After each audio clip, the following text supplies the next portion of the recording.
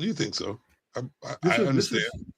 this is what you have to understand, right? As a human biology, okay, every human has two sides to them. They have a logical, reasonable, solution-based type mindset, right?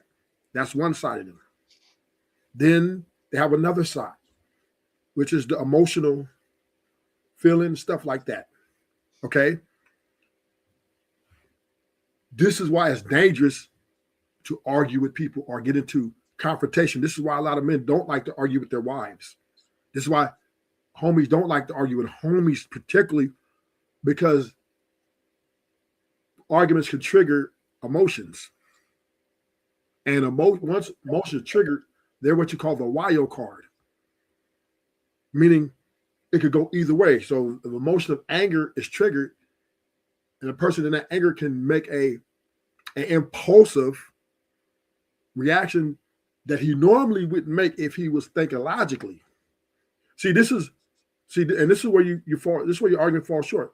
This is why women are not good partners for long term, in the fact that they lean on their emotions and are driven by their feelings more so, which creates havoc and imbalance and instability in the relationship or marriage. So this is what you have to understand. When you're dealing with a woman, right?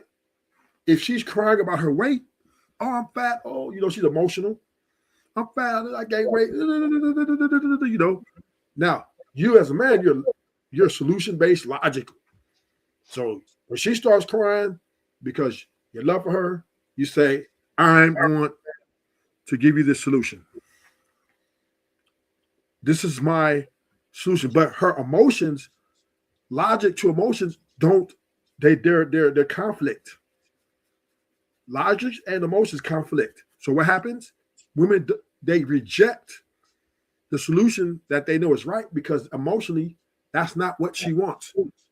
Emotions need to be validated and rectified, which brings revenge, hatred, love, peace. All these things can filter from these emotions. They're really, really running rapid. This is why, as men, if we pick our leader, because I've been a convict, right? We pick our leader. This nigga has to be balanced. And let me tell you something. There's homies who are stronger, bigger. They got 100 bodies. These niggas is killers. But even themselves will look for, okay, we need to find somebody who's balanced, because most homies who are violent are real, reactive. They understand they're very emotional. So when they get triggered, like somebody might say something, another race might say something, and they get triggered and take them out right there, which is called a race war. So we put that nigga who's probably the more stronger, more powerful beast out of all of us. He's going to put a little dude, 145 pounds, soaking wet, who has reason. And then we're going to elect enforcers to enforce the rules.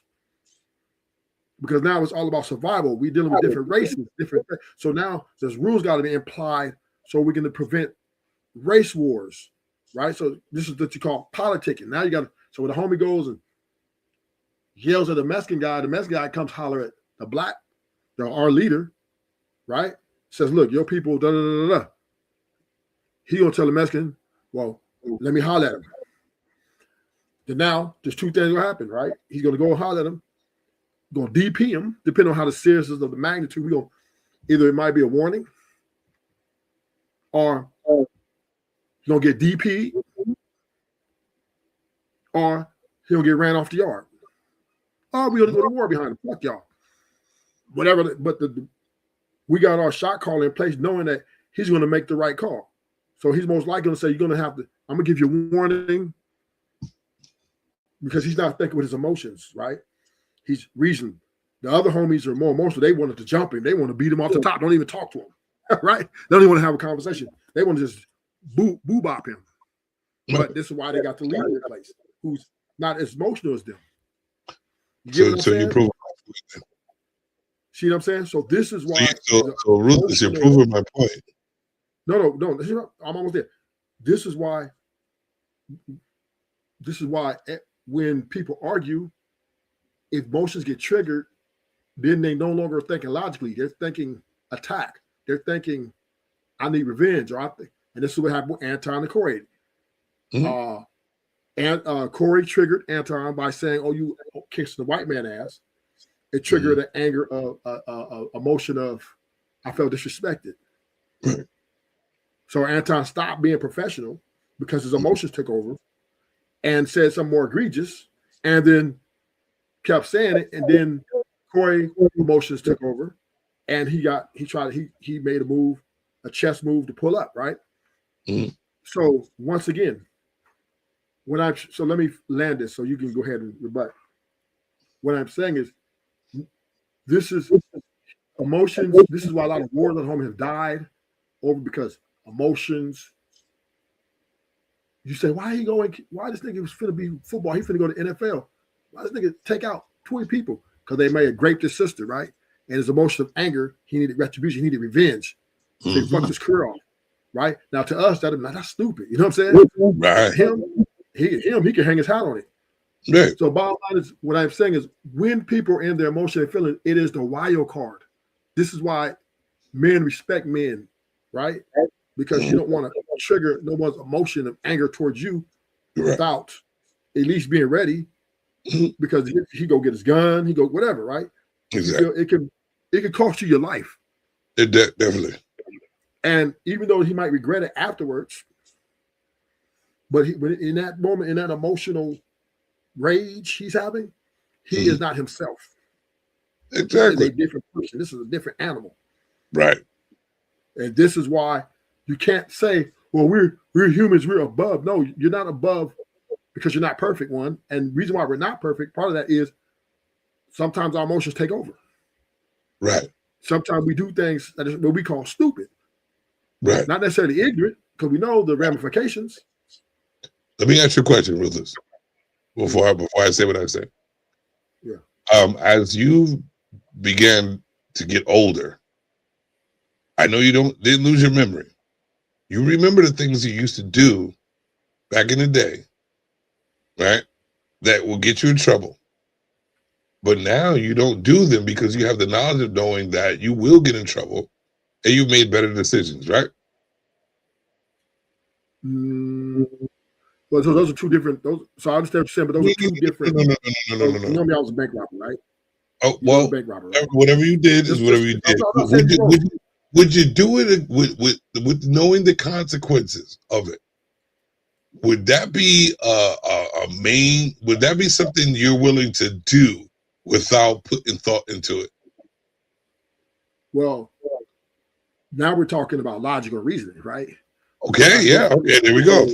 Now we're talking. So when I was robbing banks, once I did that time, I got out, said I wouldn't do it again, but then I did it again. But this time, would I do it now? No. And it's because Why? I don't need to do it. Right? But let me say this. It's still in me though. Of course. Everything's I'm very much capable of laying some shit down. All right. So listen. What's in you is bank robbing is in you, right? Just like you said, emotions are in you, right? Yes. But haven't you been able to control certain emotions so you won't go back to doing the emotional shit that you did that got you in trouble? Well, that wasn't emotional. That was logical. That was reasoning. Get that bag, nigga. Now you got that bag. You ended up in a bad way for getting that bag because. Yeah, but here's where your question comes in. I had to move out of LA. So I'm from South Central, Pasadena, right? But that's a smaller part of it. I'm talking about the bigger part of it. I'm talking about. I'm giving you. It's exactly what you're saying. I'm gonna give it to you. I moved out of LA. Why? You know why I moved out of LA? Because I'm dangerous, and the niggas there are dangerous. The violence, the rate of violence could happen at any moment in Los Angeles because of the environment, right? So I had to move to a lesser environment, less dangerous environment, so that I won't be emotionally triggered to have to defend or I would say have to start a war or retaliate. That's the word I want. Did you make that decision yourself? Right. Did you No, make hold on. You made that decision yourself to move away from what triggers you to act out of character, right? Right or wrong? Right. Okay. So this is what I'm trying to tell you. We're almost there, and on being on the same page. But what I'm trying to say is that we are capable. Since you did it already, that's giving you proof that we're capable of working with our emotions and putting it to the side for us not to lead with that, to be in a detrimental position in our lives. So what I'm saying is, what I'm trying to get at is, why do we keep going down that same hamster wheel, knowing what we're capable of, knowing what we do, and still do the same thing? When we know that we can stop, we do it all the time. We can stop. If we really felt for ourselves, we really thought of ourselves as a higher power, which everybody keeps saying this, oh, I'm the shit, I'm the guy, I'm the dude. They want to think of themselves, then be that person, because you're capable of being that person. So if you're capable of changing your atmosphere, if you're capable of changing your atmosphere, for you to make better decisions, because you know if you're in a different atmosphere, it'll trigger you to do something stupid. That means you made a logical choice over your emotions. That means you are using yourself as a weapon and sharpening your sword of what you're supposed to be. That means you have the intelligence to make yourself a better person. And this is what I'm trying to get at. We are lessening ourselves as human beings, knowing that we are the most advanced technology on earth. But we're still willing to act like words can hurt us and simple things keep us stagnant with the information and know that it shouldn't. So why are we still going down? That's what I'm trying to say. Why are we still going down that rabbit hole or that bullshit fuckery when we are capable? Because no matter how a human performs economically, even have I moved myself out of LA, right? But I remember when I moved out here away from LA, I still have been triggered. Some guy came up with me, he got real close and was pointing. I got triggered and I pushed him off me and I was ready to like smash him, but then he backed off. So just because I moved away from the environment, which I thought was highly volatile, doesn't mean, right, I've changed as a person. It's still in me, right? So even though, and then this is the thing when we're in a career that you're in, right? So let's take Anton and Corey.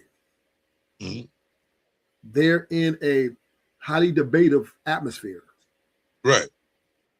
So when you're in a debating word, and for your point where you're wrong, words have meaning. Words will get your life taken. I don't care what you say. And then the nigga taking your life, don't care. No. Emotions get your life taken. No. Let me prove it to you. No. Words. The meaning of words trigger emotions. Bro, I've been called everything in the book. And the reason why I'm still alive is because I know I'm not what they say I am. But if your emotions make you, your emotions make you that way. So you're saying you're willing to take someone's life because they called you a Nigger? Well, maybe not that. But, no, I'm just saying because people have done it. Are you willing to take somebody's life because they stepped on your shoe? No, not that. But I'm different, right? Everybody's trigger is different. Everybody don't have the same trigger. If you're willing to know everybody's trigger is different, it means you're able to change your trigger. Follow me. Can you follow me on this though? I'm following. Walk with me, Savage. Let's walk this down. Can we do that? Let's walk, brother. Hold on, let me put my sandals on. All right, let's go. Different people have different triggers. Facts.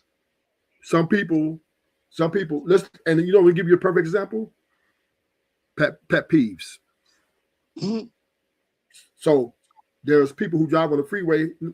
A person cut me off, Savage.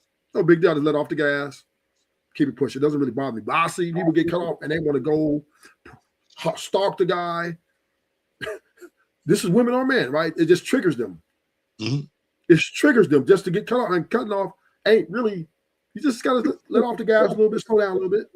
No, yeah, it's dangerous, but you don't have to, go into it. But people get triggered. People even put pistols out on people. People even pull over and fight each other. So Right. they get triggered. And these are normal people. These are not gangbangers. These are not, you know what I mean? I get it. So what I'm telling you is, when you say, well, we can change, I don't go in my triggers. Savage, you have a trigger. Right? I know. Every man has a trigger. I know. And I'm gonna tell you this, and back to my point. This is why words have meaning, right?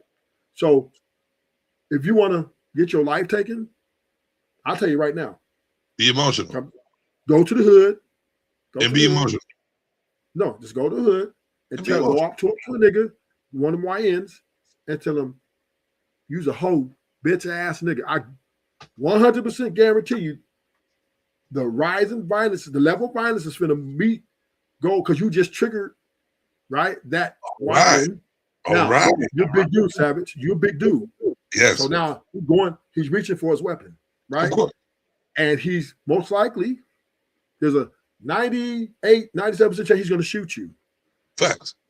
And might take your life. So my point is, words are very dangerous. Right. And so if you know this information, as smart as the fucking humans are you going to go out just throwing words out, knowing it's dangerous if you do it to the wrong person? Yes, because people underestimate people all the time. So you're going to, here's the thing.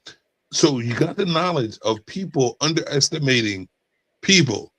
So why go out there and spit the stupid ass words knowing it's a detriment to you, your family, your daughter?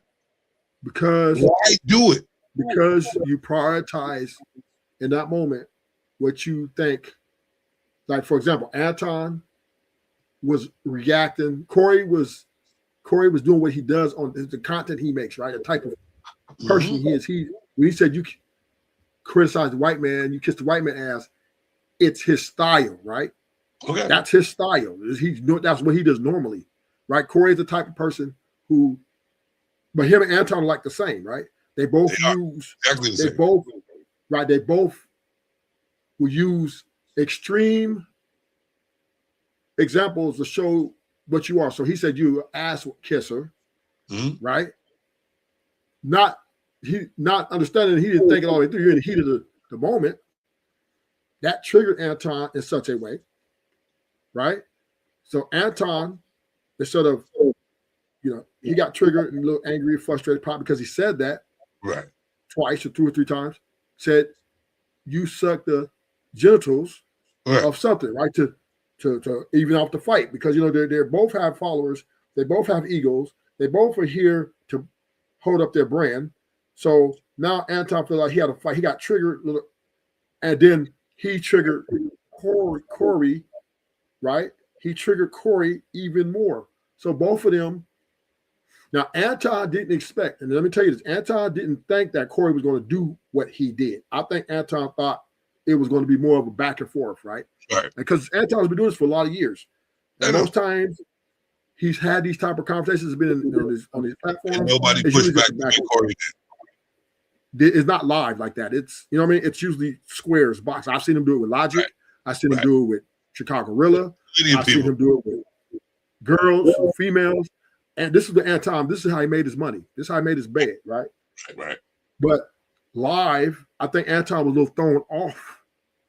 He didn't expect for Corey to come across that room and basically violate his space, because Corey was really triggered because he asked Anton to.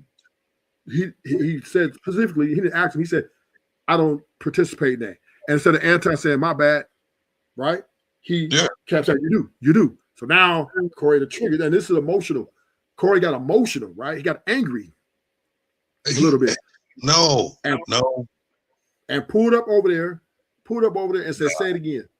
See, I don't do that. Like he was, the way he was pointing his face. I dig it. He was ready for war. Ruthless, I dig it, but I think I will speak on it. It is a rabbit hole compared to what I was trying to get at, but I'm gonna speak on it. The strongest person in that room was Corey, because there's 2 different people sitting on those panels, right? On that panel. You got Anton, which is ready to antagonize you, and go not know he does not know the streets, or fuck the streets. He don't know a man that is willing to bust you in the face, but is also willing to give you the opportunity to take it back. Because what I'm trying to tell you is, I'm not trying to fuck up my bag. I'm really not trying to punch you in the face, because what I wanted to have is a civil conversation with you, with a little bit of, you know, back and forth to get the crowd going, because it's content. But what Anton doesn't understand is, Anton's on that Napoleon complex, and he's trying to get at you, which we see. Corey main thing is his whole thing is the same way he's been his whole life. Anton is the one that keeps switching the shit up and playing both sides. Corey warned him, do you really want to go this route, my guy? Because this is a trigger that triggers me, and I don't like it. He kept trying to tell him that. That, to me, is a bigger man in the heat of the moment. He's in the heat of the moment. Listen, bro, I'm trying to tell you before I haul off, and I won't, you know what? And I'm going to show you that I'm not going to haul off on you, because it's going to fuck up the bag. So go on, you whole bitch ass nigga, because I'd rather not fuck up my bag, because the longer you stay here, when you're trying to antagonize and manipulate something that I did not want to happen, you need to go. With you and the bitch that you came with, that you manipulated her into.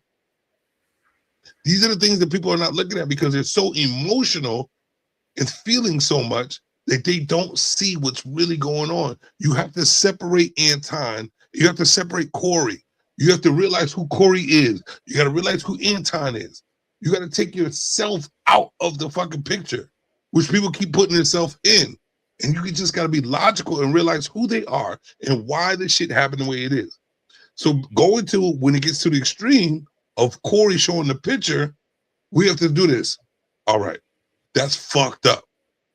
But when it comes to a battle, when it comes to you trying to disrespect my manhood, how far do you think I'm going to go to show you that you should never enter my house? So you made my point.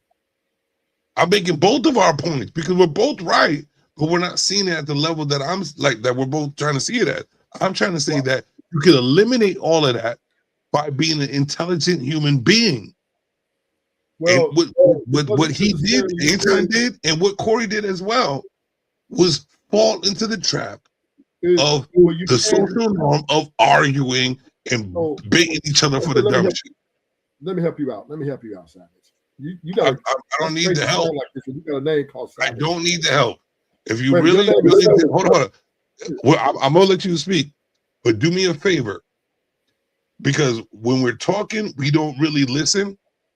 So go back and listen and watch this film again and hear the words that I'm saying, and realize what I'm trying to get at. What I'm saying is, I'm shocked at you because your name is Savage. Intellect. Do what Savage means? Yeah. You hold on. And I'm gonna tell you the, because I am from the parts where it can go ASAP wrong. I'm Jim Savage. Jim is the regular guy in life. No.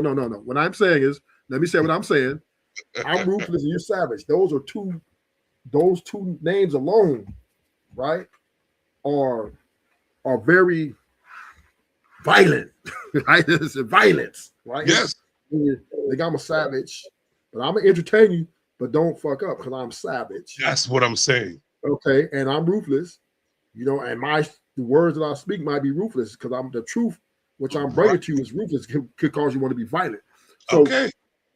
This is what I am saying. That's why I'm shocked that you're saying this, that we could be better. No, violence is the way of life. Right. It is. War is the way of life. It's the way. It is part of your value. Right? Nobody wants to be a coward.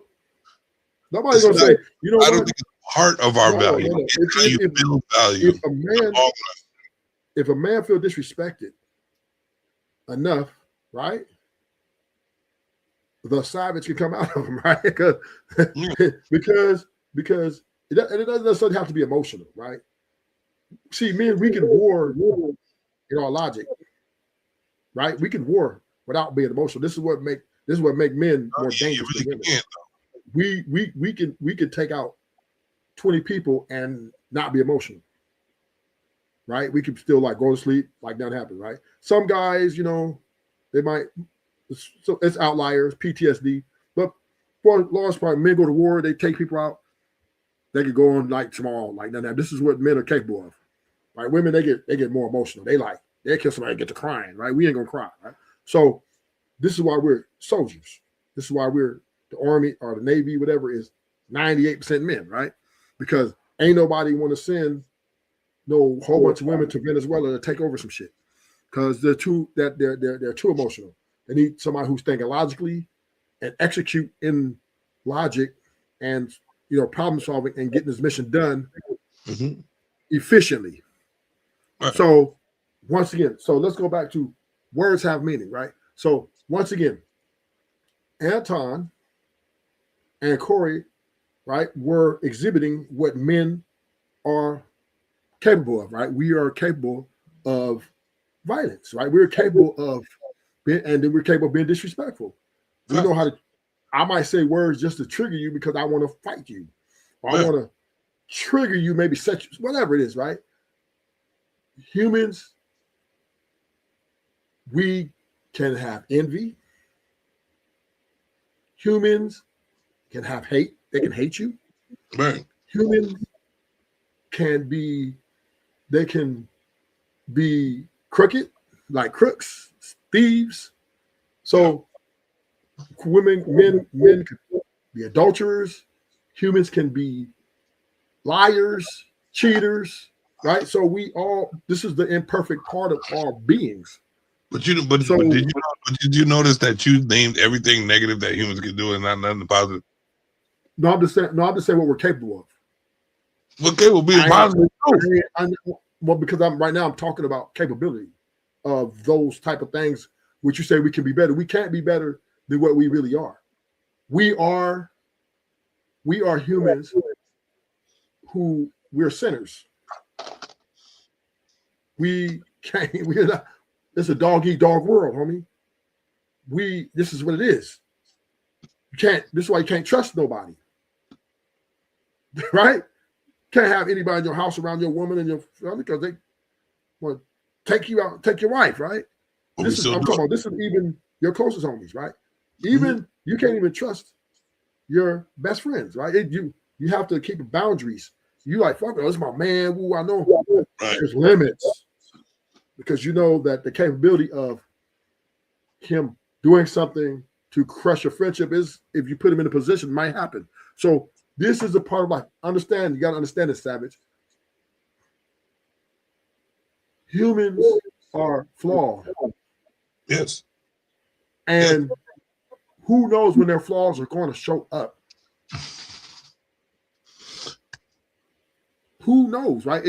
It could show up in different ways. Like different people have different flaws, right? It's the inconsistency of thought process that we have for ourselves and the love that we have for ourselves. For you to even say that, Ruthless, that means we have the knowledge of knowing what we're capable of doing and changing it before it happens. Now that we can't be 100% change the way we're naturally, right? Well, we could eliminate most of it because of the knowledge we know. Well, you can have a fight with somebody, and that's what I'm saying. It's like I'm not expecting humans to all of a sudden we're superheroes, right? But I don't see any major progress of just a simple thought process, just a simple emotion change, just a simple control of your life, where it's like, oh, somebody called me an NIGGR, right? But whatever. And then me getting so upset about it. Why? If I'm walking around in life like, oh, I'm Jim Savage, I'm this guy, I will never see myself as an Nigger. So why, when a regular or a person that don't mean shit say it, why am I getting so emotional about what he says? Am I really an Nigger? It's because it could be your trigger. It's And not. if it's your trigger, It's not. It's not though.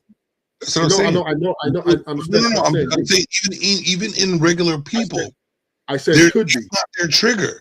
No, It's just but they're so willing to follow the normal follow of bullshit that they're getting back at regular words. What I'm saying is you gotta slow down, right? You're moving too fast. Don't move past me. Oh, that's what I'm saying. I said the word could be. I didn't say absolute. Hold on, right? Nothing absolute. Come on, bro. It could be your trigger. So there are certain black people, if you say the ER to, it could cost you a lot of trouble. Oh, why though? Because that's their trigger. It may be their trigger. They might be revolutionary type individuals. Like they might, like if you like, for example, you go to Oakland, where it's a heavy revolutionary, Black Panthers were created there. A lot of, then you might, if you call some of the blacks there, the ER, they're gonna rep you, right? You're getting violence is happening. Whereas if you go to California, like if you go to LA, right, you might say it, and they're like, oh, whatever, because dudes are Crips and Bloods, they got, now if you say to them, you're a crab or you're like a slob, now that could get you killed. All right, so let me do. All right, so yeah, so look at that, look at that. Simple words you're saying, and we're justifying it. Get you killed. Yes. Look at the insecurity, and that's what I'm saying. The insecurity in African American people. They're willing to kill their own people because they're so insecure for a fucking word. And that's when I'm thinking about humanity. Are we that weak-minded of people that we're willing to destroy our own lives and other people's lives for a word that means shit when you're walking around acting like that shit don't mean nothing? So where the fuck does the trigger come from? Where does the trigger come from when you already walking around in life not thinking that you're an Nigger or you're not a soft this and you're not that, but you're willing to let one person that you don't even know call you a word and you're willing to delete that person, fuck up your whole life because you built a trigger that you don't even know why it triggers you. And this is actually why I'm saying that we are not even capable, or not incapable, we're not even using our intelligence to advance above the nonsense. And this is why we can't converse. This is why we can't get along. This is why there's no unity. Because people are still stagnant over their fucking feelings. Due to the name on the fucking thumbnail, feelings, this is the reason why nobody can move forward because of emotional, uncontrollable emotions and feelings. Right. And thank you for helping me. You just made my point, Savage. You just made my point. Uncontrollable means you can't control. Bro, this was my whole point of the show, so it's not your control. No, you say, why can't we be better people? When I'm telling you, you can't control your emotions, how you feel. You just said uncontrollable feelings. Right. What I said was, so you made my argument. We can be better. What I'm saying is leading to is that we are those people because we can't control our feelings and not able to move forward because of our feelings. This is the whole point of the show. So I can't give that. I'm not going to give you that credit because the whole point of the show was this whole point. My whole point was earlier though. You was like, well, why do people say things and do things, this and this and that? And I'm telling you, and I was chatting in the chat saying that because you cannot control emotions and how you feel. So what triggers you is out of your control. No. You can't control the emotions of how you feel. You can't control another person's emotions. Let me give a really hyperbolic example. Let me give you a real extreme example. Hold on one second. Salute to Narratives. What's up? So if a man walking to his house and see his wife getting her back blown out by a nigga, that's going to trigger a feeling of anger, frustration, Right. hurt, pain, and violence. Right. Violence Right. is imminent, right? Right. Violence is imminent. So No, it's not. This is why, Savage, it's best to practice respect, right? It's best to have boundaries, how you move as a man, right? Don't go around messing with other men's wives. Don't go around yelling at people. This is why we try to practice these things For as men, yourself, right?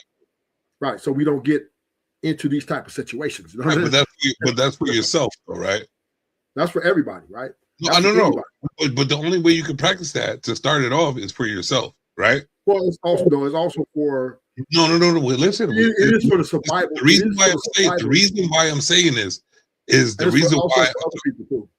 Listen, we cannot control another being. No, but you're. Well, I'm saying you're practicing respect, right, to other beings. You can practice respect for yourself, and but you can't expect someone to respect you, and also to save them, right? Because you don't want to. Because if they disrespect you, right, you're going to give them a warning. Hey, I'm a man of respect. But here's the thing: the only person you can be righteous to is yourself, right? So you can't expect someone to be on your side or respect you.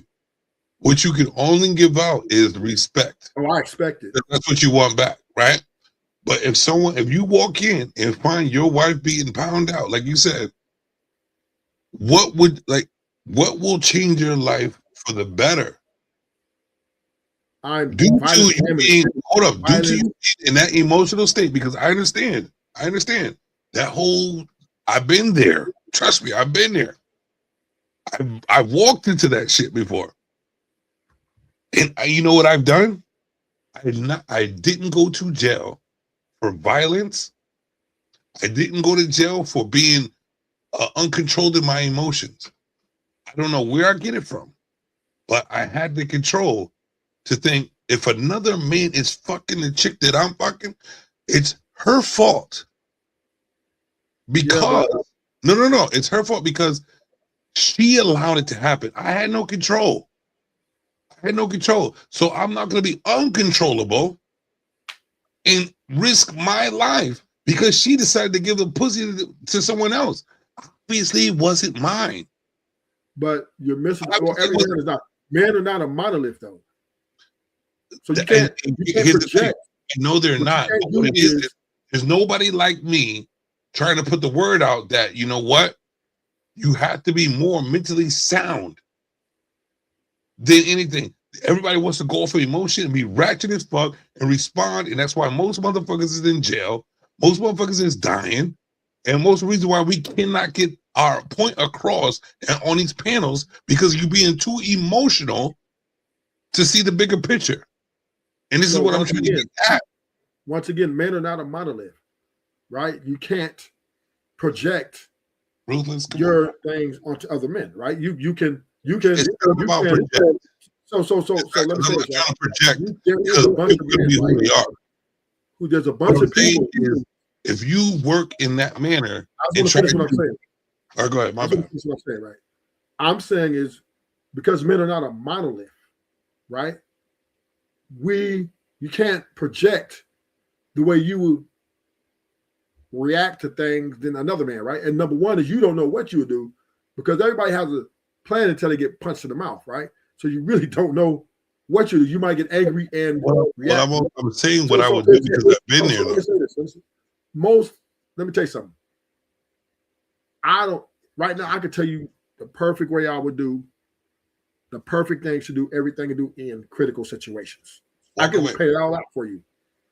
If I walk in and somebody's breaking into my house, step out house, I call the police. If I see somebody pounding my woman, you know what I mean? I'm just going to get in my car, fuck that bitch. But I could give you the whole layout right now of all the logical things to do. But when it happens, it's different, right? So once again, this is why you can't project. And this is why you can't predict. This is why the level of the practicing of respect and boundaries is very imminent to your survival because if there's certain boundaries of not leaving married women alone, right? Leave that woman alone. She got a man. Why risk?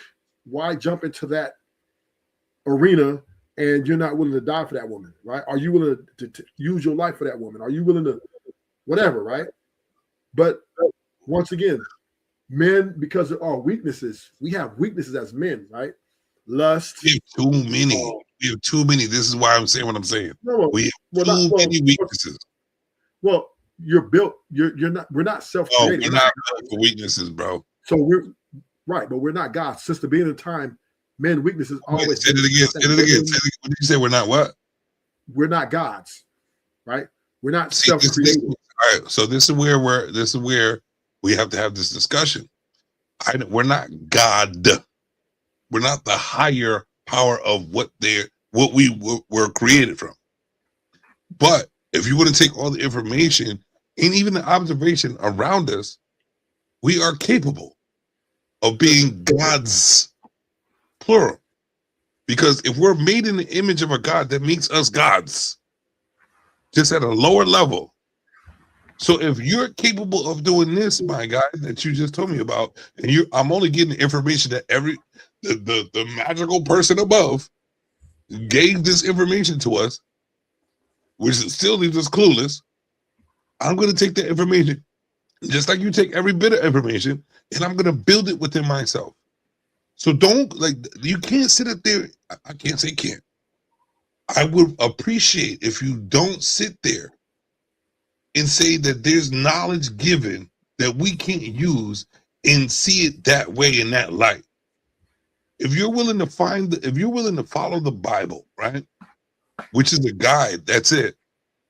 And something says we are made in the image of a God, and you sit up there and put yourself lower than the crumbs that God eats off of, then that's your fault for not believing and thinking the way I do. I can't sit up there and let you be the downfall of the information that is given to all of us. If you're willing to make yourself a crumb while I'm trying to build off of the information that a Bible that everybody follows and build myself off of that, you're at risk and you're at fault. And this is what I'm saying. With all this knowledge, we are capable of stopping the narrative. We are capable of stopping what we are walking into at all times.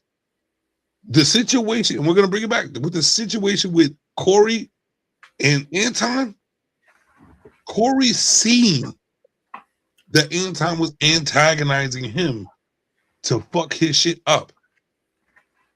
There was multiple ways that he could have changed the narrative, and he did. What he did was decide to go and meet the same energy that he knew that Anton was. And so you know what? There's no holds bar. So y'all motherfuckers should not be sensitive to what Corey did due to what was done by Anton. Because in the art of war, it's fucking war. And there's no ifs, ands, or buts. You put yourself in a fire, expect to get burned. So when I'm seeing people be all sensitive about what the fuck Corey did, you're sitting there now, oh, you want to jump sides and jump this side, jump this side, jump this side. See the logic in the whole situation. Anton asked for everything he's got right now. I even put up a clip for him saying to Ilosophical, fuck you, fuck your father, your mother, and your daughter, he said. Now, karma's coming back. And now they're saying, fuck your daughter. And now he wants to play the victim and act like shit's cool. And everybody's like, oh my God, they shouldn't say that. This is the fucking art of war. Let's start thinking with our logic and not our emotions. Stop being emotional about what he created for himself. And let that man hold himself accountable. Hold that man accountable. Let's stop this fucking conversation about, oh my gosh, this person. Stop your fucking feelings about shit that you see that's wrong. And y'all keep doing this shit. This is why y'all been talking about it for 2 weeks. Because y'all feeling. It was one discussion. You made it for yourself, my nigga. That's why I waited to do mine about him. This is what you did. Stop acting like a victim. You built this for yourself. Now hold yourself accountable. Don't sue that man. Back out and go about your fucking business because you did this to yourself. I don't think he's going to sue. Who knows?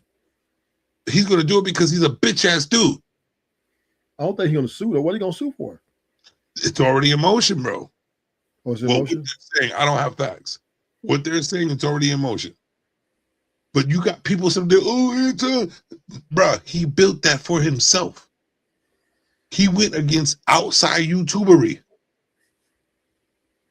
This is the real outside in the real life, which Corey's in. You get your ass handed to you. And guess what? I'm outside money. He has enough money for them lawsuits. Go ahead. Play this game. You're going to lose. You're going to lose your wife. You're going to lose your side chick. You're going to lose your daughter. Your daughter's in trouble. You put them all in danger for thinking that you was that nigga talking all that shit in these streets. YouTube got streets too. Because street niggas is in YouTube. This is what people are not thinking. And this is what I'm trying to get at. Nobody's using a fucking mind with any situation they put themselves in. Everybody think everybody's supposed to give them the advice. Use your fucking your mental, use your common sense, use the knowledge that you already know to understand you shouldn't even put yourself in that situation. Once again, you have to Savage, what you do have to factor in human error is imminent, right? I dig it. It's like a football game, right? I don't care how many times you quarterback the game and try to perfect it, they're going to be interceptions. Just like they're going to be fumbles. Just like they're going to be penalties. That comes with the territory. So when men are dealing with men, they're going to be fatalities. They're going to be casualties. They're going to be arguments. They're going to be wars. It's just no avoiding it. Now, what I'm saying is those things are a part of life. That comes with living. Your first it's almost like saying, right? Everybody walk outside and never get in trouble. All right. Nobody get mad. Nobody get envious.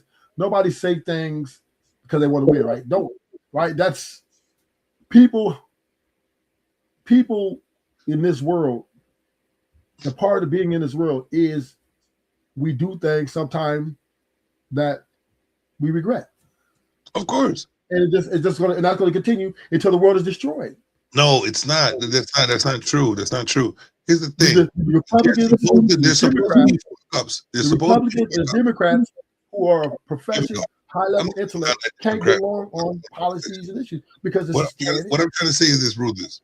We all gonna fuck up at least once or twice in the one situation that we dealt with, right? No, more than that. More than that. No, but you're not listening to what I'm saying. If there's one situation, we're gonna at least fuck up once or twice in that one situation. Well, depends on what situation. The ones who don't want to expand their mind and understand are gonna fuck up 3, 4, 5, 6. What if he's an addict, or what if they're addicted? What if they? I'm not doing that. What you're saying is, I'm not doing that. It's 5 years, right? The minuscule shit. I'm trying to do the majority of people because there's a lot of people in this world. What if you're an addict? You know what? You need different help, and you know what I mean? It is what it is. I'm talking about the majority of regular common sense. Listen, but let's say this, right? What I'm saying is, you're going to fail once or twice. But if you're not missing, you're missing the overarching point. What if me and you, we all drank a bottle of a shot? The homie gets addicted, right? You keep saying, "Hey, man, just stop drinking." Mm-hmm. He can't. Man, why you keep drinking, man? You lose your family. You lose. Mm-hmm. He's addicted. He's an alcoholic. He needs help, right? Mm-hmm. So you can't. Once again, you can't project right onto other men what their addiction are or what their we would say pet peeves are, right? You can't do that. I'm not saying you can. All I'm saying is this. Most human beings should be capable of learning from their mistakes and not going down the same path that they always go down, right? If you become an alcoholic, there's a different type of help you need. I can try. But I'm not gonna risk the rest of my life trying to fuck with something that you can't fuck with. Somebody else is gonna have to help you. I'm moving on. And it's the thing. And it's the thing. You have there's not gonna everybody's not gonna be like me. But what I can do is move myself away, like you said, move yourself away from what your norm is. Because if I keep myself around those people, I'm going to always want to help those people because I'm a helpful person, right? But I know if I keep trying to help a person that can't be helped by me, it's going to fuck up my life. So I'm willing to move the fuck away from you to advance because I know that I'm not going to keep making the same mistake again and again and again. So I fucked up once because I didn't know that I shouldn't have helped you, right? But you know what? I believe in humanity. So I'm going to help you again. I'm going to try to help you again. That's why I fucked up twice because I'm a good person. But guess what? You just showed me again I can't help you. Sorry, nigga. You're on your own until you reach the level that I'm at. And show me that you could go with me because I'm still willing to bring you up, but I'm not willing to hold your anchor ass. And that's what we do as people who want to stay stagnant. We keep trying to help the ratchet. We keep trying to help the motherfuckers that don't want to be helped. I tried once or twice. What makes me want to try more than fucking 2 times with you? So it's holding my life back. So Savage, but that is not your duty, nor is it your right. But everybody be emotional about what we see that's wrong, and that's what I'm trying to get at. Okay, but what I'm saying is, if you volunteer help someone, that's on you. But it is not a mandatory minimum for you to go out and just helping people who, I mean, it's just not your duty, right? It's not our duty to try to correct people and try to make people be something that they're not, right? And this is the problem with women in the relationships, right? They try to get a guy to fit in a box that instead of accepting him for who he is or what you met him to be, now you're trying to change him into something that he's not. And when they don't get their way, they can want to quit. So all I'm saying is, and then as men, we're bad at this, is we're thinking that I could turn a hoe into a housewife. So it is what we have to understand is people are what they're going to be. A hoe's going to be a hoe. Oh, and you can't get mad. And I know you can't get mad when you met her, she was a hoe, and you trying to make her a housewife. And then she ends up having sex with your friends. You have to accept. Right. This is that's what I'm trying to. We're agreeing with each other, just seeing it different ways. What I'm saying is, the reality is reality, and a lot of us want to sit there and make our feelings reality. Like you said, if she gonna be a hoe, she gonna be a hoe. Right. You can't change the hoe. If you're gonna be a thief, he's gonna be a thief. If you're gonna be a killer, he's gonna be a killer. So what you need to do is some homies are put here on this earth just to delete people. Period. There's people put on this earth to do a lot of things. Some people are put here to be geniuses. Some people here put on here to be politicians. Everybody has the community you want to be a part of. That's what I'm saying. Your life is what your life is, right? Now, no, the life is what you make. This is the problem, and I'm gonna say this, Savage. And I'm gonna say this. This is the problem with, and I'm gonna put it on the men, right? This is our problem. Mm-hmm. I've been on these panels for 2.5 years plus, right? Mm-hmm. I came on it when I came here. I remember when you came. This was a place where you can have conversations, and it seemed like the more conversation you had, the more disrespect was coming. The more we were divided, even more men were even more divided than when this shit started. Right? Some niggas want to be simps, some niggas want to be pimps, some niggas want to be authoritarians. Some dudes are saying black women's God. They want to worship the ground. Some women, so we're all like have our different versions of what deem a man should be to his woman, or a man should be in this world, right? Some dudes say chase the bag. The bag will get you what you need to do. Some niggas say you need a vet, court property. Some dudes say you need to this. Everybody's got a fucking solution for everybody else's life. But that shit don't matter because of course at the end of the day, right? We all will never in life have the same outcome. You're not supposed to. But so therefore, our outcome My outcome may be I'm going to prison for life because I'm a hitter. This Okay. stupid. Oh well, I can hang my hat on that shit. Nah, it could no, I'm be. just saying. No. I'm just saying. I know. It could be. That it's crazy.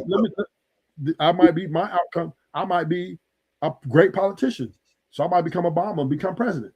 Okay, boom. Or I might be a bank robber, right? Boom. That's what that's what I do. I'm chasing this. I'm gonna fuck the rules. I'm breaking the rules to get to where I need to get to, which is most humans, right? Some get caught, some don't, right? But the bottom line is we all have something wrong with us, an imperfection that exists in us. See, Yours just have you at this point maybe already did your dirt, and now you're, enjoying yourself on this panel, talking your shit. You know what I'm saying? Yeah, but you didn't get the name Savage for nothing. I know. That's the fucking truth. That's the ruthless.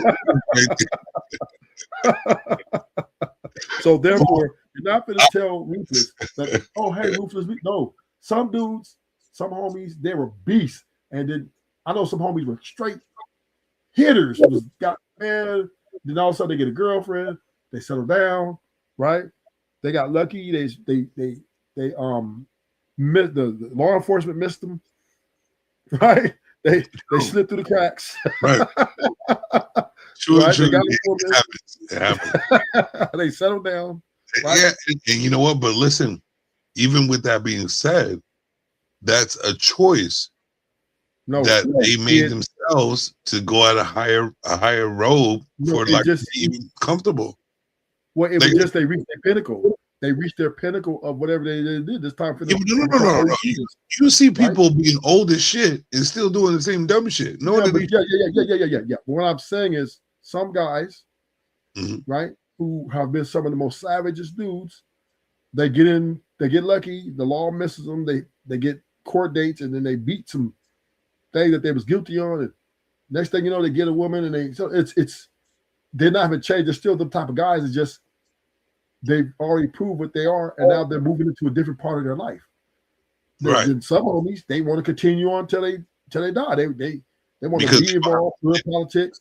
They want to be in the money, touching everything, touch their hands, and they 58, 60 years old, right? Yeah. Well, I'm saying you can be whatever you want to be. You know what I'm saying? If you want to do that, Savage, you're not monoliths. Should be men are not monoliths. There is no one size. So I'm saying, like, if you want to be a criminal, be the best criminal you can be, right? Yeah. If you want to be a player, be the best player you can be. Yeah. What I'm saying is this. Hold on, Ruthless. What I'm saying is this. Yeah. If you're gonna say you this person, be that person 100. But once again, you still don't mean you're not gonna have slip-ups. But this is all coming from the Corey and Anton thing. But it doesn't mean what you have to understand, Savage. It doesn't mean you're not going to have slip-ups. Doesn't mean you're not going to revert. It doesn't mean you're not going to revert back to your old ways sometime. I expect slip-ups from teenagers. When you're an adult, I expect limited slip-ups. It doesn't, but a slip-up's a slip-up. You got to expect a slip-up. But what I'm saying is, if you're using your brain, if you want more for yourself for using your brain, there's barely any slip-ups. When you know there's a slip-up coming. Listen, it could be catastrophic. It could be, but it can't. Or it could be a change of catastrophic, whatever you call it. Right, but it could cost you everything. It could, but it couldn't. What I'm saying is this: due to your decisions, bro. Can we agree with this? Most people ended up with the catastrophic situations because they're thinking less for themselves. Okay, so once again, right? Can we agree that in life that you're living, right, doesn't guarantee that trouble's never going to come your way again? No, it doesn't guarantee. Okay, then it could be, and that means it could be, catastrophic, or it could be lightweight, or it could be something you can overcome. But once again, right, you live life day by day, and you take it one day at a time. That's all you can do. Right. You can't be sitting up here. You can't be sitting up here trying to overthink. Oh, well, no. You just live it day by day. And Anton and the Corey Holcomb at the end of the day are imperfect human beings, Of course.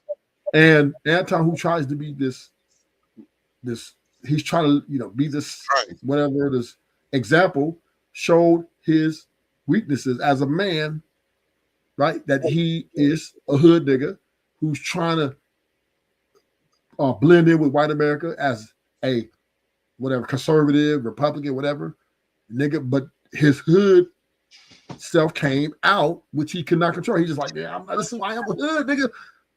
I'm a hood nigga, though, man. right? I'm Detroit. I'm in the core of Detroit. Yeah, if he was a He got hood, the banging. He got the banging on Corey.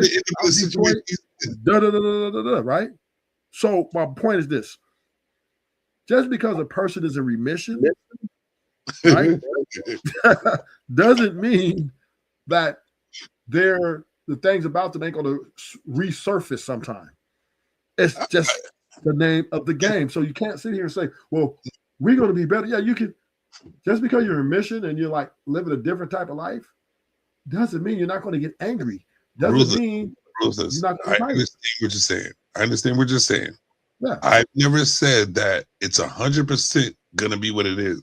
What I'm trying to say is that I don't see people working that hard on the most simple things that they can control to change the outcome.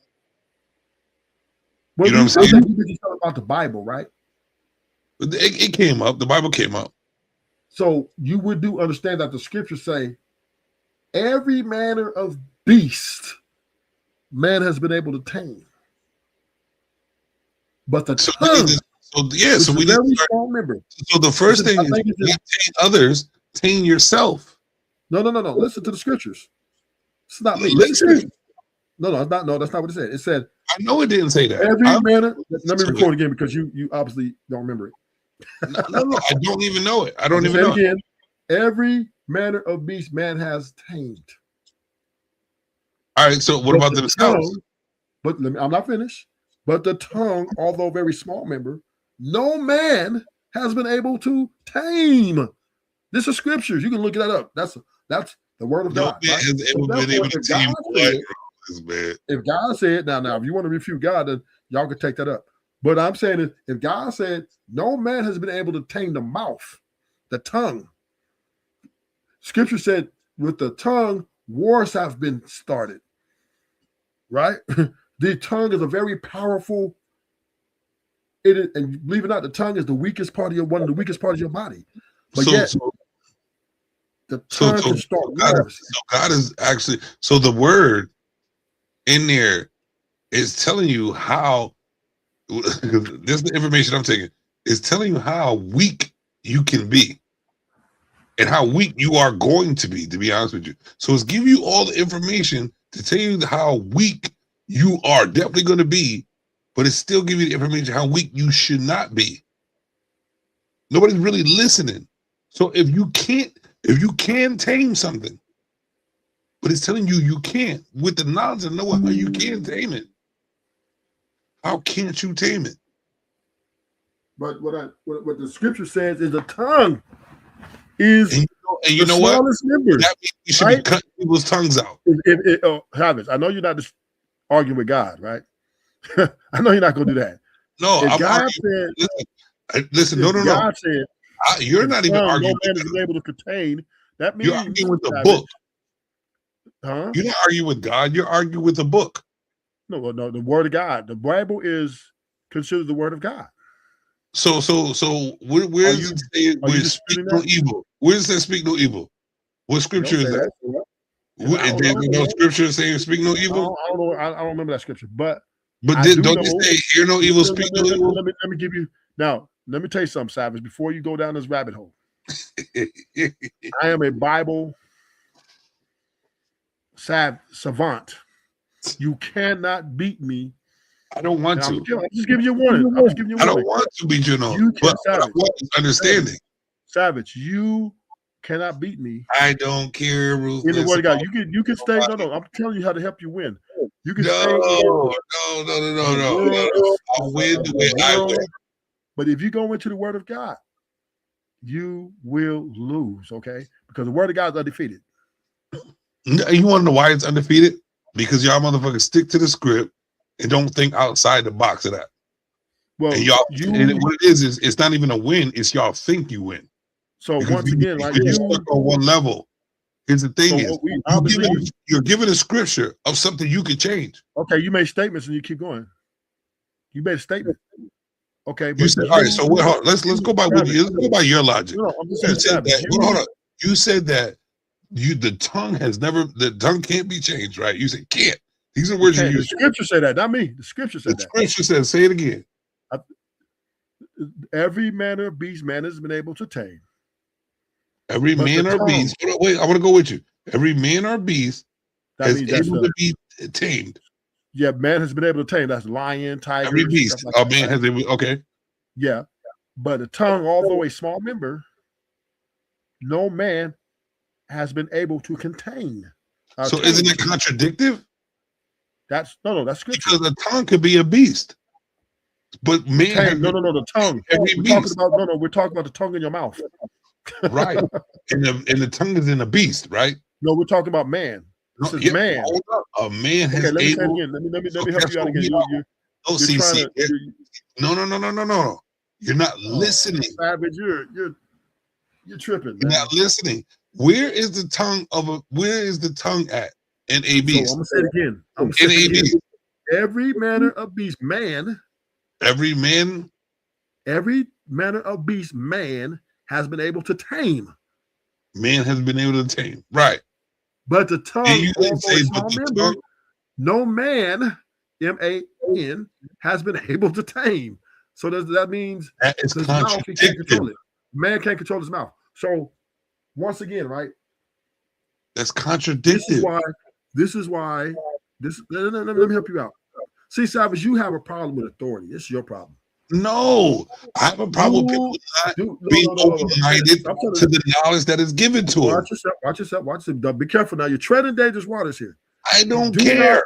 Want to challenge the Almighty God, right? I do. I actually do. Because everybody should be challenged. Savage, even though your name is Savage. It don't matter. Everybody should be challenged. I don't care how high above you think you are. Everybody should be challenged. Let me help you out. Even though your name is Savage. You are helping. You do not want to come up against the Almighty King of Kings, right? God Almighty. Why? Because he will obliterate you. No, he won't. Because I've been questioning God since I was young, and I'm still here. So what now? Savage. What are you going to say now? Savage. I've been questioning the motherfucker since I was born. What now? I'm still here. Savage, you can't even beat the paramilitary. With the same questions. You can't even beat the paramilitary. You're not even listening to what you're saying. You're not even listening to what you're saying.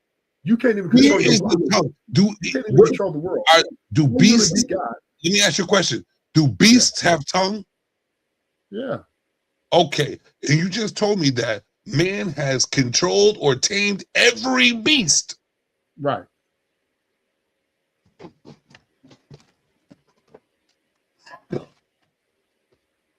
So you're still willing to say the same thing? Okay. So, but their own tongue they have not been able to tame. But they tamed every beast. Except their tongue, their own tongue. The man has not been able to tame his tongue, his mouth. So therefore, what that's saying is, so that means that beast was never tamed. So the Bible's lying. No. The animals lies. Men have been able to tame, like lions, tigers. It's lies. Giraffes. No, that's not what it said. That's not what it said. It's not what it said. Listen. Every man make shit up. You have to go by the word, right? Savage. You're going by the word of God. Every man. Right. So use the word wisely. Savage. Slow down. As humans, we are beasts as well, sir. It's talking about the animals. No, he said beast. He said beast. We are beasts as well. Aren't we animals as well? No. We're not animals. We're not beasts. We're humans. Dogs, cats, they're beasts. Yo, Ruther, you didn't win. No. And right? Lions, tigers, and bears. Oh my! Man has tamed all of them, right? Where do we evolve from? So now let's go to evolution. Now let's talk about evolution then. Oh, where do we evolve from? You believe in science. No. God made everything, right? Everything, right? Animals too, with tongues. Yeah, but they're different than men. No. Let's think not emotional, but what you were raised to think. Let's think like men with the brains that we have now in this world that we're using right now. So you say that God built everything. The Bible says they built everything. Everything is made from God. Beasts and their tongues. Right? You're also telling me that man has tamed every single beast.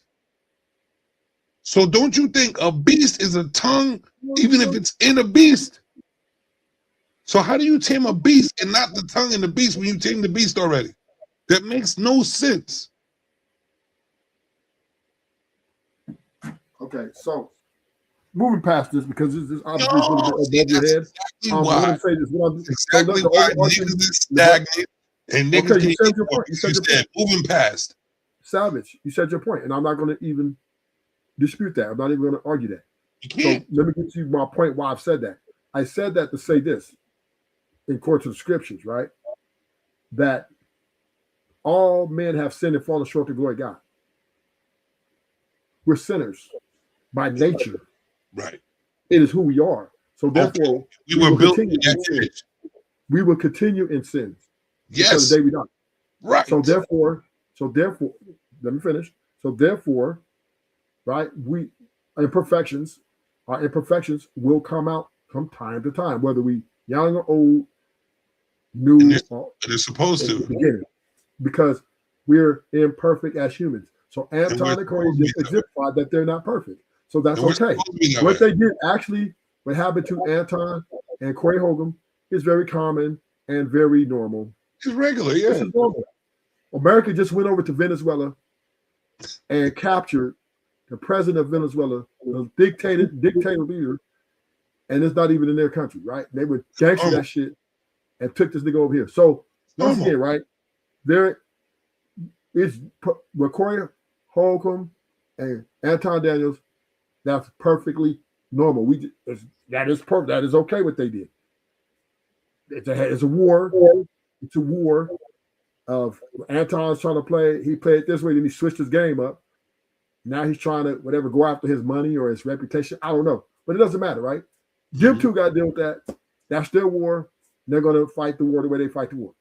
Same thing with Russia and Ukraine, right? It's just the way of life. There's no war is the way of life. Violence is the way of life. Disrespect is the way of life.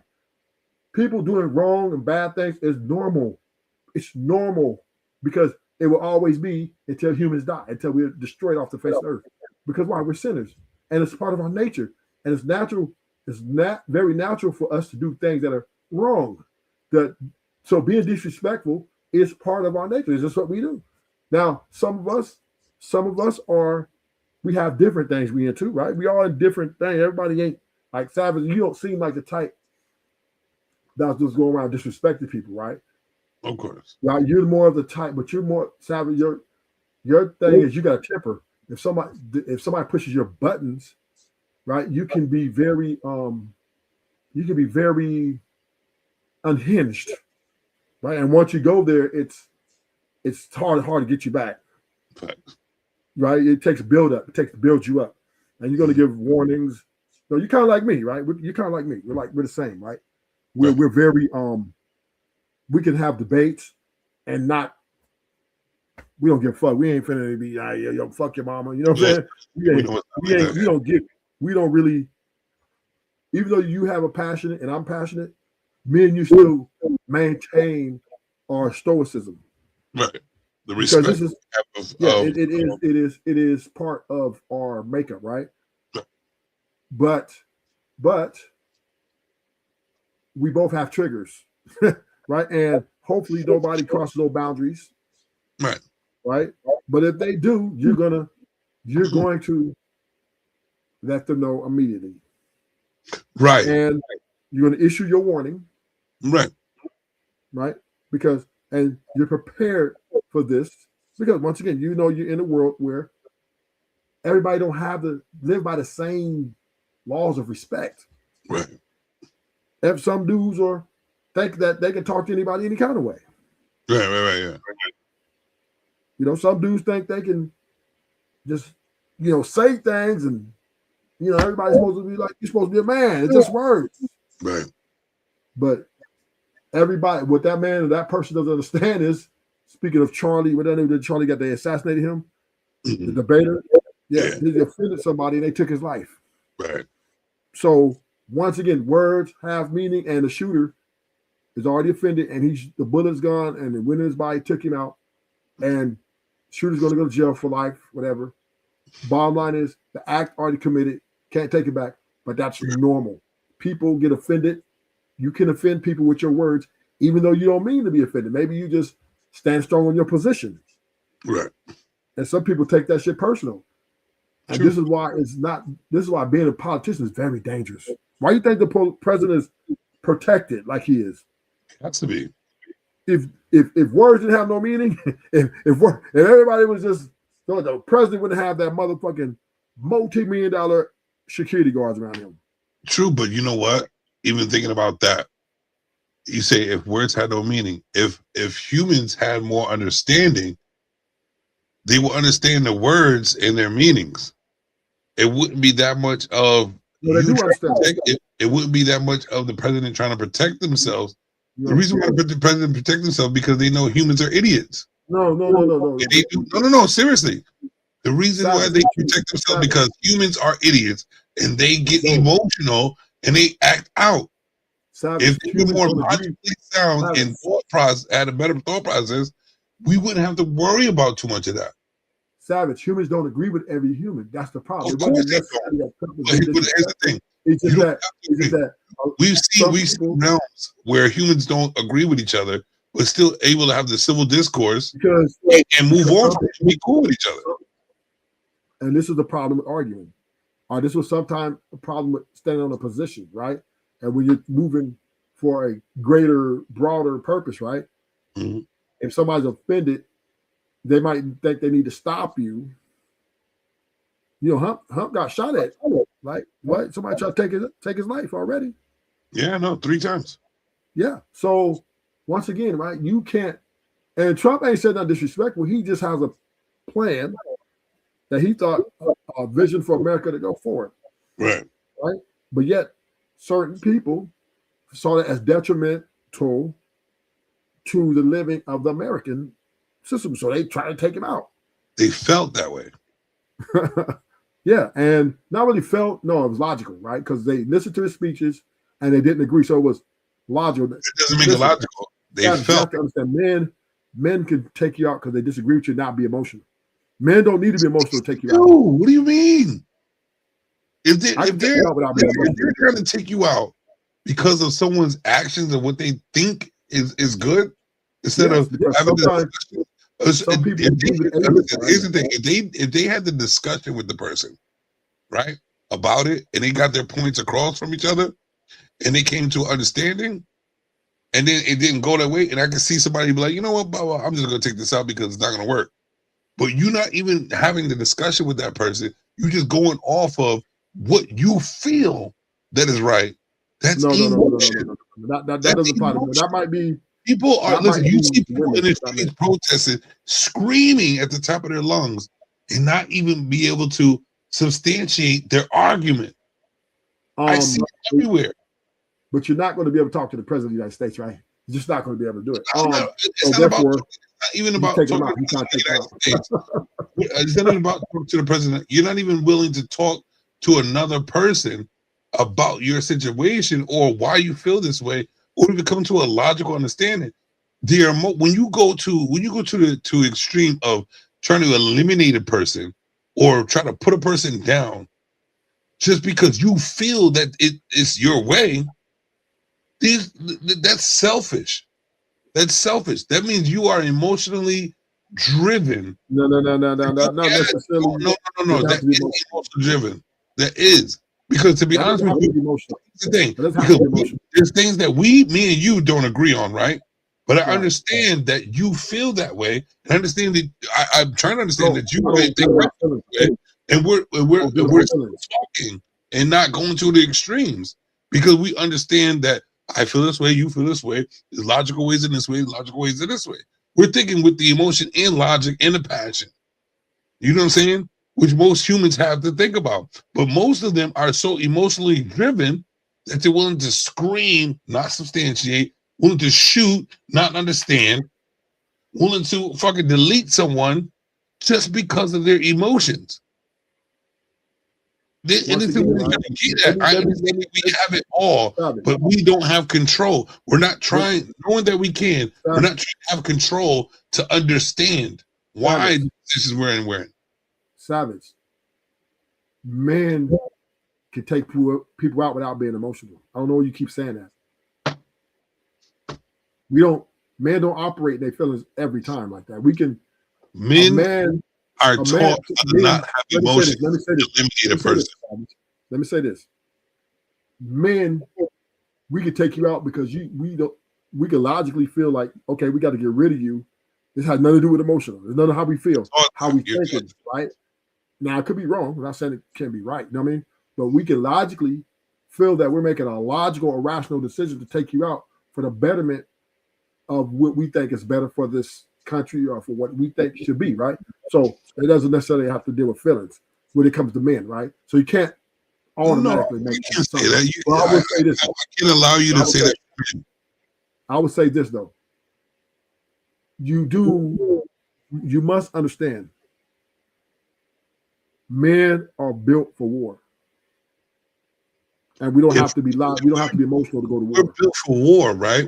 The orders can come down. If we're built for war, but we're willing to live comfortably. Let me our natural being isn't just for war. So let me finish what I'm saying. If the orders come from the commander at the top of the Navy or the Army saying, hey, we're gonna take out some shit, right? That's nothing emotional about that. The orders come down, robotic. You command, you take the command, you go after the target. That's no, see what I'm saying? And that's the way. So, and if you do not follow those orders, you will be reprimanded. And even as it may be discharged dishonorably. So you have to understand, right? This is war in life, right? It's the way you're not going to get around that. And it doesn't mean feeling emotions. You are trained, taught to be that way. You're not right. No. It's natural. No, it's natural. No, it's right? not, it's natural, bro. It's logical. This is why. You're born as a child. You don't even know how to love your mother, but you do. Let me break something down to you. This is why the relationship of the dynamic of man and women. This is why men are the leaders, right? Because we are more logical and we do more reasoning. But here's the thing. Now, people are so stuck on talking points and regular shit that they learned from other people instead of realizing real life is about my ass. Because you know what? Everything you just said is what you were taught to be. No, your natural instinct is love and protect. Let me help you out. We got Gavin homie. Let me give you a good example. I'm gonna go back to the prison.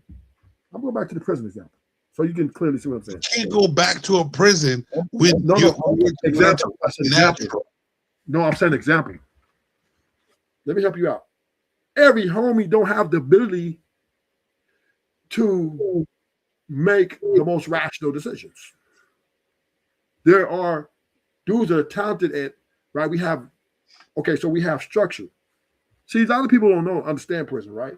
Prison is way more structured than out here in the real world, right? Way 10 times more structured. We got rules, right? The correctional officers don't run the prison. They have their little rules or whatever. They kind of maintain and manage. But the inmates make the calls of who's going to stay on the yard and who's not. Right? Nigga can pack you out. All right?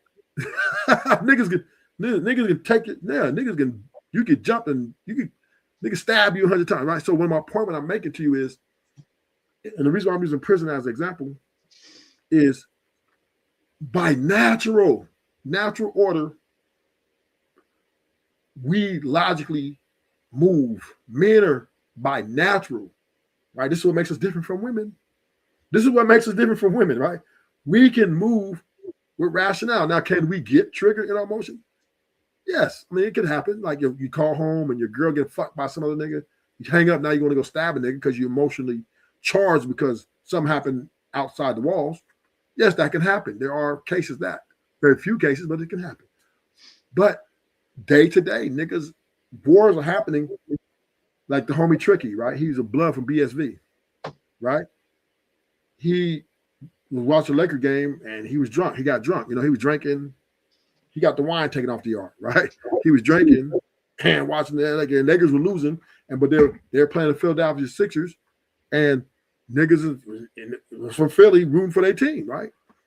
And they was winning and they was getting the best of Tricky. Tricky turns around, spit on the nigga, right? So now nigga beat Tricky down, right? Whip his ass. So boom. Next day we talk. Now it's tension on the yard, right? The war is imminent. All the shot callers are coming together, right? Now these were the blood card. This was Tricky was a blood card. He was a leader. And Bloods and Crips kind of go together in the feds because it's California. But the guy that jumped him and beat Tricky was a Muslim. So Islam has a pretty big car. So both of these, California and the Islam car, probably two of the biggest cars in the system, right? So they meet up and boom, they have a talk and they start fighting, right? One nigga socks another nigga jaw and boom, everybody's, and there's this way it goes. So what I'm telling you is, men, we can war. None of those dudes were mostly tied to that fight, right? Them dudes was fighting because of principle. I'm a Crip, I'm a Blood, I'm from Cali, I'm representing Cali. I have nothing against these Islam dudes I'm finna fight. But because the call's coming down from the shot caller that we got to fight, we're gonna fight. It had nothing to do with emotions. So this is what men do. This is why we're soldiers. This is why we're better soldiers than women, right? This is why we're better because we can execute orders, right? This is why we can execute orders without being emotional. We can just do it because it's got to be done. This has to be done for the betterment or whatever the situation is. Now, that's why we make better leaders. So once again, right, we have to understand back to the human nature. It is natural for us as men to move in logic and still do bad things. We don't have to be emotional to do something wrong. We don't have to be emotional to beat a nigga's ass. We don't have to. It can be just, I don't like that nigga. Bing. You know what I'm saying? we just do shit for the fun of it. And this is what makes us. Bro, if we think it logical, we're not just doing shit to just do shit. Yes, there's some dudes that are. See, this is the fuckery that most of the people are dealing with right now. And they think it's the real life. I mean, it is real life, but they think that's what we're supposed to live by. When you are fighting, taking life for no reason, that's emotion. Because that's evil. So here's the thing. So why aren't we ritually just getting rid of people for no reason? Why don't we just do it? Why isn't there a purge every year? Let me answer the question. Because we're evil. We're evil. If we were evil, there'd be a purge every year. That has nothing to do with emotion. Some dudes are, listen, some dudes are put here on this earth just to delete people. That's what they do. They don't care about getting a wife. So don't care about getting a job. So guess what? Let's go back to what you said. Yeah. God created everything, right? Yeah. All right. So God put on this earth dudes to eliminate people. So if people were meant to be eliminated like that, wouldn't you just put enough people to eliminate everybody so nobody would exist at all? No, because some people aren't meant to be eliminated right now. No. So your time is up. No. Listen, if there's people to be eliminated, there's no reason for people to exist. Everybody has appointed time to give up off this earth. And how is going to go? Explain to me why. Explain to me why. Because that's the way God made it. God made it. No. That's what He made it. So basically, it says in the Bible, right? I don't know the words, but I'm going by your words. You're telling me it says in the Bible that I'm going to create you so you can eliminate this person. and I'm gonna create more for you to live. But Yeah. the people that you create, I've created somebody to eliminate them. Yeah. So if God created evil, yes. and yeah, all right. So everything that we sit up there and complain about is supposed to be what it's supposed to be, and you should blame it all on God, right? Yes. All So, belongs to God. So why are we complaining about anything when Because God made it all? because Why are we crying? because- No. Why are we crying when someone dies from a gunshot wound to the face? Hold up. Why are we crying from a gunshot wound to a face when that's what God created? Why are we worried about the petties when they're out there when God created them? Why are we worried about the grapists out there when God created them? Why are we complaining about anything if that's what God created? Because everybody don't. We're hypocrites. Number one. Two. Everybody doesn't believe in God's authority to run this world, right? They think they're men trying to tell God what to do, right? There's dudes out here trying to do tell whatever the fuck they want. Almighty. They really Dudes- believe dudes because are trying everybody's doing what they want, right? No, they And don't God do it. No, they created don't people do to it. do what they want.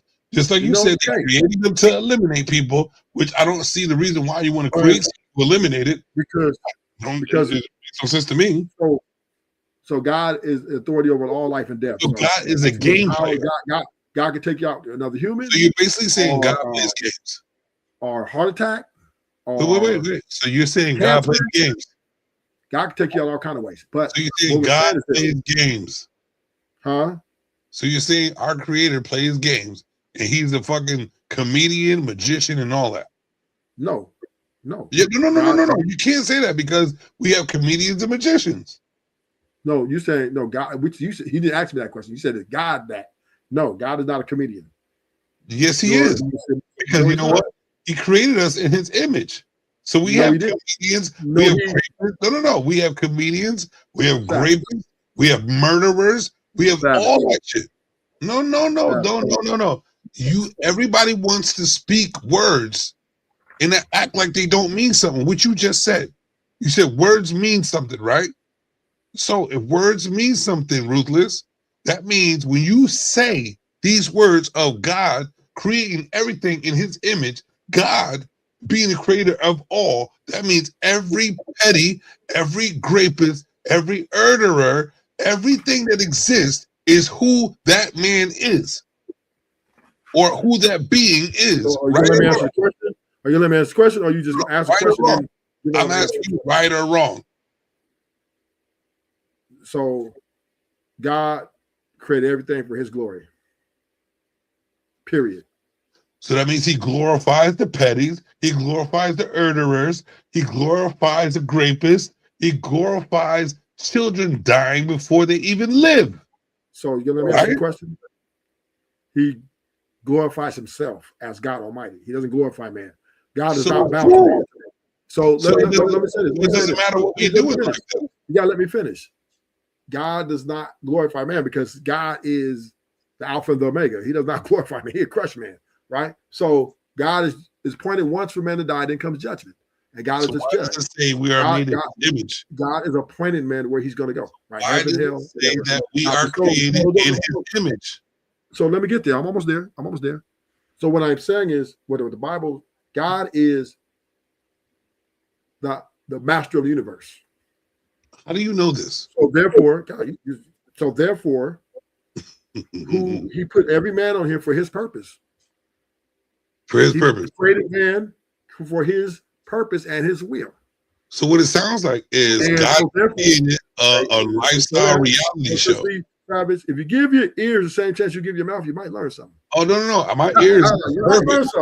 You're not giving your ears a chance. Here's the thing. My ears are perfect because most of the shit is repetitive. Most of the breaking is repetitive. Travis, give your ears a chance. My ears already had a chance. I'm 44. No, I'm not. I've heard everything that everybody already said about what God has to present. No, I'm just trying to break it down to you so you can rebuttal properly. It's already been broken down. That's why I'm not finished yet. You cut me off in the middle of a. But I've heard it all before. No, I'm not finished. I'm almost there. I know, but I heard it all before. I'm gonna give it back to your show. Okay, cool. I'm just breaking down that God is the author and finisher of this world. He created everything for his purpose. and he can smash and destroy everybody in like less than a second, right? But God put everybody here for his purpose to fulfill his will. So the things that you see, right, you may see with the eye and try to judge what is right or wrong, but in actuality, you really don't know what's right or wrong because God is the one orchestrating and doing all this by himself. So therefore, you as a man, right, when you go to bed at night, you should thank God for not taking your wife, right? Because at any moment, right, God can take you out. So this is why you say thank you. You serious? Thank you, God, for having mercy on me. Thank you for having mercy on me, Almighty, because I know that you are the Alpha and the Omega. So humble yourself. So let me ask you a question. Are you willing to call yourself a slave? Yes. Oh, cool. I'm a slave. So nigga, bow. I'm a slave to God. What you talking about? All right. So keep bowing everywhere you go. When somebody, listen, don't cry for nothing. Don't beg for nothing. Because guess what? Everything you got to go through, God wants you to do that because he is orchestrating your pain. He's orchestrating your drama. He's orchestrating everything you have to deal with. Anybody who died in your life, don't cry. That's God's will. Okay. So let it play. I'm not disputing that. I'm not disputing that. Okay. God is good. And you still saying God is good. Yeah, and God kills you. He's not a comedian, not a character. No, God's not a comedian. God is a jealous God. He is. Why does he? Wait. God hold is on. not discriminating. Hold on, because we're gonna have to do this. We're gonna do this. Jealousy. Jealousy sounds like God's name is jealous. Jealous sounds like an insecurity to me. It's someone who is perfect should not be insecure. Hey. Hold on. Someone who's perfect should not be insecure. You're not. I know you're not going to judge God, are you? I'm judging the words. God said his name. I don't know who the fuck God is. I know there's a higher power because I don't know really where I came from. But I know the words that are used around me to use for my life to be where it needs to be. You know who God is. You know who God is? I don't. You don't even know who God is. Okay. I know that you were taught that. By God. No, you were taught that by your parents. And people around. My parents, hold on. My parents were not Christian. My mama was an alcoholic. Hold on, let me finish. Hold on, let me explain something to you. What do we believe? You made a qualifying statement. You told me I was qualified by my parents. My mom was an alcoholic, a raging alcoholic. We never even had a Bible in our house, right? Mm-hmm. My auntie who we went to stay with, she was not even, we didn't even have no Bibles nowhere, right? Nobody in none of my family members ever even introduced the word of God to us. But you were created. No, I'm just saying nobody. By them. No, what I'm saying is none of my family members, my blood relatives, ever introduced the word of God to me. But you were created by them. Okay, but they wouldn't teach me the word of God. But you were created by them. No, I wasn't. I was created by God. You were created by your mama and your daddy. No, you wasn't. No, I wasn't. God determined who's coming on this earth and who's not. How do you know this? There's a million sperm come out that thing. God will point out that sperm. Know this? Do you? All right. So here's the thing, right? So when we have these, are you saying you're self-created? Let me bring it back. Let me bring it back to something you can relate to, right? So we are always in these YouTube streets, right? And we're always looking for a debate to win because where do we get the knowledge from? We Google it, right? And we go do your research. Let me get the facts, the percentage of this, and the most of this, and the research of that, right? Where do you find those words with proven facts that that's what it was from God? Well, by faith. No, faith ain't facts. So are you disputing the word of God? I'm disputing the words of faith. I'm disputing the words of humans saying shit. Because I didn't hear nothing from God. I hear the words from humans saying this. So how the hell am I supposed to believe humans who don't know the knowledge of No, where no, no, it no, no, no, came no, no, from? no, no. I'm not saying you have to believe me. I don't, I'm not asking you to. but I'm willing to believe if you could substantiate some facts. If you're not able to, then that means I still respect your point of view, but respect mine as well. Well, once again, right? I'm not. When I'm saying I can't, I mean I can share with you the wisdom which was imparted to me, but I cannot guarantee any salvation, none of you understand it, because it's not up to me. God runs that, right? God runs everything. So How do you know he runs that? It takes God. It takes God. It takes God to show you. It takes God to know God, right? You need God to know God. Wait. It takes God to know God? Yes, you know who He is. So that means I should be of the God form to know God. No, right or wrong? No. You're not a God. So how are you saying it takes God to know God? That means if you don't think yourself as if you don't think yourself as a God, then you don't know God. So you can't preach to me about nothing about God because you don't know the motherfucker. Because you said it takes God to know God. I said you need God to know God. That means you need the Almighty to know the Almighty. Not me. I'm talking about me. Do you know God? I know God. So that means you needed Him and you know Him. That means you are of a godly form for you to even know Him. No, I'm human. I'm a soul. So what did God say to you? He said, faith comes by hearing, and hearing comes by the word of God. And God showed you His godly form to show you that it was a different being from you that came from something besides you.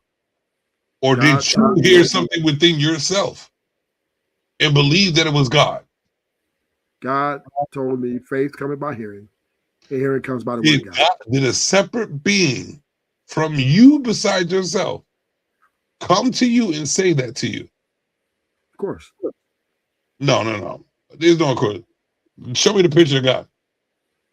It's nothing you can't see. God's invisible. No. Let's not do that. Because a microorganism is invisible until you're able to see it. He's invisible God. A microorganism exists, but you're not able to see it until you put a microscope to it. So do me a favor, put a microscope to God and tell me what He looks like. So now you're comparing God. Now you no. I'm trying to get proof. So once again, right? This is the problem with human beings. They're willing to stand on some shit they don't know, and then try to make someone else believe it when they don't know a motherfucking thing. Well, what I'm trying to say is this. I do believe in a higher power, but until I see that being, I'm going to listen to what's inside of me. And what I learned, that there's a guide to still not knowing why I'm here, but there's a guide, which they call the Bible, right? And in the Bible, it says we're made of an image of a higher power. And they call it God. And they say God created everything, right? So with the knowledge that I know of a Bible that is a guide, that's supposed to guide me of being righteous, saying that I am an image of a God that created everything, guess what I'm going to think for myself? If I have a natural, normal human being thought process and not them idiots who think they can just eliminate everything, I'm thinking I am in the image of a God. So I'm capable of doing exactly what the fuck He's doing. Maybe on the lower scale, but at least it's of what He is doing. So how dare you tell me that I can't think? I can walk on water. I can create life. I can walk on water. The world. I'm not supposed to be evil, good, play games, eliminate people, delete, and do everything He's doing. So you're gonna walk on water? You can swim. Make sure I'll be there. I'll fly out to that. Hold on. See, you got to be screwed. I can swim. No, you said walk on water. And I could also swim. I said walk on. No, you said you can walk I on can water. swim. Do you think every That's word not is walking on water. exactly what it is? You Do you can't think live every it. You word can't from the walk on Bible? water. Do you think every word from the Bible is exactly what it So- is? Maybe so- God can walk on water, but maybe I'm meant to swim on it Because God determined. because I'm in the image. So hold on, let me respond now. Y'all let me give a chance to respond. God created you just to swim. He determined that you can only swim. That's what you would say. You know, Until God I'm able determined that you can't. until I'm Yes, able I'm to realize I just let you go on the whole until I'm monologue. able to realize that I can walk on water, I will swim on it. Savage. I just let you go listen to your whole monologue. Can I float on water? I'll say 2 words. I'll say 2 words, and you at me. All I'm saying is God authorized you to swim. He did not authorize you to walk on water. How do you know? Because you can't walk on water. Did you see God walk on water? Of course. I believe it. Shut the fuck up, man. I believe it. You believe it. But guess what? Your belief, you can believe as much the fuck you want to. But we're here doing what we're doing right now. You believe No. I believe you that believe there's in a higher power, right? No, I believe that there's a higher power. And that's all Okay, then. So you believe. Hold up. That's all you I don't believe can maybe as That's all I can do, Ruthless. Okay. I can't make up a story. I cannot make up a story that I don't know. But I can believe because I don't know why I'm here and how I got here and why humanity is the way it is. Why I have a brain that I don't know exactly. Could you listen? Why I don't have a brain that I know exactly how it works. Why I don't know how my skin exactly works. Why I don't understand why my beard grows the way it does. You know what I'm saying? We all have listen, everybody's willing to fucking talk without no exact knowledge of why. Because it's not But none of your business. Anything and try to make other people believe that shit. It's not none of your business. You don't need none of your business for why your beard grows. You just grows. Cut it to you liking and keep it pushing. So all right. Let's go by your logic. Hold on. Let's go by your logic. Because we can keep doing this all day. It's none of our business. So guess what? God created everything, right? And you want to believe that that's that person that comes to you and talk to you all day. So every murderer should be accepted. Every petty should be accepted. Everybody that grapes should be accepted. Why? Because God did this. It's none of your business why they do what they do. It's none of your business. Just let it grow. You have no choice. All right, so stop complaining. Let them do what they do then. So once again, right? And stop acting like it's a problem. Okay. Hold on. I think that it's a problem that they're doing what they're doing. So by your knowledge, by what you're saying, but let me finish what I'm saying. You finished. You made a statement. By what you're saying, by what you're saying, God created, so it should be acceptable, and nobody's complaining about what people do. You keep repeating yourself. I heard you the first 10 times. You know what I mean? All I'm saying is you gotta let me respond. Oh wait, hold on. My bad. Listen, my bad. I get excited when you come around. Let's get a shout out to the real President X. I definitely want you to indulge in this conversation. Go ahead, Ruthless. I'm going to shut up until you're done. Okay. So once again, right? We are humans. We're created. We're not the creators. We are here because God determined us to be here. And the way we live on the earth, God has made it as to limitations. How we live is only limited things we can do on this earth because this is the way God has determined it. I believe that God walked on water. You say, well, you so who told you? But you believe that there's a higher power. So therefore, we both believe, right? Now, your belief might be a little different than my belief because your belief is there's a higher power, but I don't have all the answers because I really don't understand my higher power because I see these things going on, people getting raped or people fighting, whatever the things may be, right? That you might not, or you might think is you might be under the Michael Jackson umbrella of, it's better to be a better world. We can make a change and all that. So that could be your ideology. But let's be clear. God does not owe you an explanation. You can't check him. Right. You have no chance. No chance. To come up against the master of the universe. Right? Oh my goodness. Ooh, I'm scared now. You should be. Brother, you should be. I'm definitely not, bro. I'm definitely not. Listen, it is a fearful thing. No, it's not. To fall into the hands of a living God. It's not. It's not, because you know what? To be honest with you, if you are right with yourself, and if it was that way, and if you questioned something that needs to be questioned and you die for it, guess what? I'm proud to die. Let's go. Let's get out of here. Because you know what? You put me on this earth to question if that's the case. Because everything we do is in his image, is in him. Everything we do is made from him. So if I'm questioning him, he did this.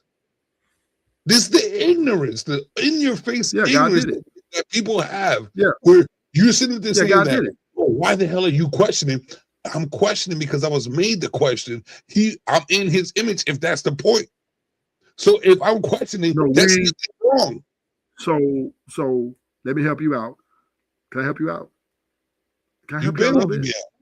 You've been helping all night long. You are not in the image of God. Let's be clear. Now you want to go back. Now hold up. You want to go back to Genesis and break that scripture down, and I will show you that you're not the image of God. We could do that. But you do not look nothing like God, because I'm almost there. You can, flesh and blood cannot enter the kingdom of heaven. Did you see that? So therefore, flesh and blood, even let me say this, even if God puts you, let's say God has mercy on your soul, right? Let's say God has mercy on your soul. I'm still alive. And if he's alive, he's what you say. I'm almost there. Yeah. Let's say God has mercy on your soul. Let's just say he do, and he calls you up to heaven. Where he at? He's going to destroy that flesh you're in. Your flesh and blood will be destroyed. So, because the earthly body will not make it into heaven. So for the record, I know you don't believe that, but I'm letting you know is you're not entering the kingdom of heaven. So be it. In the earthly body that you're in, it will be destroyed, because it is destroyed. So, and the last thing. So I'm trying to help. I'm trying to help you out here. You do know your body is separate from you, right? Wait. Hold on. Yeah. Do you realize even the conversation is oxymoronic? Because you're saying if you disobey, right, that he's going to destroy your flesh. But guess what? Us even living righteous in regular lives, you're gonna pass away regardless, whether it be slow or fast. So what are you really saying? Nothing. Do you realize that your body is separate from you, right? Do you realize that we pass? That what? That we pass. That we pass. Yeah. That we're put on this earth to pass. That what? We're put on this earth and we pass. We pass away. Oh, okay, we die. Our flesh gets destroyed. So how can you tell me if I act a certain way that I am supposed to act because I was made in the image of the person that made me? It gets destroyed if I act this way. Well, you told me to act this way because it made me. Or I must live differently and I'm still going to be destroyed. Maybe just a little more time to deal with the beautiful worth of being able to see and live and walk. Like, what do you didn't hear what I said? No sense, bro. You obviously didn't understand what I told you. You don't look like God. You don't understand what I'm saying. You don't act like God. How do you know? God has nothing to do with you. How do you God know? is righteous because God is righteous and truth. And you're unrighteous. But he's jealous. And you're full of lies. But he's jealous. You're evil. Oh, huh? Who's evil? We are. And so is he. No, God's not evil. God is righteous. How was he not evil if he made evil for us to be evil? Yeah, but he's still righteous. Because everything is made by him. God is righteous, though. This is why. This is why nobody understands nobody, because they're not even willing to jump out the system to even think about the natural questions you should be asking. Go to the righteous God. We should just believe everything. Why the fuck are we here just to believe everything? No, I just say you should believe everything. That's what you just told me to believe. Hey, whatever you say we are. So if I'm made by something, right? And I'm questioning something that I'm made by, I was supposed to question the something that made me. Because he already knows, because God knows all, right? God knows all. So he knew I was going to question him. So I got good news for you. Someone that you know is going to question him. I got good news for you. You don't. I got good news for you. You got your news. I got good news for you. Go ahead, tell me some good news, nigga. You can question all you want to. Your answers, Michael. Again, and I will always. Let me say this last part. Let me say this last part. God doesn't need you or me. So, I mean, what do you say? I don't care. And I don't care. God is going to be mighty. God is going to be mighty. We'll let the nigga be mighty. Guess what I'm going to be? Guess what I'm going to be? Because there is no rules to this game. Guess what I'm going to be? I'm going to be as mighty as he thinks he is. I'm going to be as mighty as he wants me to be, or however I want to be. Because I'm on this earth to do whatever I want. No, Savage. No, you're wrong. You cannot determine. Let me ask you a question. Were you able to rob banks? Knowing it's wrong? Yes, you was. Okay. Were you able to make kids or fuck out of wedlock? Yes, I still do. Okay. So, you did that. And that was in the Bible. Well, you're not supposed to do it, but you did it anyway, right? Okay. So we're able to do whatever the fuck we want to do. Let me answer the question for you. Let me help you out. Yes, sir. We're put here to be disobedient. Yes. Yes, we're put here to be disobedient. Okay, so what are you talking about? My point is, we're here to be disobedient. So therefore, what are you saying? God created me to be disobedient. So therefore, you play a game with your mind. So therefore, I'm here. God put me here to be disobedient to his laws. So be disobedient, nigga. I am. What you mean? I rob banks. I know, me too. So what are you telling me? I can't do what I want to do. I don't sit niggas out. What the fuck you? So why are you telling me I can't do what I want to do when I'm doing what the fuck I want to do? Listen. Your name is Savage, and I'm ruthless. What's the difference? Nothing. It's niggas do what they want to do, but also sitting there saying I ain't gonna say that though. No. But you're sitting there saying that God controls. He's gonna burn your skin if you don't do what he says. Nigga, whatever you're doing right now is what he says. What I said is, what I'm saying is everything's going exactly the way God wants it to go. Period. Everything exactly going the way exactly God wanted. Everything's going perfect. It's done. Actually, it's kind of finished. It's finished. So good. So if it's going perfect, right? Yes. All of us, like we're having and able to understand each other, all of us as human beings should be able to have a conversation, converse, talk shit, put the picture of your daughter up, and not be able to sue you, but you can sue if you want to.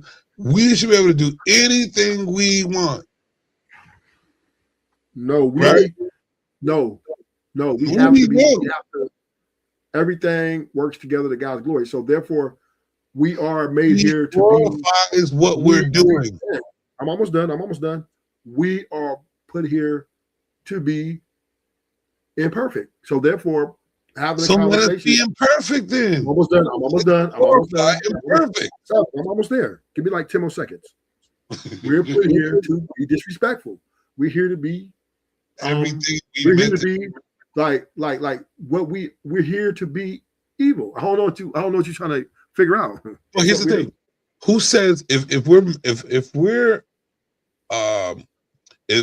he or whatever the being is created us to do all these things. So how are we? Why are we sitting there and labeling what we do as something that we see as bad or good? Like you said, evil. Like when you say evil, right? We see evil as bad, right or wrong? I can't hear. I understand. Say it again. I said, all right, if we are created by someone or something that wanted us a certain way, or says it's free for all to do whatever, why are we labeling things that are bad or good? Because we're hypocrites. But we're supposed to be, because that's what we're made in, right? Yes. We're supposed to be. So, but so why are we using hypocrite? We're just doing what we do. Because this what right. We're hypocrites. We're built to be hypocrites.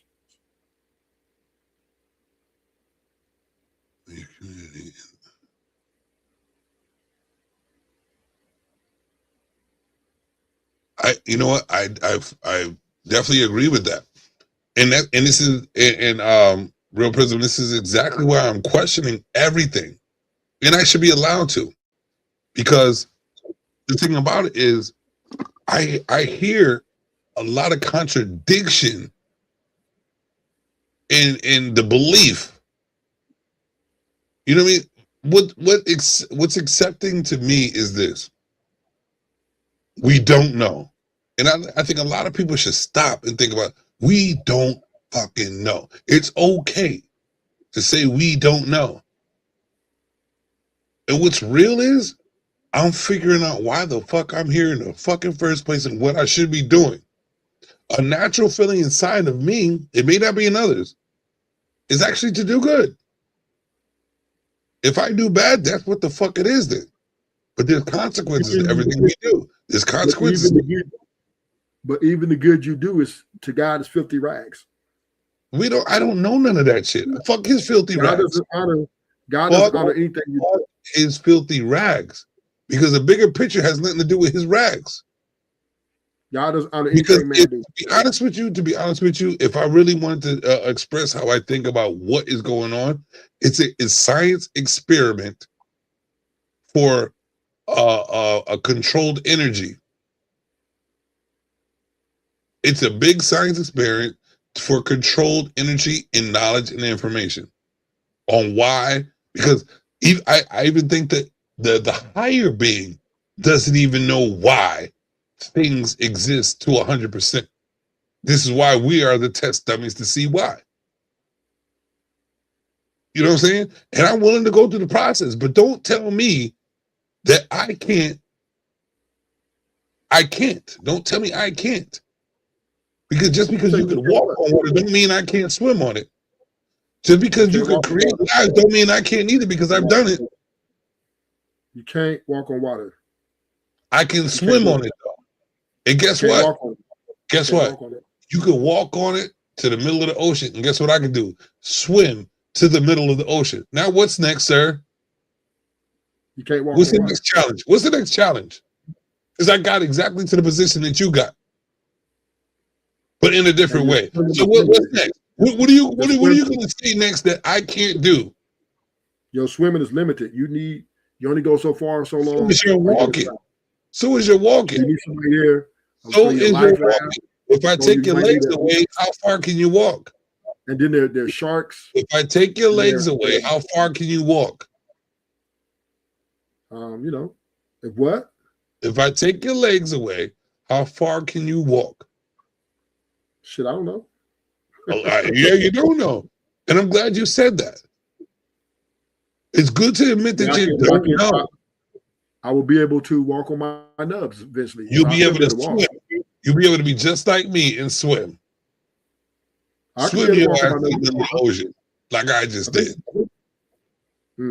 I don't know, but and it's the thing. I know that I understand your point of view, but don't knock mine, because it makes a lot more sense than yours. Listen, all I'm saying is you're not God. You're a man. You would die as a man. You don't look like God. I am not the creator of beings, of all of us. I'm not the original creator of beings, but guess what I can do? I can create a being. No, you can't. I don't have sons and daughters? That's not created by you. Creating a being, sir. That's not created by you. That's creating a being, sir. No, you're not. Now you're not doing it. You're not listening to what I just said. I am You're not the creator. I am not the creator of all beings, but I can create a being. No, you can't. Are you okay, Ruthless? Are you okay? I understand that when people believe in a higher power, that they sit up there because the churches and the Bibles are all united to bash on your head and you for be stupid enough not to ask questions. But this is a fucking common sense question. I believe in a higher power that created the beings, and I can't do the thing that created all beings, but I can create a being. So you're telling me no, I can't. When I have sons and daughters. You can't create nothing.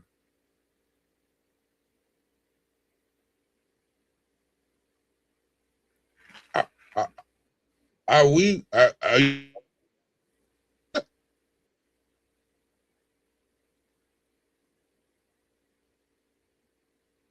can't create nothing. You don't run nothing. You're just here until God's done with you and you out. That's it.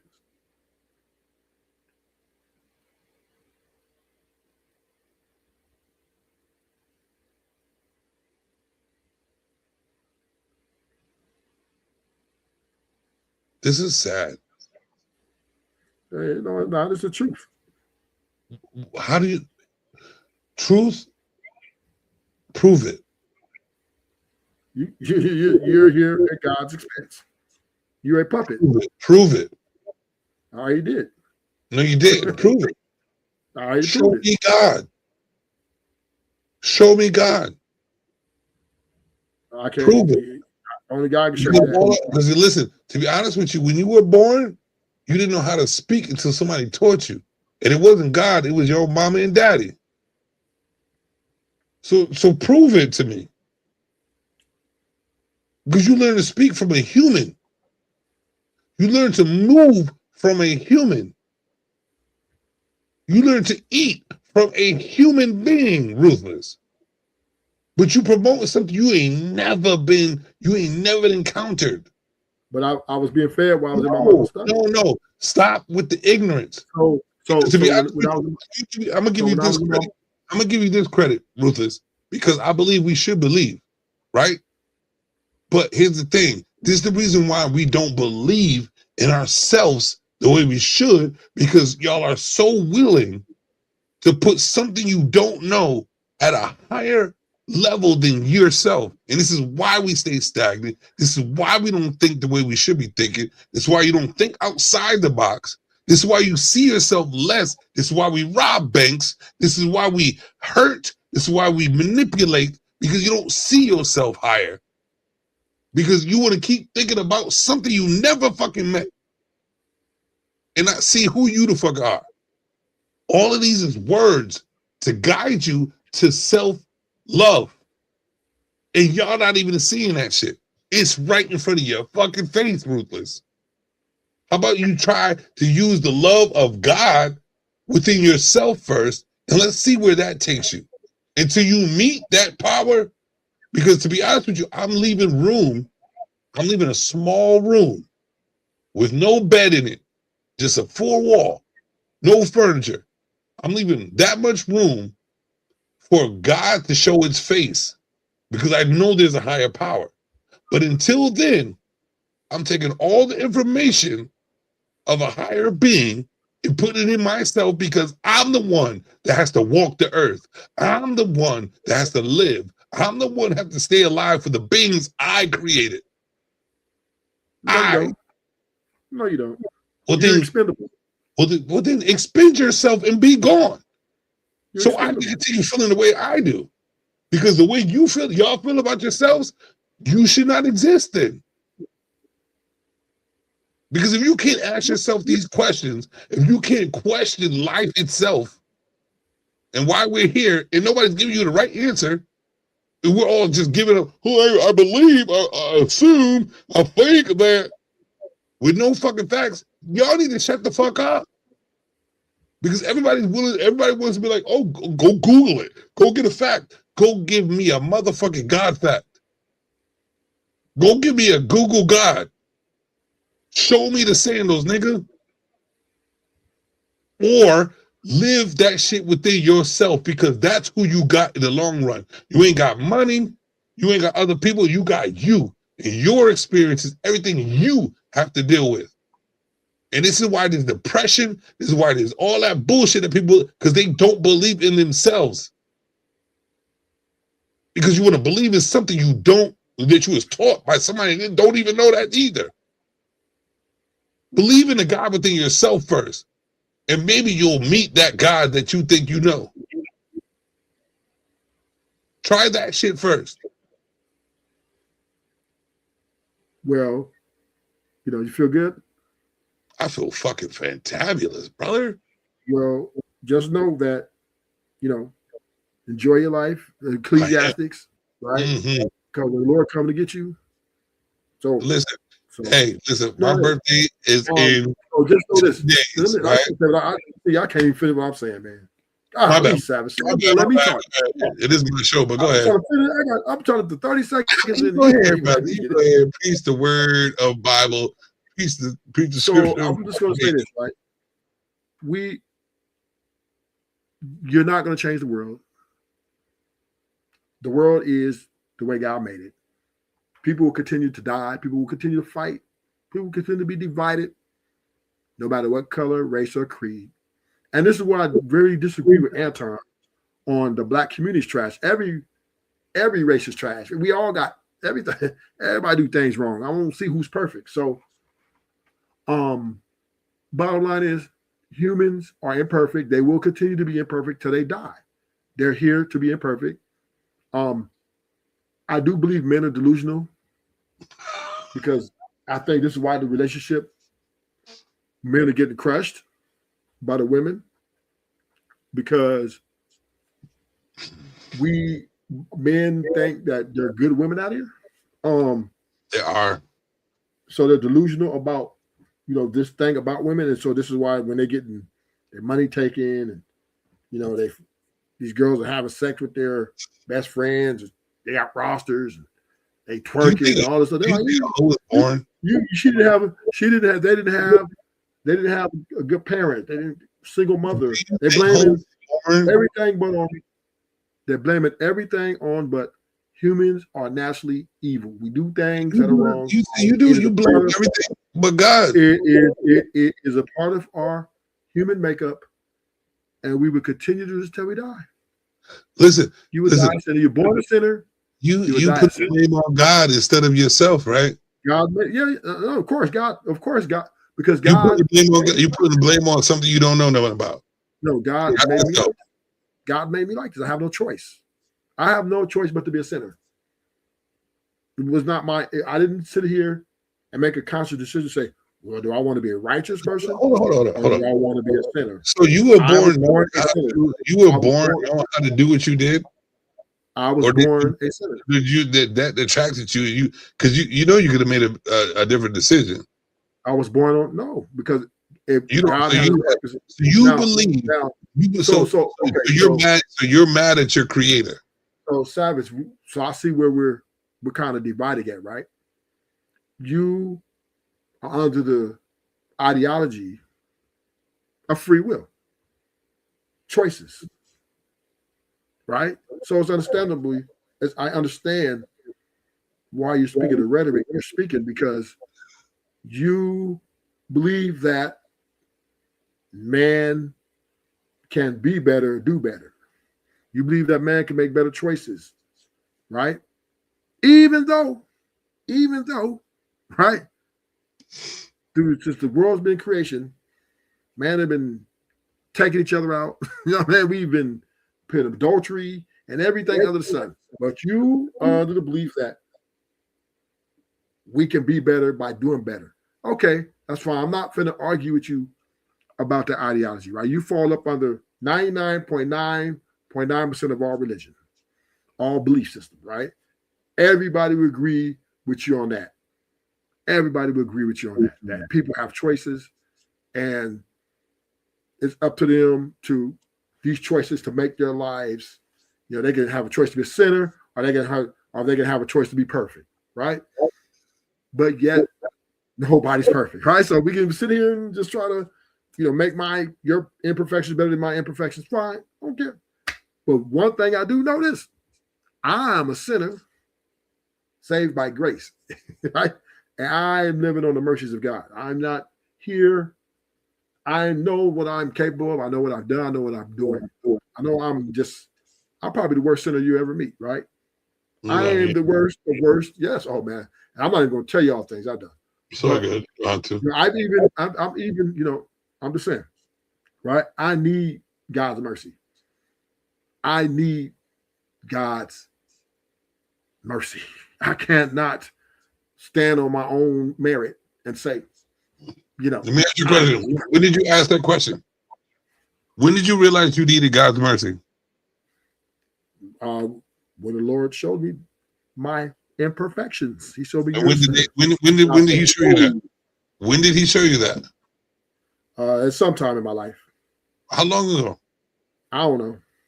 Was it more than 3 years ago? Maybe.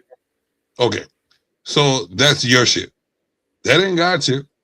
Because if you didn't pick up on it, when He first showed you, that's your fault. So no. You could have made a change yourself. You want to be that motherfucker. So the mercy that God gives me, He didn't give you no mercy. All He did, if there's a He and there's something like that, how can you make that statement? Show the light of what you are, and you chose to continue down that road. How can you make that That's statement? all you. All these choices are you. You can't be blaming nothing you don't even know about. Everything you do is you, brother. You are the God of your world. Once again, what I'm saying to you is, fine, I'm not going to dispute you. I'm not going to argue with you about your free will, agency, choice type ideology. I'm not going to fight you. You're of course, this is an illusion that everybody believes. So, of course, you fall right in line with the rest of the world. You fall in line with the rest of 99.9% of the world, right? Everybody believes they got a choice. Everybody believes they can. Hey, you want to be rich, you can be rich. When the fact remains is only 15% of people will ever be rich in their life. And it's been the way since the beginning of time, right? Even though, everybody talking about, well, if you have a 2-parent household, you have a better chance for success, even though no matter what era you're in, most Americans are going to be average and live an average life, whether single parent or double parent household. Most Americans will become average. You have an average life. This is the way it is, right? So once again, we have all the solutions because we believe in choice and free will. Fine, right? Fine.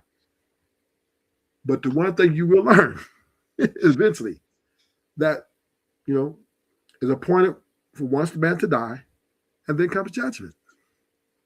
And there it is there. And there it is there. See, the thing about it is the reason why most people are average is because most people want to be average. Most people are taught to be average. Most people are stuck in a system of being average. Just because you're like with your thought process that you just portrayed, and you were teaching other people, they will stay average. With me speaking the way I speak, it's a stride to be more than possible. The more that they say is possible. Because if you're not questioning something that's obvious to question, you're going to stay average for the rest of your fucking life. And you got all these questions and something that makes no sense. And you're willing to just be like, oh, it just is what it is. Because there's a taught being that taught my ancestors, taught this person, and taught that person to teach me that I should just sit my ass down and not ask no questions. Because this shit don't make no goddamn sense. And that's fine. That's fine. And that's fine for you. It's not what? Travis, don't worry your little hairs. don't, you're already bald headed, right? Don't know, worry right? This is what you don't have to. This is what you understand. Let me help you out. Why are you you don't have to worry about these things. The world is not relying on savage. I do have to worry about these things because you know what? No. What I'm saying is, I'm able to create. I'm just saying, you're already bald headed. You're already bald headed, so you don't have to, get more bald headed. This is not your world. You don't run nothing here. You sure? You don't run nothing. You don't run sure? Nothing. You don't run Russia. You don't run Russia. You don't run China. You don't run America. You don't run. Let's be very like last day. You don't even run your city. I don't want to. You ain't got no choice. No. You ain't got no choice. Let me ask you a question. Did Nipsey Hussle run his city? Nope. Did he run a piece of it? Nope. Are you lying? Or you just saying shit? No, I'm saying it. He didn't have his own block. He didn't have a block that he ran. So let me break it down to you. See, this is my tongue. This is my stomping grounds, right? Oh, nigga, please. There is nobody. You have several factions in 60s is a big neighborhood, right? Okay, but South Central, 60s ride is South Central, right? And South Central is made up of over 100, maybe thousands of gangs, right? And each gang had a territory. Okay. Now, South Central is pretty big. So the 60s, the hood that Nipsey was from, that he was in, he did not run it, right? Because you have several factions, right? You got the Hilltop, over the hill, 60s. They're all clicked up. They're all little cliques, like little fires, right? So yeah, that's why dude was able to take him out, right? Because he was touchable, right? He was not running nothing. He was just making music, and homies messed with him. He was a Crip, but he was expendable. His homie pulled up, gunned him down in front of all the other homie, all the other 60s, and from another 60, right? So therefore, there is no one person that run these gangs. It's different cliques that got different agendas, and if they feel disrespected, there's a lot of in-house fighting, in-house wars. Sometimes their neighborhood, so that would be I think the 30s to the 100s. So sometimes they war with the Hoovers. So no one person runs LA. Nobody runs nothing. No one person runs LA. That's impossible. Because does one person run the world? Or does somebody run the world? No. The world is so does somebody run the universe? God Almighty. God Almighty run everything. Where is he at? Everywhere. Omnipresent. So it's everywhere. So he's me then. He's everywhere. That means he's right in your face. That means he's me. You do not want to smoke. Stay within your. I already listen. Ruthless. Savage, when you first came up, you said the same smoky ass shit. And guess what I did? I sparked the L. I blew the smoke in your face. I sparked another shit and blew it up again. And you still saying the same shit. I do want the smoke. The cigarette smoke, cigar smoke, fire smoke. I want all of it. And you still haven't said nothing. Said nothing. That made no sense. All you have said, Ruthless, was, he exists. And I said, how? Because he's all around. Where he at? You just gotta believe. Nigga, please. Go fight Trump. Go fight Biden. No. You go fight those people. What I'm fighting is for information. And you ain't giving me one bit of it. That smoke. You don't want to pull up. You ain't giving me not one bit of information. You don't want this. You don't even got this. You don't even got this, Ruthless. You do not want the Lord to pull up. Who? Who pulling up? Who's pulling up? The Lord Almighty. You do not want him to pull up. Listen, Ruthless. Hey, just you're hearing this one conversation that lasted an hour, right? I've been saying this shit for years. Yes. Years. Where's the pull up? Where's the pull up? Where is the pull up, my nigga? Where's the pull up? Stay away from that smoke. You don't want God to pull up. I want all the smoke. And guess what? If it eliminates me, then guess what? I'll be like this. Hey, but God's not worried about you. Until then, you're like, I mean, you're a pea, you're a small pea body, right? And I'm just like you. Then you the most. I'm a pea, and you the pea. Yes, small. Yes, God's you're smaller than the pea. You're the pea. Right, God's way greater than me. I don't. Yep. I do not want to smoke with God. I walk on water, and you swim on water. I can't even swim. See, exactly. And you telling me I can't walk on water, you can't even swim. I don't care. I don't go to oceans. I don't go to beaches. See the difference? I don't even go to swim. I stay when I'm in a swim pool. I stay at 4 feet. And you probably wear socks in the pool too, don't you? And I pretend like I'm swimming. I stay in 4 or 5 foot and pretend like I'm swimming. That's as hard as I go. You wear socks in the pool, don't you? I guarantee you wear socks in the pool and a t-shirt, motherfucker.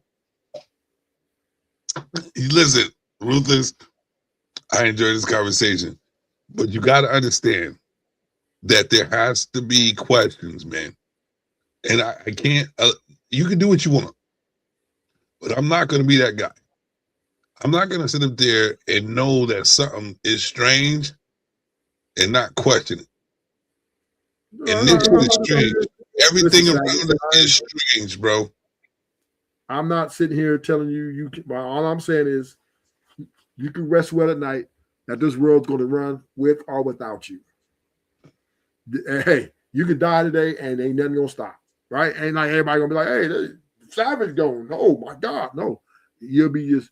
You maybe the people close to you might be a little sad, me and your wife, whatever. But the rest of it is what it is. The world, listen, the world will be ran with or without you. Until I come back. God is running Russia, China, Israel, all at one time. You know what? Anything that's happening over there is what it is. So we shouldn't be complaining about it. We should just let it happen, right? So if a boom boom jumps on your head and you are eliminated, that's what God wanted for you. For a boom boom to hit you on the head and you ain't no doubt. All right. Lord ready to get you. Ain't nothing to do about it. I hope you living the most wonderful life that you want to live, because you depend on a boom boom hitting you in the head. Well, okay, but hey, I know Lord run this. I ain't got no problem with that. I ain't finna sit here. I'm not debating. My thing is this. I'm not gonna. I know God Almighty. It's easy for Him to take me out.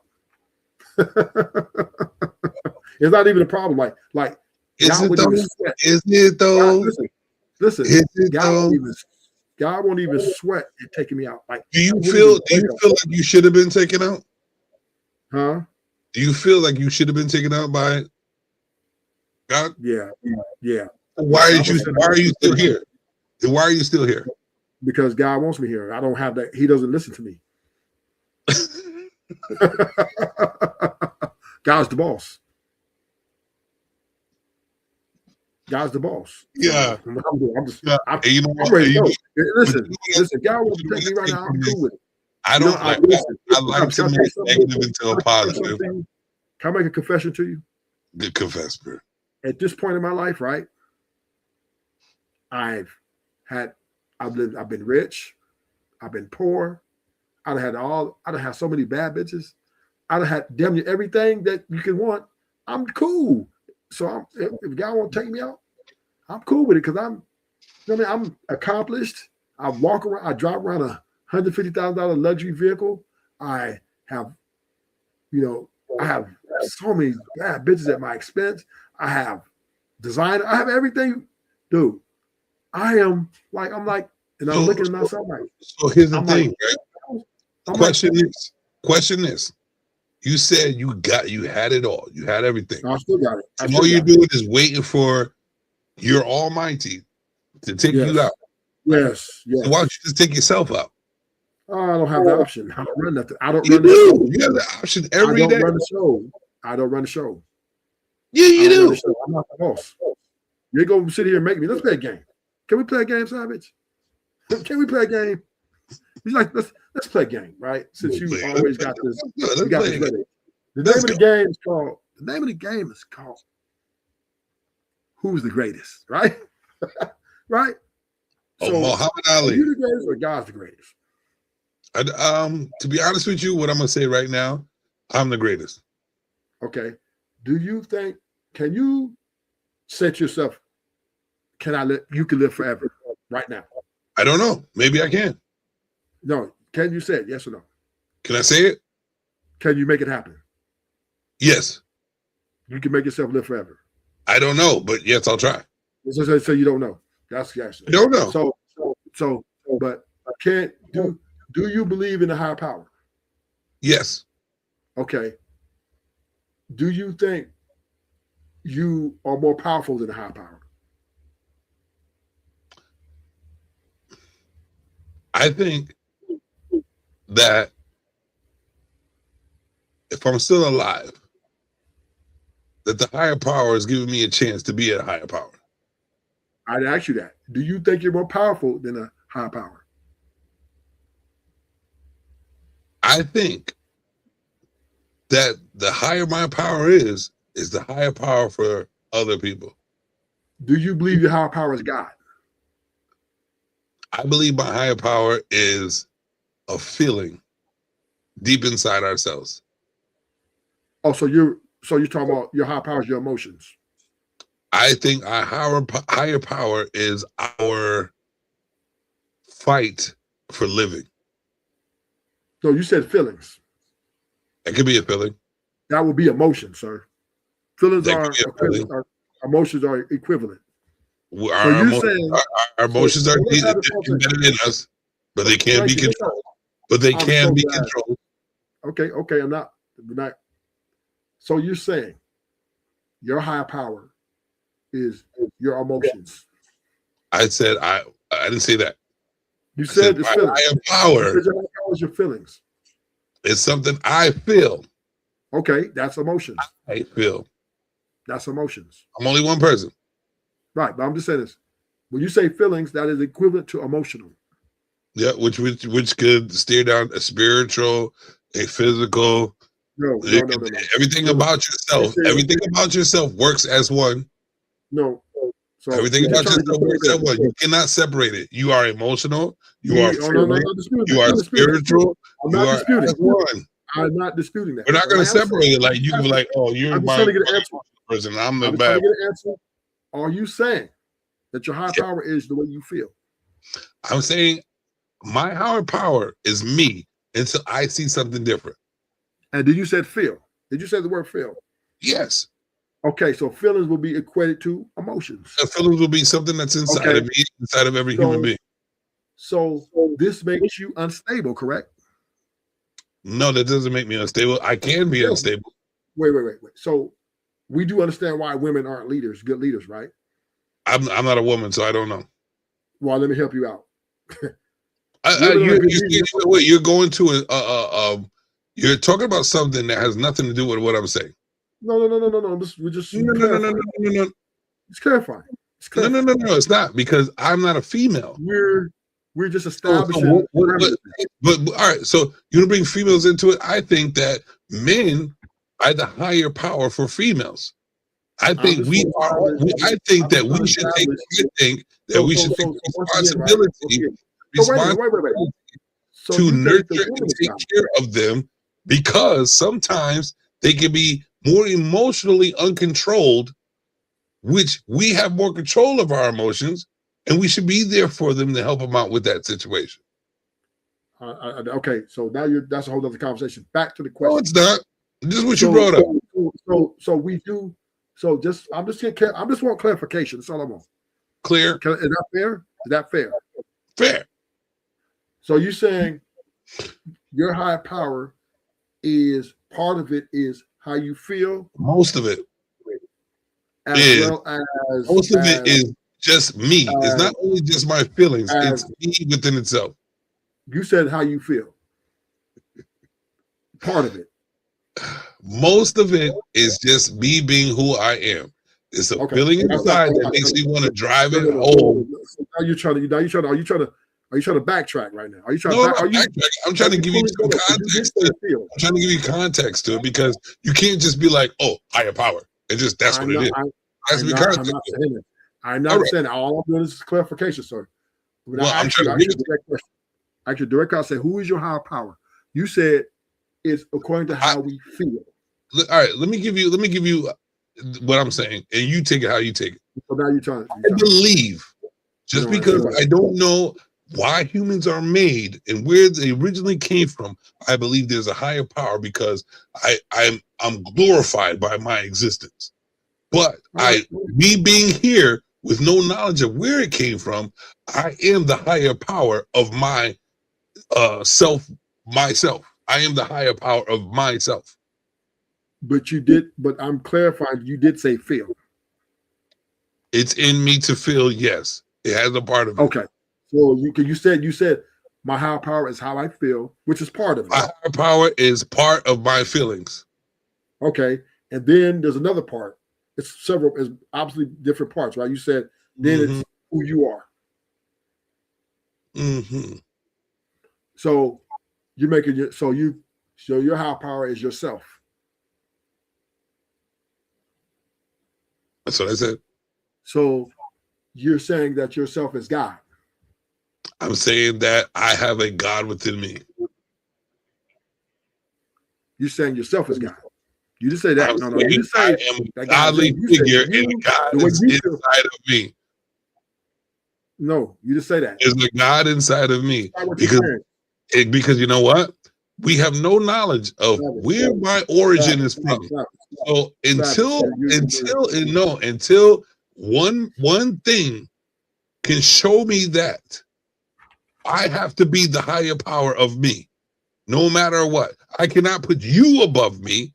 I can't put nobody above me because everything I deal with, listen.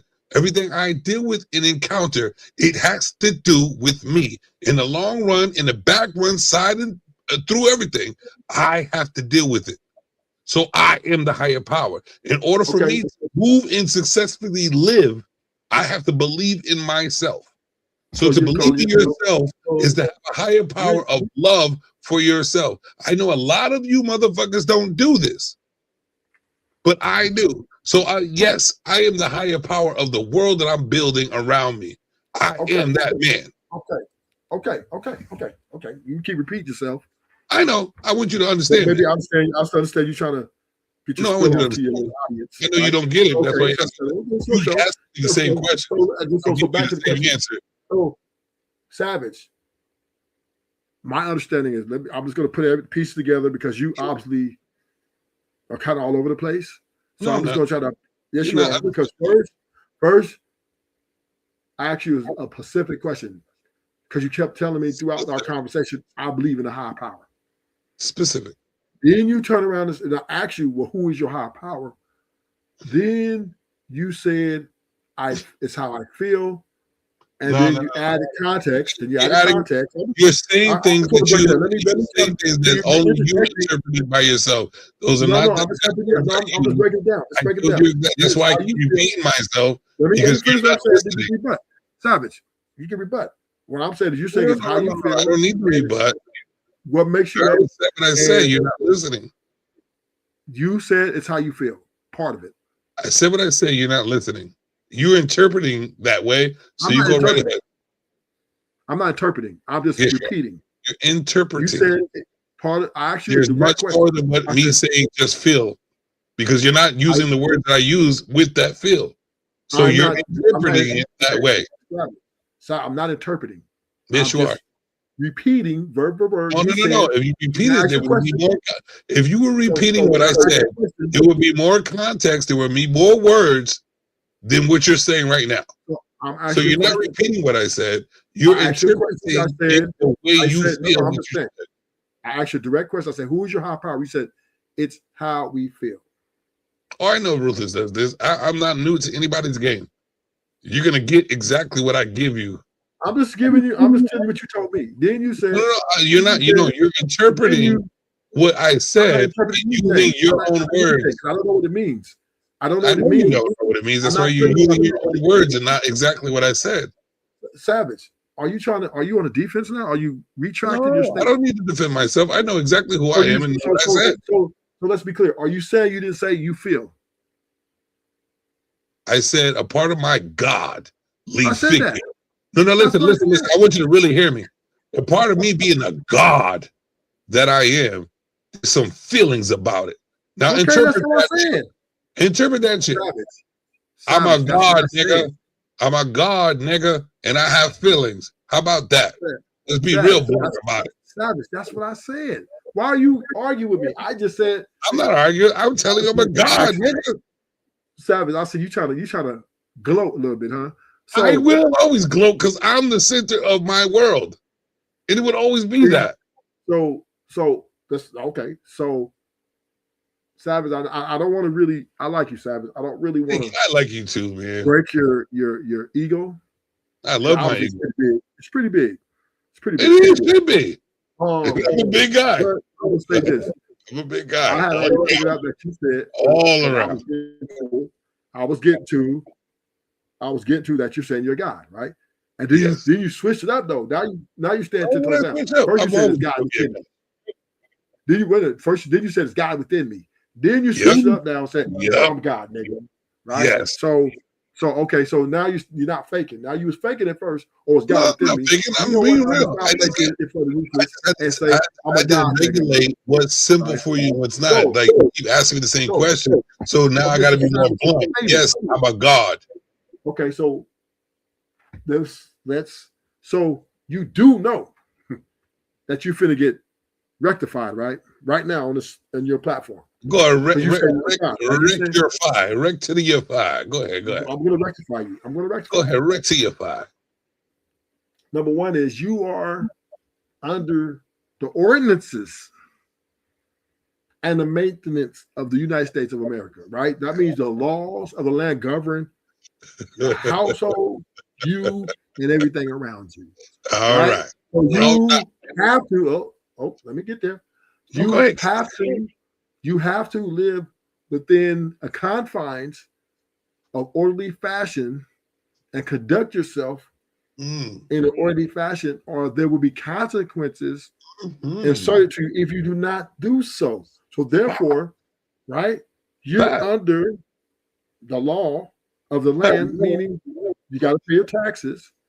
If you don't pay your taxes, they're coming for you. You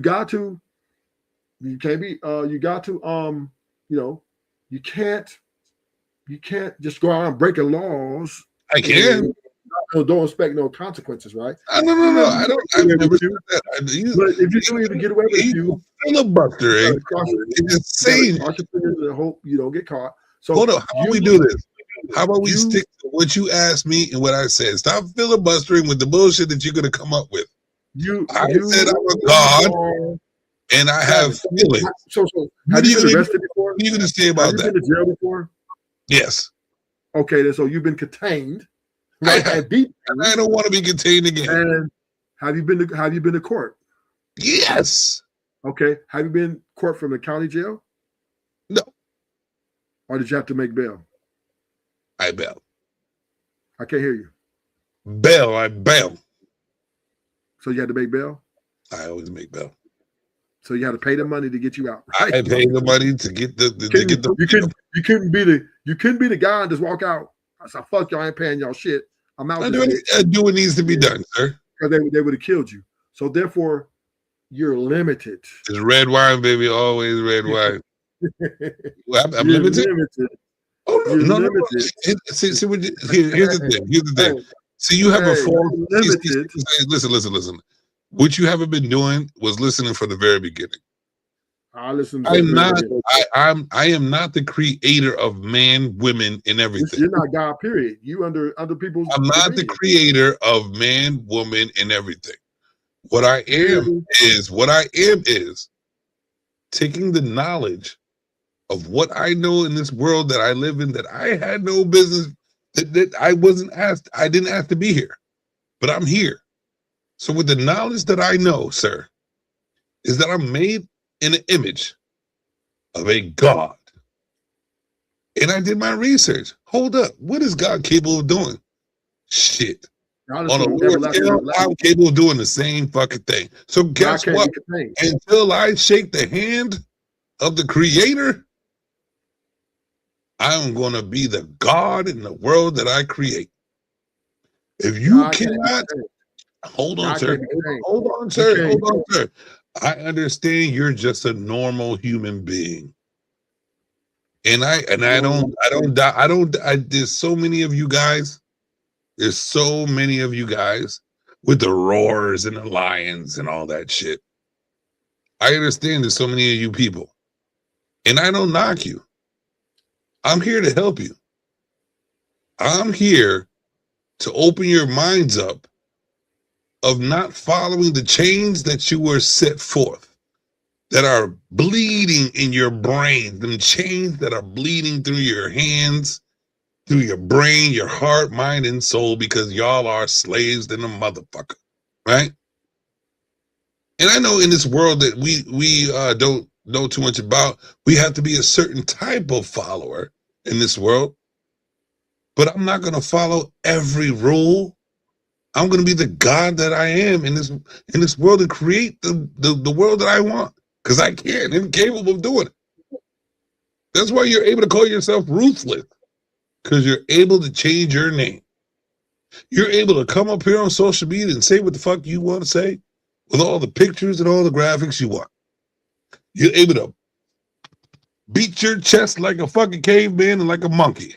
Because why? Because you can.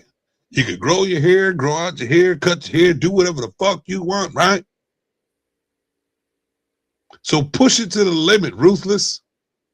Stop thinking of yourself as small as you've been thinking of yourself.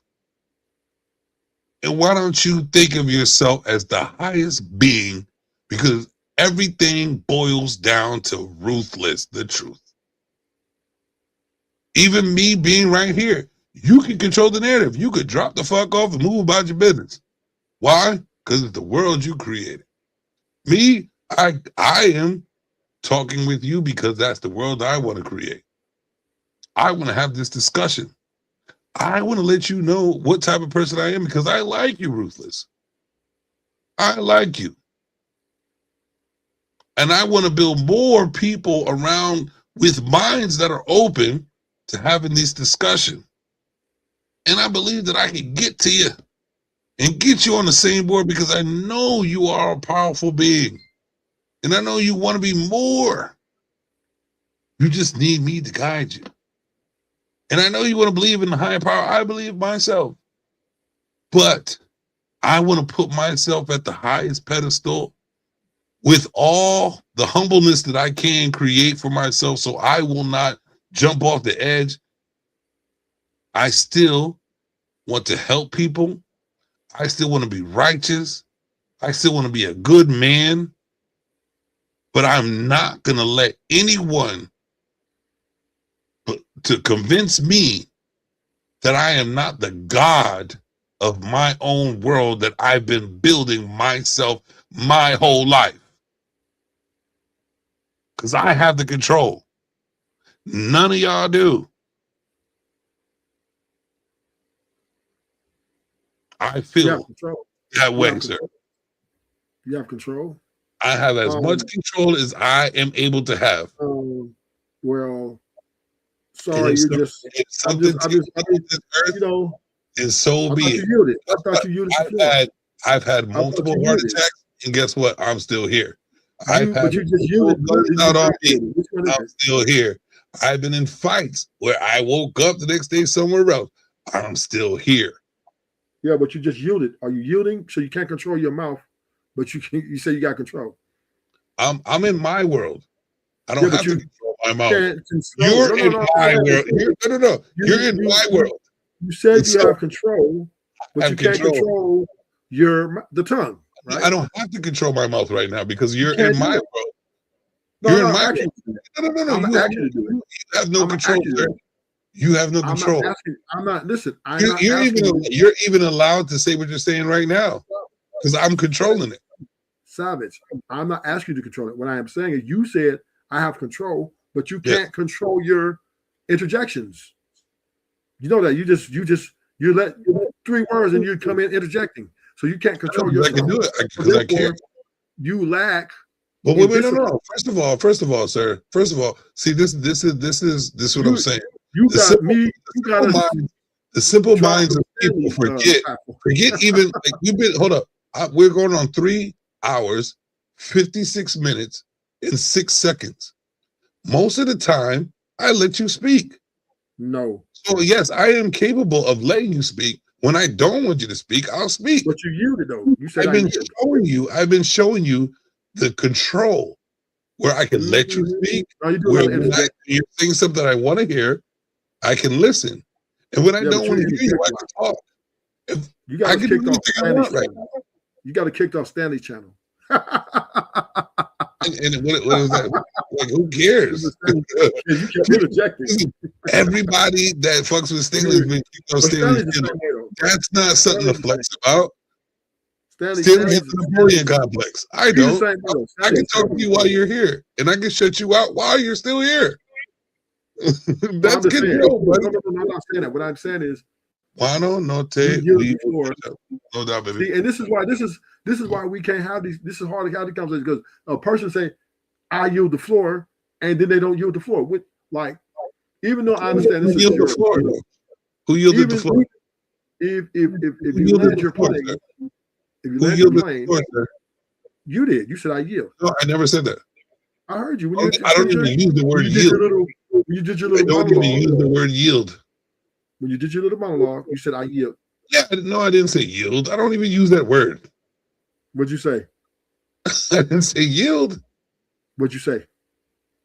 I didn't say anything besides probably stop talking. You said you did your little bow. I don't You use did your yield. little hand before your face, and you did your little bow on your head, right? That doesn't mean yield. That means it's probably Oh. disappointed in something you said. No, I ain't said nothing. You were the one talking. You were doing your thing, and I probably heard you talking in your mind.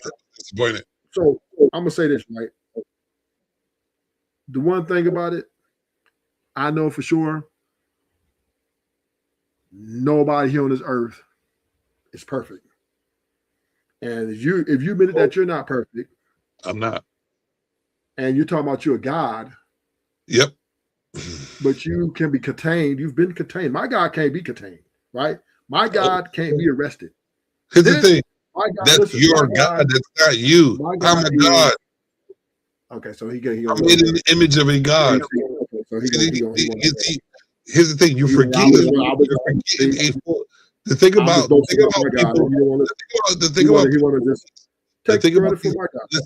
think about people in these YouTube spaces. My God is that their attention span only lasts but like 45 to 30 seconds. I'm almost finished. I'm still talking about the same conversation we first started with.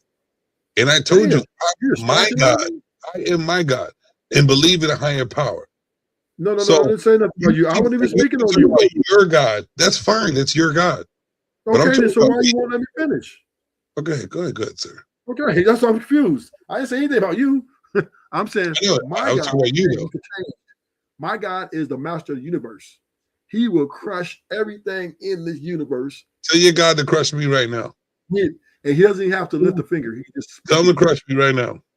So, well, it's also written, "Thou shalt not tempt the Lord thy God." I'm not his boss. If I tell God to do something, he doesn't have to listen to me. Tell him. So once again, right? Once again, God is our boss. And our world, right? Not your boss. Your God is your boss. Okay, so you keep on interrupting. Because you're not going to tell me your God. I gave you the answer already. I can't tell my God what to do. He's the boss. You can't tell him that he's my boss. But you keep telling me to tell him what to do. Because you just want to get a God to do. I don't know. All I'm saying is my God, he is the boss. He is the greatest of all time. He's undefeated. Nobody's ever checked him. Nobody's ever put him in jail. He never had to see a judge and talk to a court and be checked. You know what I mean? Nobody can put God in his place, right? It just doesn't happen, right? He is unbeatable. He can't be beat, right? God spoke life. He created man from the dust of the earth, right? He created man. He created the dust, and he said that he made a man. Then he took a rib and then created Eve, because my God liked that, right? He broke down the word of God. He broke down the beginning. In the beginning, he created all the heavens, the earth, the things, the beasts, the plants, everything, right? Then he said the heavens, broke it all the way down. He did this in 6 days. You was there, right? You was there. You was and there. On the seventh day, he rested, right? So, you was there. My God, wait a minute, hold up. Let me go. Let me cook. My God built this earth. Listen, my God built this earth in 6 days. Oh shit! You help him with the construction. And on the seventh day, he rested, right, from all his works. So therefore, I am proud. My God is King of Kings. Right? That's what's up, man. I'm proud of you. My Lord Almighty, right, is the final. He is the final authority on earth. He is in control of all life and death. He is in control of everything. He doesn't make mistakes. He doesn't lie. He doesn't cheat. My God is perfect. You see, nobody can be perfect. No man on earth. My God is, though. Jesus He's not Christ. On earth, though. He's not on earth. We on earth. He is on earth. But wait. He's everywhere. Nobody on earth can be perfect. Nobody on earth can be perfect, right? Rulers. Nobody's perfect on earth, right?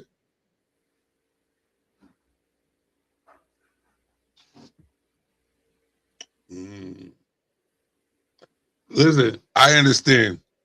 Jehovah's Witnesses had a problem with me when they came to my door. I get it.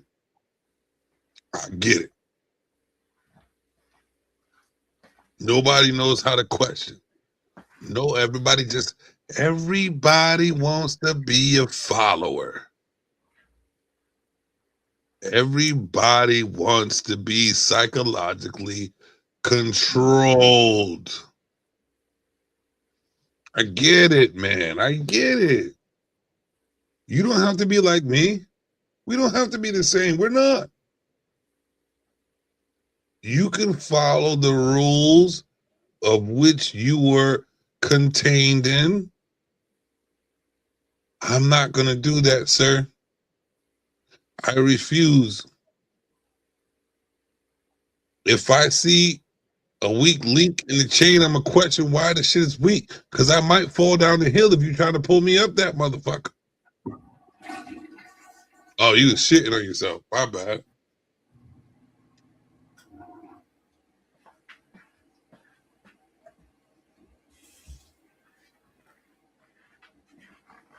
I wait. My God is undefeated. How about you? Are you undefeated? What if undefeated? You said that you had expected your God to get rid of you, and he didn't. So you defeated it. No. No way.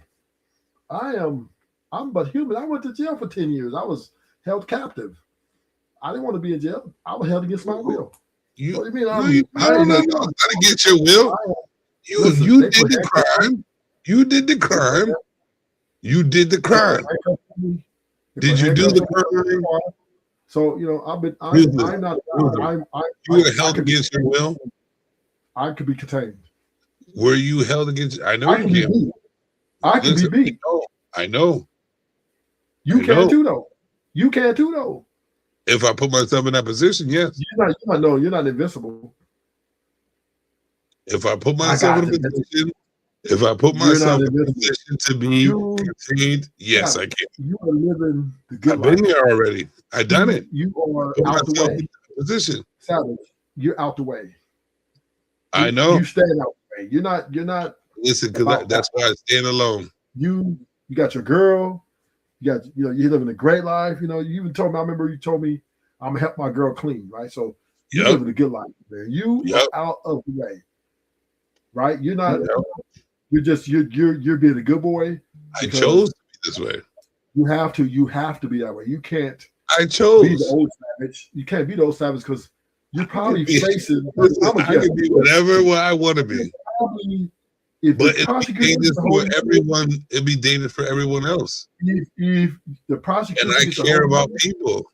you probably got a criminal history, right? You So don't guess care what? about no money. So You guess don't what? care about That nobody. makes me. That Nah, also but makes you me a selfish. godly figure as well.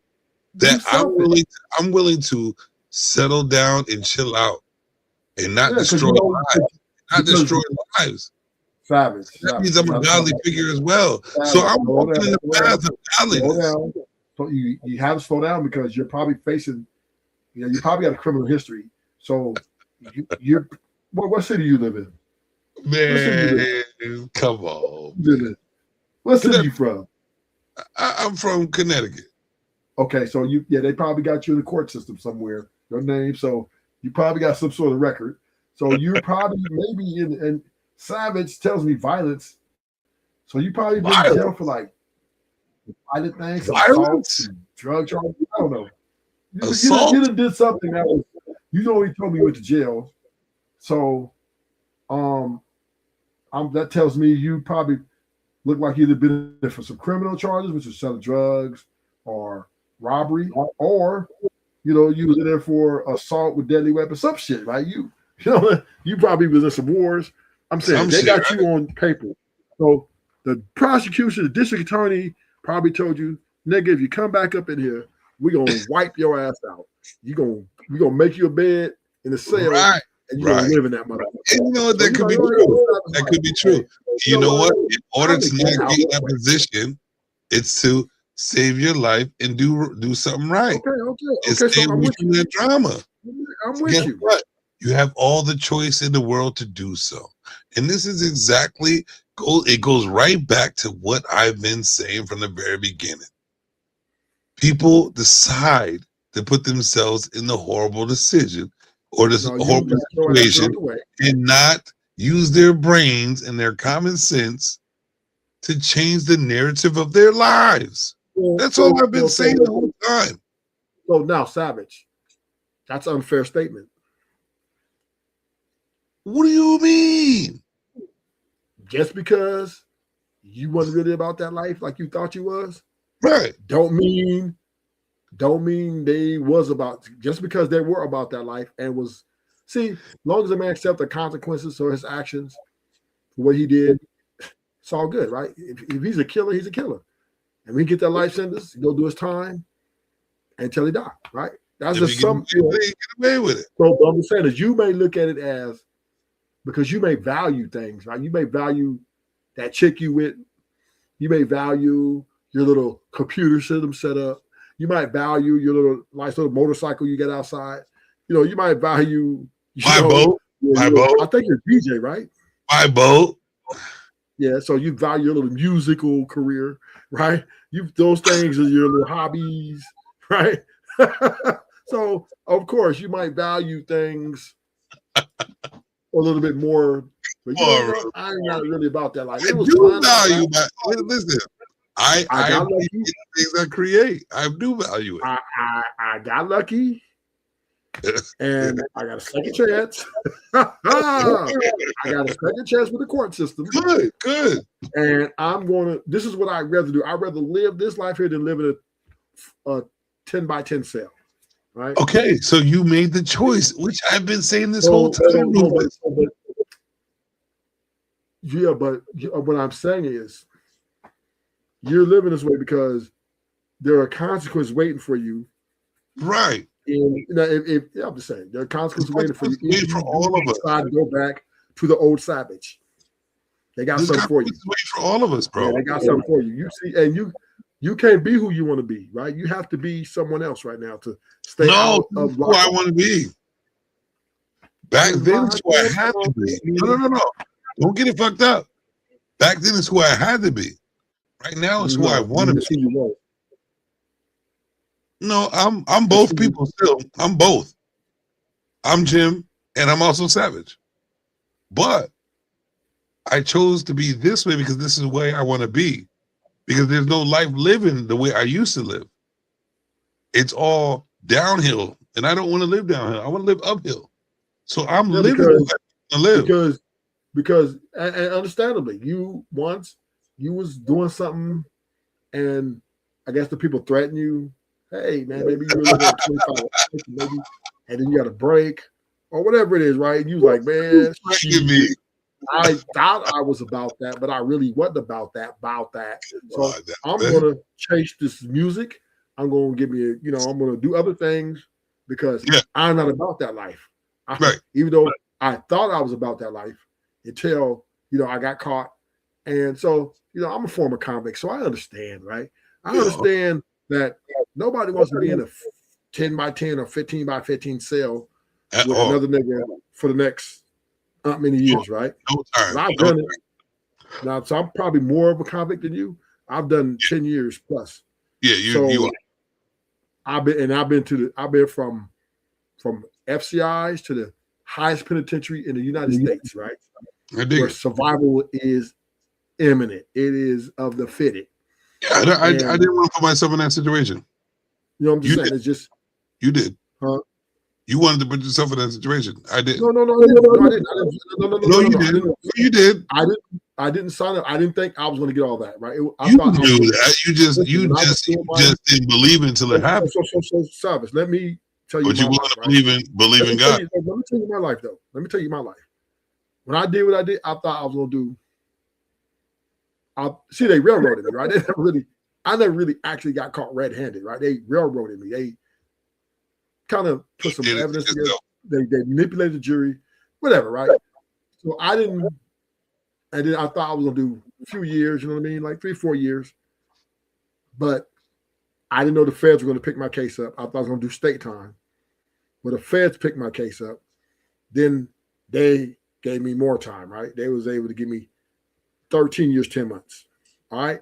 I didn't volunteer. It wasn't like I was like, oh, I'm going to do these 10 years. I thought I was very good at what I did. I thought I was going to do maybe 5 with 85%, right? So I thought it was 4 years, 1 day. I thought I was going to do that, right? Yeah. But I didn't know nothing about the feds. I thought, okay. But anyway, right? When I said I didn't sign up and say, oh, well, let me just I'm going to do these 10 years, 11 years, the feds, they're going to get out. No. I thought I was going to get a little bit of time. I ended up getting a lot more time, and I did it. But what I am saying is that, it's easy to break it. It's easy to go in jail, but it's hard to get out. It's harder to get out of jail than it is to get into jail, right? Because number one is you walk around people, especially when you go into the penitentiaries, right? When you get the gun towers and all the police with weapons, right? Because dudes is angry. They got 4, 5, 6 life sentences, and they take your life just because, right? Because. So in that setting, survival was imminent, but there was structure. There were things in place. I program. I play sports. You know what I mean? I probably had like over 25 fights, maybe more than that. I think 25 is generous. A lot of kind of play sports. Gladiator sports. You know what I mean? Football, basketball, those gladiator sports. Niggas fouling. Next thing you know, we up in the cell, right? My performance level really got to help my performance level go up a great notches. And then there were also times that I performed violent functions, right? Because, I had to get niggas up out of here, off the yard, and they didn't want to listen. They was being hard-headed. So we had to shed some blood. So then I also been in LA County Jail, right? Where, I rose to great leadership, and I understood that, the Mexicans and the blacks don't get along. We're in a war zone. So this lesson in life, right, in that part of my life was, now, I was about that life because I kept doing what I did. Yeah. Once I get out, I came home and I did another crime, right? So I did back to back. So kind of was about that life. But the point I'm making is we understand that everybody, they could be a certain type of way. Like, in you, I believe, Savage, you're a violent person. Yeah, I believe you have. Well, your name Savage. I mean, that doesn't. That's kind of You know, I mean, you picked that name. You picked that name because you thought about family. I did, right? but I'm not a violent person. Well, you could have put butterfly. You could have put I superfly. You could have put. How about I put Jim Chrysalis? Or you could have put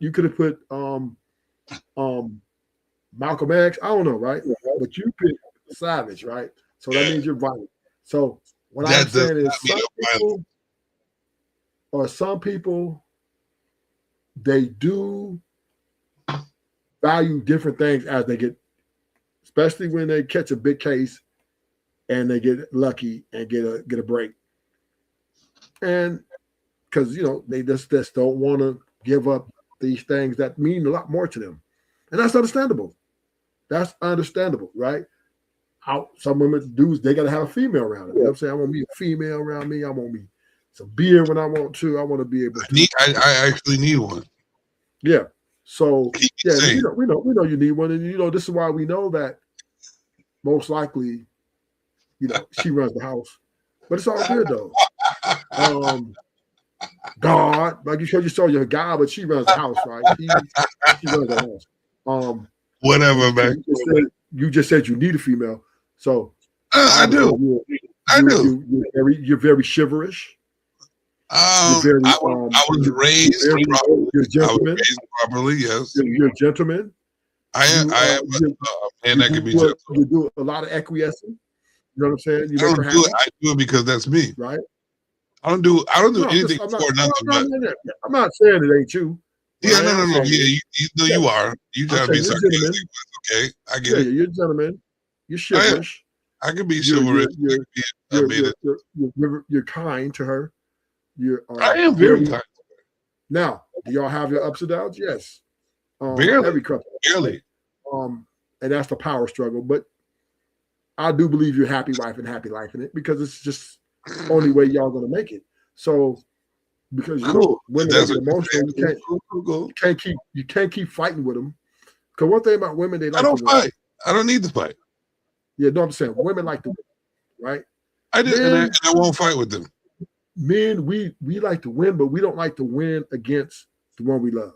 Me not fighting, I won. Right. We'll take the loss. No. I take the win. Because I'm not fighting. Right. That's my point.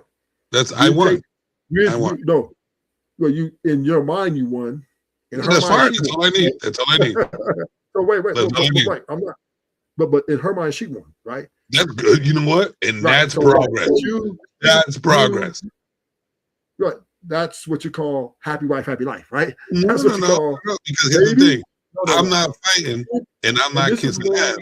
So I will ignore you. And then in your mind, if you feel like you won, that's progress for you. So no. That's bullshit. No, it's not. That's how listen. You worked your life out the way you worked. I played this basketball game, and we lost by. If we lost by 1 point, even though we played the better game, in my mind I can feel like we won, but in reality, we lost, right? No, because when it comes to a basketball game, I'm committed to the point system. If you got enough points, you win. No matter how you feel, the point system is winning. But when it comes to a relationship, the thing that needs to be done needs to be done. And it doesn't matter. As long as you won in your head, we're golden.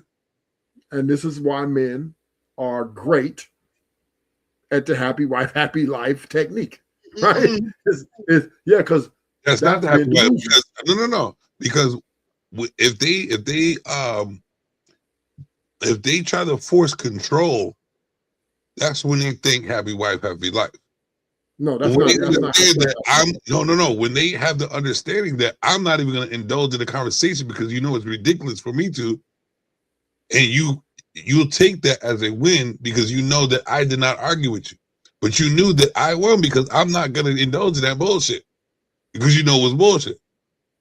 That's an understanding. That's something people don't look forward to. Is it understanding? And then you also, it's not even a win or a loss. It's an understanding. This is not going to even happen because it's not even worth it. Yes, your feelings are heightened. My feelings heightened. Your feelings are heightened. We all calm down. Nothing said because there's nothing to be said. You So you also, win, I win. you also value your life as is presently constructed. I So can struck therefore, whatever I want. and this is once again, this is where us men are built. I'm not trying to. Don't think I'm trying to. Trying to Don't do. think that I'm trying to. No. Don't think that I'm trying to Matter, shame or get a gotcha limit with you. What I'm saying is, men, we're built for this. Yes. Yeah. We Feel different. we understand conflict. I love conflict. And because we understand that the more conflict we have, the more less chances that we're going to have this relationship making it, right? So this is why we walk away. Yeah, we don't. Men avoid conflict with the one they love because the production of it, the fruits of it, it can be very bad. A real man. Well, I don't even like to use that because women use that shit to be bullshit. A man that understands, realizes that conflict is always going to come sooner or later, and understand that it's not a battle to be won. It's just a conflict that comes up because people need to vent most of the time. If it's a conflict that needs to be discussed, it's no more of a conflict. It's a situation that needs to be handled. It's called conflict resolution. No, conflict resolution. It could be called that. If someone have grievances, right, that they need to air out, mm-hmm.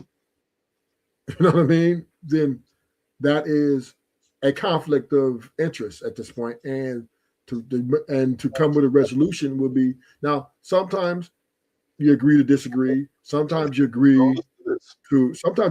and come up with a solution. But a lot of times you walk away because walking away means the solution hasn't been met. That means there is conflict. So therefore, because of the past, when you try to resolve conflict, it became more complicated. Men, we typically say, okay, obviously, even though we may be right, even though we may have the more logical argument of reason, it kind of doesn't imply with emotional ideology. So what do? We say, okay, you know what? When this conflict does come, whether there's a grievance or whether there's a complaint or something that it's really, you're right about, we're morally take the high road. We'll take the high road. Let's really talk about it, though. Hold on one second. Let's really talk about it. Conflict is a clash. That's a key word. A clash of opposition interests, ideas, or needs between individuals, groups, or even within oneself, arising from differences in goals, values, or perception. It's only a conflict if y'all disagree or have or it's a clash against something. So it's not a conflict. That's what I'm saying. When someone's heightened in a situation or wants to express himself, and I'm ignoring it, knowing that it's not supposed to be what it's supposed to be, it doesn't end up in a conflict. What it is you go ahead and express yourself. I'm letting you calm down. I'm already calm, or I'm calming down, and then it doesn't even need to be spoke about because there's no conflict, because we don't have nothing against each other. It's just at the time and point we are feeling some type of way. It needs to be, level needs to be brought down. A lot of people do when they go out, get drunk. A lot of people will feel some type of way about some other situation, and they want to take it out this way. You have to understand that emotional intelligence. And you know what? You go ahead and vent. I'm going to let you vent, and I'm going to stay quiet. Guess what? Once you're done venting, there's no conflict. But other people outside of that will see it as a conflict. No, it's not. Somebody just wanted to vent because they felt some type of way. So, once again, conflict is clashing. So, what you're doing is, which is the happy wife, happy life technique, which is what men do. This is what men do. We the person will air out something that we don't agree with, that we may not really agree with, but you're making up shit. Once the objective of once we do not agree with what's being presented, right? We then understand that as men, do I go get this win, and which my partner's a sore loser, and then it may be here's what I'm gonna say. It may be like here's what I'm gonna say about knowing how to be a man. Do I do what Savage do? Hold on. Which men What am I saying about man? When a female, you should not go into it looking for a win. Right. That's my point. I know that I'm not saying you should. What I'm just saying is this is our reasoning. We reason, right? We don't really care about the win so much. We do. We don't care about the win at all. We don't, right? What is it? Men measure the cost. That's what we do, right? We measure the cost. Yes. Is it worth it for me to go into this argument, even though I have the winning argument, but knowing that there's no really true win in me being right? Yeah. I'm just going to walk away. I'm going to walk away, let things calm down for a little bit, and hopefully she figures it out later on.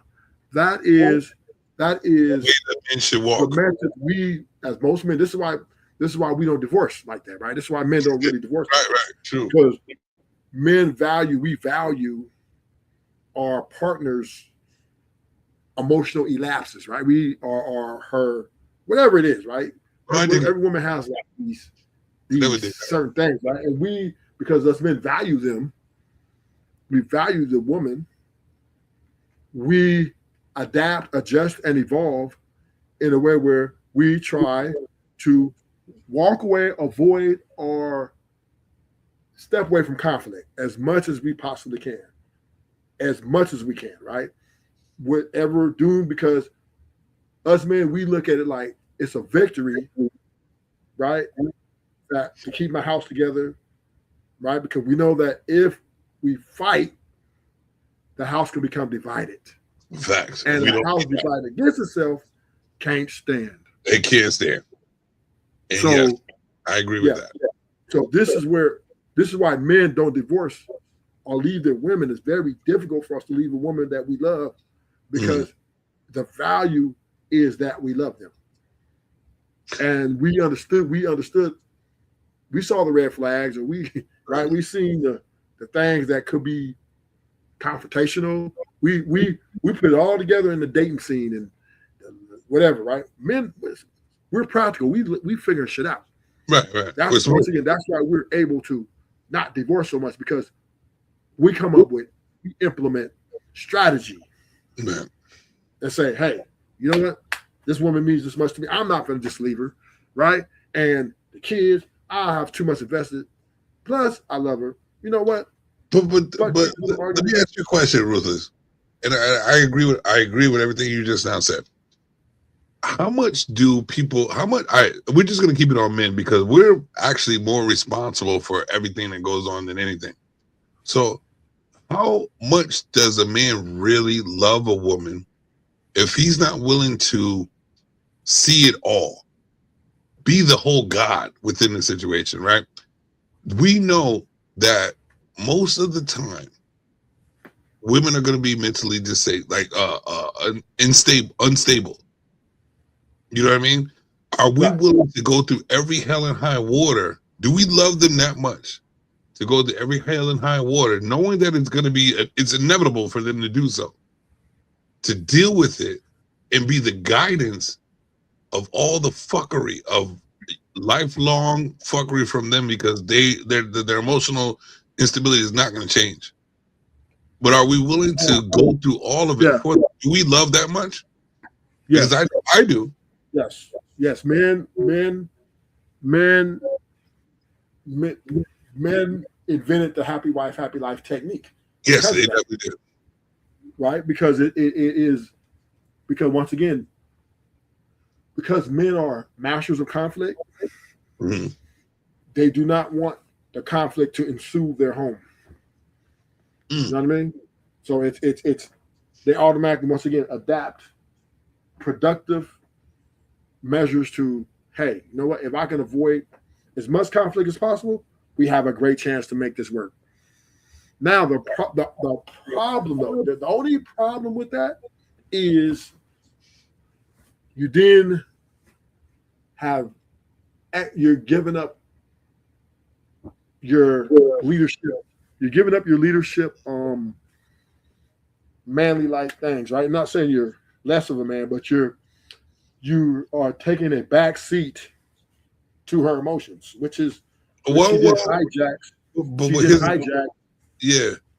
But I think most men are so I don't believe in the happy wife, happy life, but I believe in the concept of it, right? I believe that in order for you to be the man that you're supposed to be for the woman and the children that you chose, you would have to see the future, right? You would have to be the one that knows that she is going to be the chaos and what could happen. So if you really love that woman that much and see that she is going to be that one, you would have to adapt to every bit of the fuckery that she is willing to give to you. So you would even have to be to the point where you would eliminate that happening before it happens, just so you can live the life you want to. You definitely have to put in the strain, and it's going to be way more than she's ever put in, because she doesn't even understand her emotions, because she's the one going through it. You would have to know her more than she knows herself. No. Yes. If you want to keep her, you would have to know her way more than she knows herself. So this is where you're kind of wrong. Women understand themselves very well. This is why. Wait. I'm not saying she doesn't. I'm saying that you would have to know her more than she knows herself. She does know herself, but she has no control of herself, which you should know. No, man. We don't understand them. We understand them. No, we do understand. Let me tell you something. We understand that we cannot, because once again, we lean more on logic and reasoning and solution, right? That is our rock. This is our fortress. This is what, just like you said to your whole conversation about the life you want to live, right? We lean on what's logical for us. Like, man, I'd rather have my little house, my little girl, my little things that make me happy, right? I don't want to be in those 10 by 10 sharing another nigga in a war zone, right? Yeah. So that's reasoning, that's logic. And the solution is, hey, I'm just going to give me a job, give me a hustle, get my life in order, bam, and bring a woman in, bam, whatever, right? That is because that's how we're built. That's the base. Women, when we're dealing with a woman, because we're approaching her emotional threshold, we really don't agree. We think it's kind of stupid. We don't say it though, right? I know. We don't say it. That's right? the situation. Like, I was in a relationship for 4 years, right? Mm-hmm. And I'm like, shit, she was telling me the emotional shit she's going through was fucking stupid as shit. Mm-hmm. I'm like, what the fuck? Like, you know what I mean? Like, I'm like, what the fuck are we talking about here? The solution is, bitch, go to the gym. But I didn't say it, right? Mm-hmm. I didn't say it, right? But I was saying in my head, like, bitch, go to the gym and work out. What the fuck you mean you gain 10 pounds and you're crying? Bitch, just, we got money. Go pull up. But that's not, but when she was telling me these things, all I did was agree with her and validate. Because if I come with a solution, she would then turn it on me and be like, are you saying I'm fat? Now, here is my chance right now to go back to the past, the present, to build the future. What I've been saying was, I didn't say it specifically as for the man. I was trying to say it's for humanity, but it's mostly for men. We have to be above and beyond everything. Right? If you In order to keep your woman, you have to expect her to want to leave your ass. If you don't want her to leave you, you have to understand that she will leave you. You also have to understand that you have the utmost power to, and I know people like to say this is the wrong word or a bad word, manipulate situations so she won't let her chaotic half detriment the relationship, right? So what it is you have to understand, listen, pay attention. You need to work harder than you ever worked harder of paying attention to someone to see her and her feelings more than you see yours. But you have to understand yours, hers, and be the aggressor, the one that stands back. But you have to know exactly when to do it at each time. If you don't want to do that in a relationship, you should not be in one. I consider it a challenge of masculinity to see how far, how much, how great I am at masculinity, how great I am at being a man, to control the outcome of our relationship, not controlling all of it, but just making sure I'm in position to not let the chaotic half ruin the relationship, because you know it's going to come, because you know emotions from a female are damn near uncontrollable. So what that takes is when she's trying to start an argument, know how to ignore certain things, know how to say certain things, know how to keep her happy when she needs that from her man. You know what I mean? And not be so standoffish as in like it's, oh, I don't want to be happy wife, happy life. It's not that, but you know she needs to be happy because you know within an emotional state, it could go downhill. I'm not saying cater to her. I'm not saying be a simp, because what they also like is get your ass over there, shut the fuck up. They like that also. But you got to know when to do that. You know what I mean? You have to be the guy that's that guy. And a lot of people lose that as being a man. No, you want to be that guy, you got to be that guy. You want to keep your woman, keep your woman. And this is where men have lost the battle. No. This is where men have lost the battle to themselves. Let me cook for a minute. All right, go ahead. This is where men have lost the battle. This is where the men have lost their homes. Because, and I'm not saying, once again, I'm not here trying to like say you guys are weak, or I'm not trying to say, no, as long as you're happy in that situation, more power to you, right? I'm not sitting here like, hey man, you need to be this or that, right? Ever is your relationship to work to make the wheels turn, to make it last, like Keith Sweat, make it last forever. Do what you gotta do, right? But Ruthless holds a slight, I wouldn't say criticism, but a slight disparaging about it. Because the problem is when you do all that, right, you are basically, right, rendering who you are. Like, listen, if a man, and you know my little thing I like to do is not say, honey bunches of love, sugar pops. Yep. I like my little baby, make your nails done, get your hair done, can you please take out the trash, right? If you can't, what I'm saying is, if as a man, if you cannot consistently be respected as the premier final voice, and great meet the respect in your home. Meaning, if your woman don't fear to objectively do those things, because I do understand that once again what you're saying, but the problem is women hold jobs and they do what their bosses say because they give them a lot of money and they endure the shit they don't like, and they will not dare go to their boss talk about you need to do this or you need to do that. Right. And I think we should take class from that.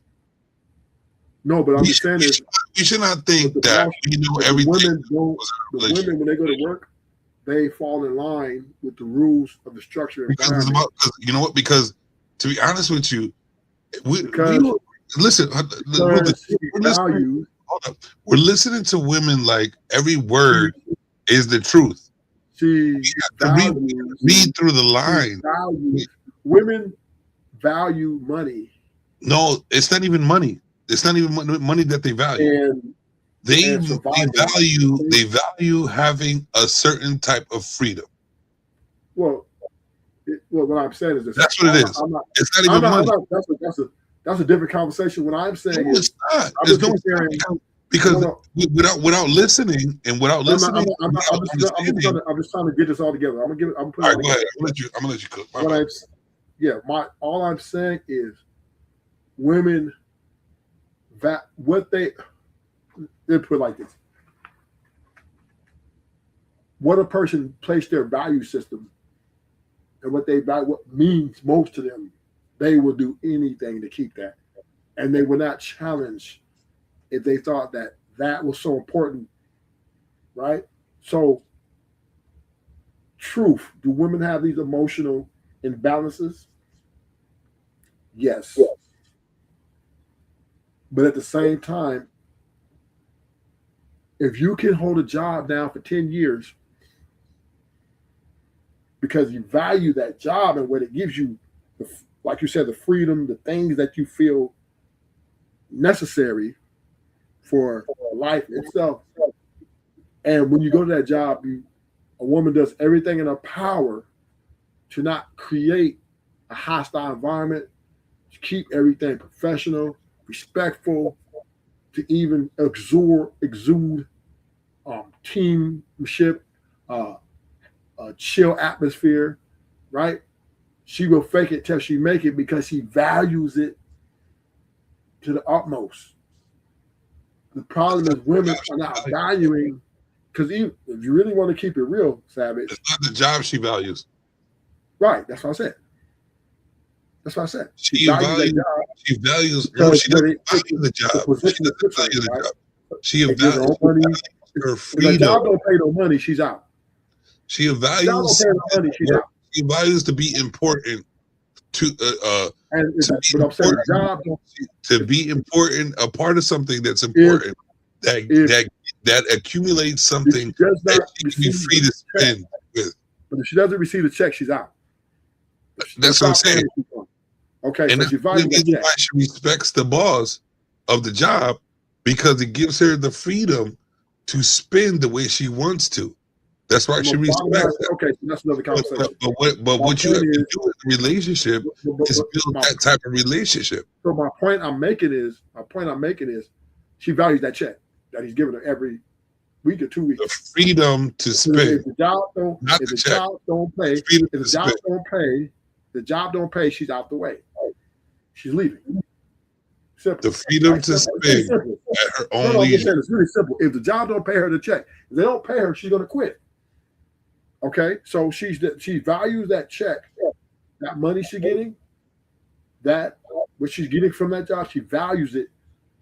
You know, as long as it keeps coming, the boss, the job keeps doing everything it said it's supposed to do. She respects it and she values it.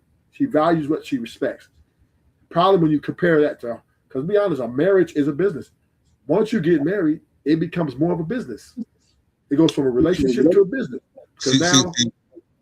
Because now she has access to your 401k, retirement, assets. Yes. If you marry, you're thinking like a man. You're thinking like a man. You're thinking like a man. But you're thinking like a man because of that situation. She don't expect the boss. No. She doesn't respect the boss at all. She don't respect the job. No, I'm not saying that's not what. Okay, you're trying to make it about that. My point is, she values the check. I said that she values the money. They don't pay the money, they're gone.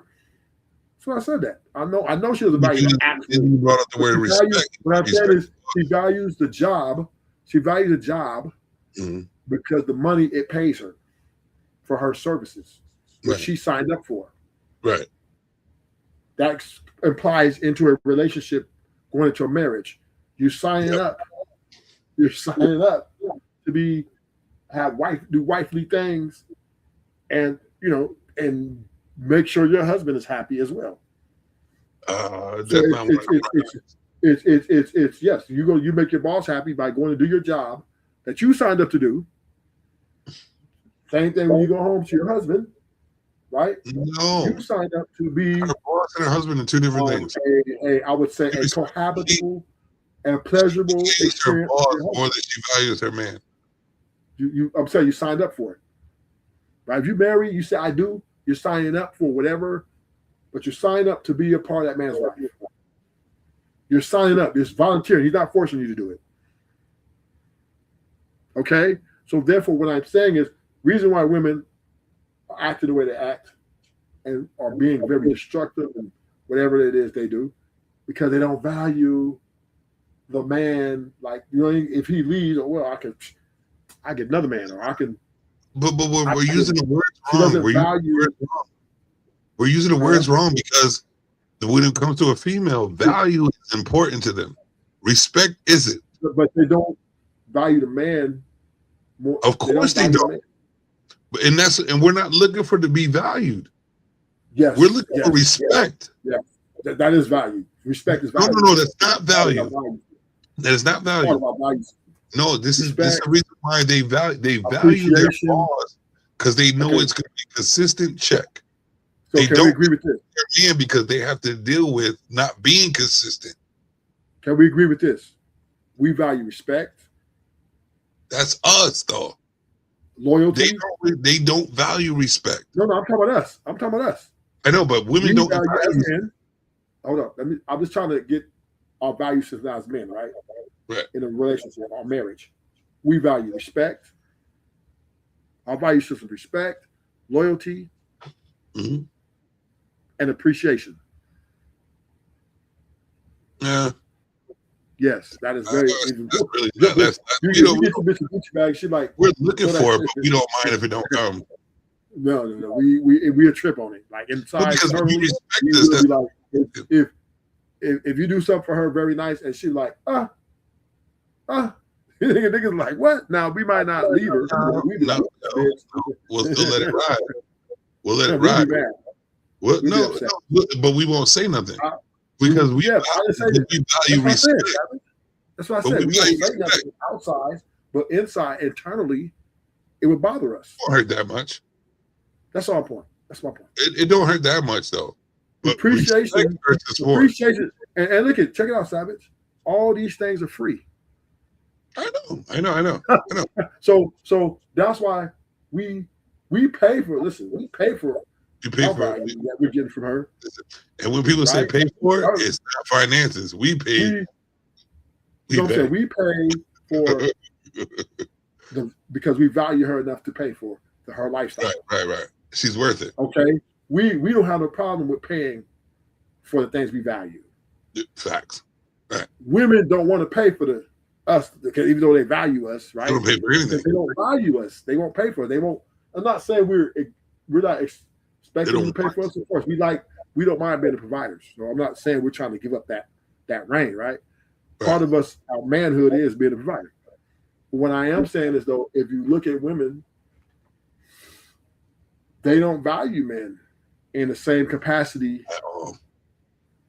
Men, we value women enough to share our resources and provide for them the best way we can. So they don't have to worry. We're willing to give it all. Yes. Because we value. Listen, women. Our natural being is to value women. Yeah. And that's where the miscommunication comes between us both. because they don't understand how much we value them as females first, no matter They what. understand it. No, they understand it. They don't understand it. They No, don't they understand. understand. This is. No, they this is- don't. hey, They don't. Let me help you out. Let me help you We're out. treated the way we're treated because they don't understand it. I got you. They understand it. They just don't give a fuck. That's the That means they difference, don't understand it. Listen, Because women- because if they understood it, they let me- wouldn't give a fuck because they get higher. Walk with me. Walk with me. Women I am. understand everything. They know how to listen. Women understand how to cater to a man. She knows everything to make her man happy. They know what to do. Yes, they know what to do, but they don't They know understand. exactly. They know one thing about a woman. She knows how to get a marriage. One thing about a woman, she knows how to get a relationship. The problem is maintaining. Right? That means they don't understand it. If they don't know how to maintain it, they don't understand it. No. They understand it, but they don't care. They don't. Right? They don't care because this is every relationship I've had. This is one thing I've observed. I don't know if you might agree or don't agree with me. I don't know. But I when I'm in relationships, I observe. You know what I mean? I assess. We you know how we are. We observe and assess. Is this woman compatible? Right? We look at things and we say, okay, how far do we want to go? And the one thread I found consistent with every woman that I ever deal with, all of them, the more the longer relationship with, the more selfish and self-centered they became. Of course. But that's my point. So, and that used to bother me because I'm like, wait a minute. The longer we're together, the more I do for her. Right? So how is she becoming more selfish? When she should be more selfless, and the selflessness that she has to display comes with no cost. Because they don't understand us and they don't value us. No, we're a tool. We're a tool. They understand us. They just don't give a fuck. No. Because women, in my opinion, at least in my opinion, you're going to push back, of course. And a man is to really give a fuck. They understand us. They No. Listen, you can go ask women, do they understand men? They don't understand men at all. They don't even know what we really want. They don't even They understand. Let me tell you what women understand us. They understand that we want to be provided. They don't even know that it's the simplest thing that we need from them. We don't need much at all. Right, but they understand that we want to be providers. They understand that. That's not understanding a man. They understand that most men that are attracted to them, right, that are lesser than them, are ready to be loyal and all that shit, right? Come on, and then they understand that if they cater to that man, right, make him feel like he's, give him words of affirmation, appreciation, loyalty, hold that coochie down. They know women know. Listen, women know they hold that coochie down. If they know that, you know what? If I just don't argue with him, if I don't argue with him, if I just make sure, See, this is you got to take stuff out of your own shoes. They don't even have to cook. As long as they hold that coochie down, be loyal. And you know what? And that's where I'm right. This is where I'm right. There's no value. Because if there was value and respect, they know not to hold the coochie down. They know not to even start an argument. They know not to even manipulate bullshit. Right, they don't value us. Right, they don't value us, and they don't respect. They don't know how to value and respect us.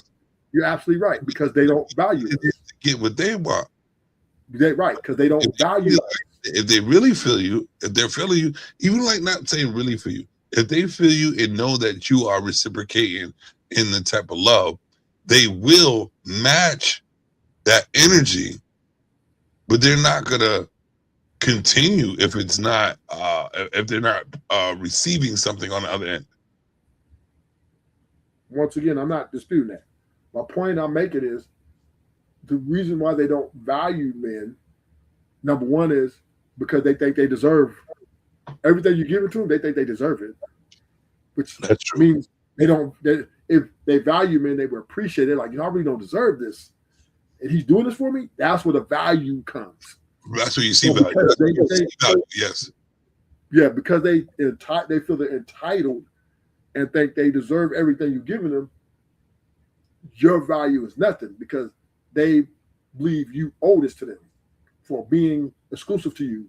You're basically paying for their coochie. So this is way and women once again, and this is why I'm heavy-handed on the women. That's why I'm heavy-handed, because you guys charge a high price for your exclusivity. Men, we're willing to pay for it because we don't care, because we love you. Mm-hmm. We're not really tripping on the dollar amount, even though it's quite a bit. But hey, I love her. As long as she's happy, as long as our house is in order and in stability, shit, man, we cool. We can go to work 12 hours. We can structure is very important. We're going to get it. No, and be happy about it. The problem with women is they don't return the investment, and the return on investment is free, right? Just show appreciation, loyalty, and respect. Well, I see. They believe that free is mad expensive. You know what I'm saying? Like they believe that the free shit is worth that much. Because to be honest with you, the person that they're not even feeling, they'll charge a billion for. But the person they're liking, they'll give it away for free. No. Yes. Never. Yes. Women, let me help you out, Savage. That shit, the fuck. You see that shit every day. Women. So what? All right. So you think coochie? They're always. Let's be clear. Let's be clear. They're always going to use you. Valuable. Do you think women think coochie is valuable? She's getting sex from you, right? She's using you for your energy. She's charging your energy. She doesn't believe that way. She doesn't believe that she's getting sex from you. She believes that you are getting sex from her. Sometimes it depends on all the time, bro. No. So it depends on what she wants. Depends on the only way they think that they're getting sex from you is when you are able to please them in the way that they need to be pleased. Say that again. Say that one more time. The only way that they will feel, and you would have to do it multiple times, the only way they will feel that they are getting sex from you is when you are able to please them without them asking you to please them the way they need to be pleased. So you're saying, okay, I'm trying to understand. So you're saying the only way they will think need sex from you. No, the only way they feel that they need sex from you is if you are able to please them without them asking you to please them the way they want to be pleased. No. Yes. No. And without that, they believe that you are getting sex from them. This is why men are getting crushed left and right. This is a Kai Cenat. Yeah, I know, because they don't understand the value of sex. Let me give you an example. This is the Kai Cenat formula. It's happening for a very you can say Kai Cenat. He ain't fucking. Let me break it down. He ain't gonna fit. I can break it down. She got with Kai Cenat, right? Because she had expectations for him. These chicks. Hold on. First of all, you have to put yourself in the shoes of these children. These children, bro. You just said this. I'm not gonna break it down for you so you can understand. Like that. I'm gonna be done. And the chick he fuck with probably was a whore. I'm gonna be done. It doesn't. She's more advanced than he is. So savage. Slow down. You're getting ahead of the conversation. Don't run through the conversation. Just let it develop. Man, I'm quick with it. Got would say we understand. She had Kai Cenat got a woman. She got this girl. She basically, when she was with him, right? She had expectations and demanded that she probably wanted from him because this is her man. Like what? Well, this is where Kai Cenat failed to recognize, but he learned a lesson, and I'm glad this happened to him so he can learn from it. He's young.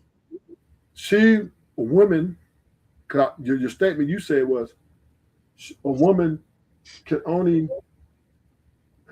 feel she gets sex for you if you please her without her telling you. Yep. Right? Yep. What I'm saying opposite is women want men to get them the things how they want to be pleased, not how he wants to please. So, and this That's is what I back to the said. so she had already bought her gifts. He had already been giving her money and stuff like that, take care of her. She had the work for That's what she nothing. wants. That's So what Christmas time came, right? She had this list. he didn't fulfill the list. And guess what? He got cheated on and broke up with. So okay. She It's had inevitable. It's the same shit that every nigga go through. She had $1 million list, right? We're just breaking it down. Sorry, we're just breaking it down. I know. And the list was a G-Wagon. We know that starts at a $250,000, right? We know that starts at a quarter, right? $250,000, right? And she wanted custom made, right? So that's about $300,000. And it wasn't pink too, right? Then she wanted a Birkin, a crocodile, not just a Birkin bag. Crocodile Birkin? She wanted a Birkin? Yes, it's 100 plus K. Fucking bitch. Right? A fucking purse, right? Then she wanted some other shit. It was $1 million total. Kasha and I told her no, right? And she dumped him the next day. Good. Right? Because and this is the entitlement. This is the I deserve this attitude. She got rid of him because he didn't treat her the way she thought he should be treating her. He was treating her the way he thought he should be treating her, which is that's what he should be treating more. I think that's too much. I think they only give it for like a year, 7, 8, 10 months, whatever. So he wants to, you know what? I'm going to wait. I'm not going to get this for you now because let me get to know you a little bit more. And her mindset was, nigga, I got with you to please me, to make me happy. See, I didn't know that. Making me happy. Right. You're not making me happy. So now I'm leaving you. Right. Well, good. Be glum with yourself. Right? So here's the thing. Women, because they think they deserve the shit you're giving them, right? So when you're fucking them, they think they're the prize. Yeah, I know. When you're fucking them, they thinking they're just trying to get you whipped on this pussy. Well, that's what I was saying. So coming, the little pussy got power, right? Even though your sex game might be better than her pussy. Feel me? Because you the one. Listen, man sex game is better than woman's sex game. We put the work in, right? We know how to. You know what I'm saying? We know how to. You have to actually. We know how to make shit shake. You know what I'm saying? Yeah. But her mindset, right, is not he's putting it down, right? Her mindset is he's doing my coochie the way I want my coochie done. And this should tell you, do it this way, and you do it, and you accomplish it. You got that'll buy you 2 years right there, alone. You could, maybe a year, depending on how good your sex game is. That'll buy you 2 years. Now, if you get 2 out of line, which is still good with you. But what I'm saying is, women think they're the prize. Of course they do. So because they think they're the prize, she would never appreciate anything you do for her because she thinks she deserves it. Even if you sex her good. Now, here's where men lose. And this is where I disagree with you. When you try to do all this cape to tailoring, and I'm not saying it's not worth it. I'm not saying that. But when you do all that tailoring, you're essentially rendering the leadership quality that you know you can do just to make it last, right? And the woman understands this. See, women are very manipulative, right? Wait, what do you mean by catering? Tailoring, whatever tailoring. You tailor your conversations. You make sure that, okay, she might, even though she's saying something that's dumb, that's out of pocket, you tailor your conversation. So you know what, baby, okay, we're talking. You know what? Okay, you're how you say it, we'll take the loss verbally. I mean, initially, but internally, we'll take the win. So, Because like, what are you really trying to tailor from a conversation when the whole goal is for you to lead regardless? And then when you have a conversation with you can't, once again, you can't go in your house barking orders. You can't go in there and say, "Biscuit over here, do this, do this, do that, do this." Matter of fact, sit your ass down. I didn't try to shut. No, you can't do that consistently. You can't lead in a manner like that because she's going to. But that's not the way you say she was leading. No, I'm just saying that she's tone policing you. Then she's gonna start. She's gonna start complaining. She's gonna start challenging you. Who you talking to? Like then next thing you know, right? She's gonna leave you. So my point is because men understand that women are fickle, and they will leave because of what? Most women are petty, right? Pretty much all women are petty, and they don't know how to let shit go. Men master the tailoring of the conversations. Or if you say it like this, and do it like that, and be it like this, then we get this result. So basically we turn into them, right? We basically use their tactics. We take their tactics and try to reverse it on them. We're definitely right. We basically are morphing away from our manly things we do to make sure that this relationship works. We really want to say it like this, but we have to think about it over and over. We got to take a smoke. Got to go smoke a blunt. We got to go smoke a blunt. We got to go out and hit the liquor, and be like, okay, let's hope this gets past her. You know what I'm saying? And this is where we lose because we can't be the man we want to be. We can't. We can't. We are smart though. We are smart though. Black Pint 22.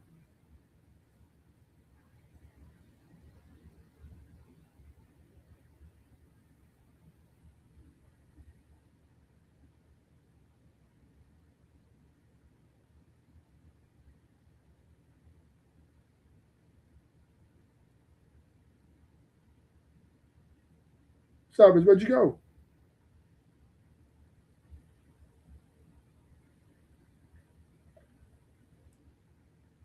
Men have to tailor. Men have to tailor our conversation to make women happy. Hold up. Men should have to tailor to their relationship 100% at first.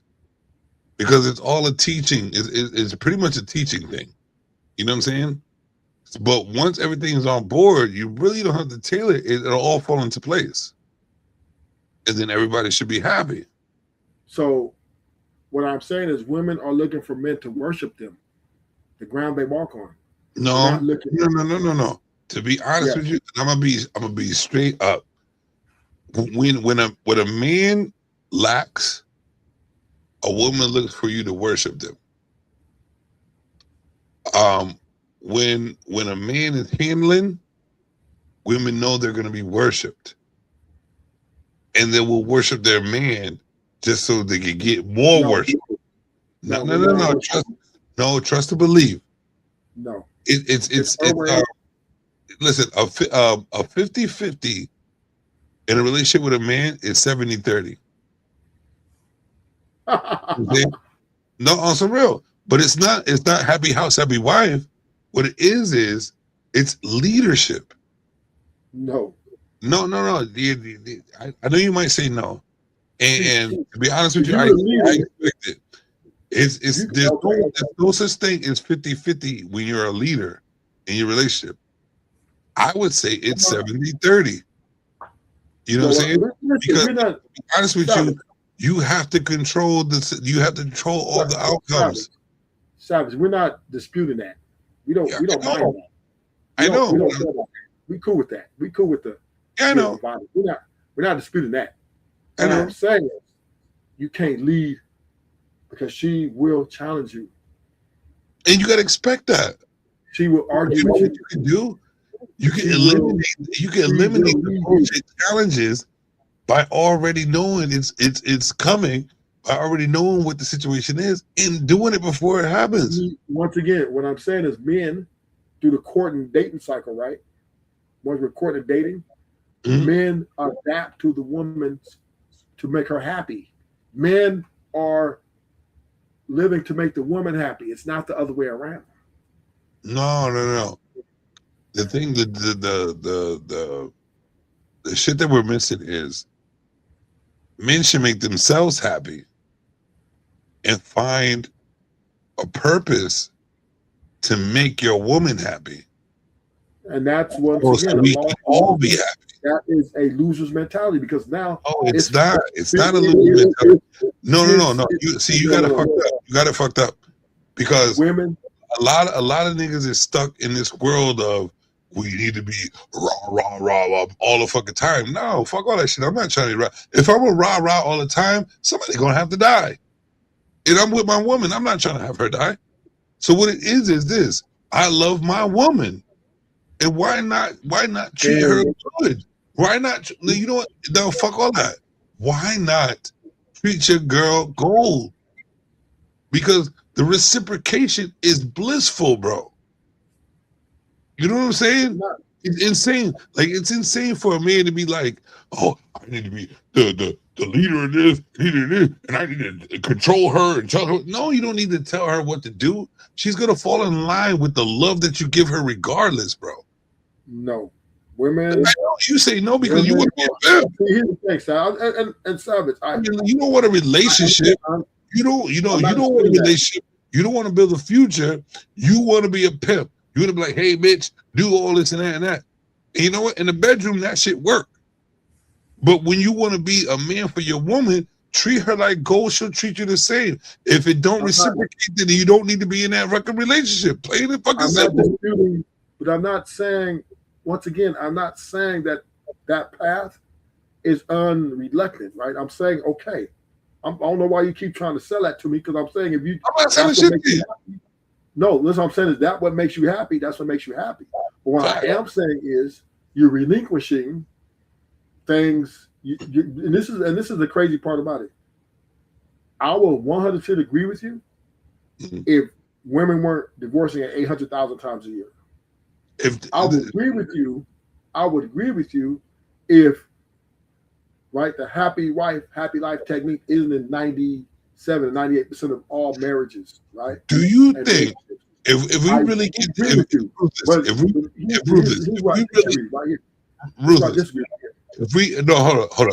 if we really did the statistics and really got down to the bone of these relationships with that you said it is what it is, do you think that people are really putting in the work for love for each other? Do you really think that like, do you really think that a lot of men are making it comfortable for their woman to have a comfortable conversation with them? Yes. No. Yes. No, they're not. No, they're not. Listen, let me ask the question. You got to answer the question. It happens on both ways. Men and women are not letting themselves be comfortable to talk to each other. Savage, you got to let me answer the question. All right, go ahead. Number one is you're speculating on terms of. No, I'm not. I do this for a living. Here's the facts. Most men, right, unless they're rappers, entertainers, athletes, right, and even them, most men, the average man, acquiesce to women's demands. Most men are shivering still to this day. Most men, if you're a man of purpose, you're gonna acquiesce to. All I'm saying is most men, right, are at a deficit when they're going to get to a woman. Right? They're in a deficit, meaning their women set the expectations, the men meet the expectations. That's how the game goes. So for you to say, well, you think you provided, she won't even deal with you if you don't provide her a comfortable environment. Because her options are far beyond the sea. She will get rid of you quickly. Like, women are pushing independence. But if you love that woman, You have to make sure you are that option for her. No. You're not listening. No, I am listening. You're actually talking the points that most men who just want a relationship just to fly by. No, everybody. If you really take your time, that they like. Right? Ruth is real. If you really take your time to see these relationships, you'll see that everybody gets comfortable and everybody gets lazy. Right? They get comfortable and lazy in a relationship. And I don't knock it. It happens. But if you're able to acknowledge that and see that, you should be able to jump up and make it happen. You know what I'm saying? There's a lot of people who just allow the consistent. So I'm not stagnant. Savage. What I'm saying is most men acquiesce and cater and build their premise on making that woman happy. Because that's what makes it work. I'm not saying build your whole life off of happy wife, happy life, because that's just bullshit. But you're saying you made a statement. You said men. To be honest with you, it gives you a better out. It gives you a better out. Because if you are loving that woman the way you should be loving her, she's gonna give you the same amount of reciprocation. And if she's not, if you keep doing the same thing, and she's not doing that, it's easier to be like, get the fuck out of my face, we're done. And that's once again, men aren't doing that. Because but that's what I'm saying. Number one is let me say aren't doing that. So they're not building a base that's comfortable for a woman to live in. Let me say this. Men believe in a nuclear family far more than women. I know that, bro. But that's what I'm saying. Men have the responsibility. Men are delusional towards women. They really think. Yes, men. Listen, I can't knock you on that one. Listen. If that woman is the apple of his eye, right? He's going to be delusional. Like you said, to your point, Savage. To your point, if he loves that woman, if he says this is the one, he is going to cater to that woman 100%, and she don't even have to reciprocate it. No. This is why the women are leaving the most. Because why? Because women, number one, they don't invest heavy financially into these relationships and marriages, so they have very little to lose financially. That's one. Two, she would never love you more than she loves herself. So if her emotions flip and change, she's out. You're dead to her. And three, no. Well, we can make that list, but here's the thing. They're all going to be that way. They're all going to be that way. I'm on the third one. I'm almost there. I'm on the third one. I'm going to get it. That way, Ruthless. You have to build something for them to be like. I'm almost done. All right, go ahead. My bad. I'm almost done. And three, because women are so easily influenced by outside sources like social media, friend groups, work husbands, right? She can be easily flipped. If position the right guy, or her. Can I ask you a question? Best friend, her so-called. What is a daughter's? Who is a daughter's first love? Their father, right?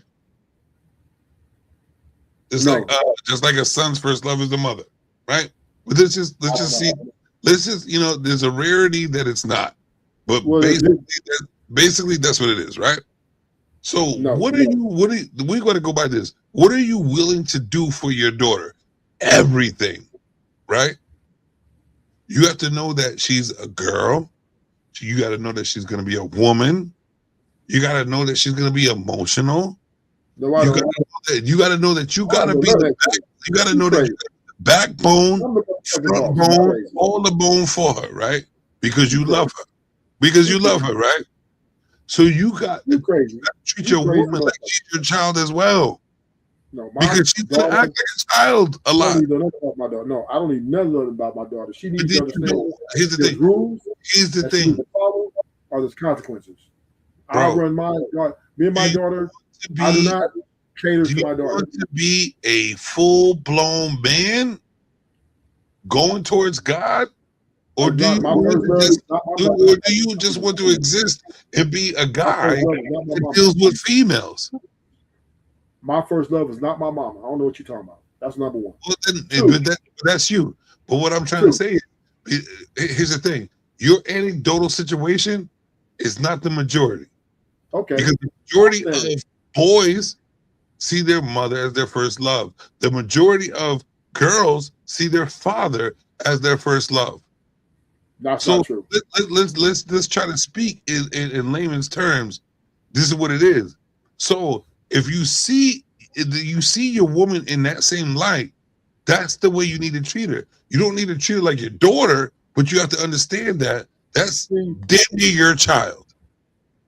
Because women have that luxury of having their emotions run their life. And you have to be the structure for that. If you're willing to put yourself in a relationship with a female, if you're willing to put yourself in a relationship, listen to what I'm saying. Listen to what I'm saying. If you're willing to put yourself in that relationship with a woman, you chose her. The conversation. You chose her. Changing the conversation. You have to be the base. You are so you're changing the conversation though. No, I'm saying no. You're changing the conversation because you want to be a pimp, and I'm trying to say this is about. No, Savage. What I'm saying is, you're not understanding what I'm saying. You're not hearing me. I hear everything. Listen. This is what I said. Let me repeat again because you're not hearing me. I said men when they go into these relationships, that's their rappers, entertainers, or something. That's how you talk about rappers. Who gives a fuck about that? This dude, man, you worse than me. I said unless they are.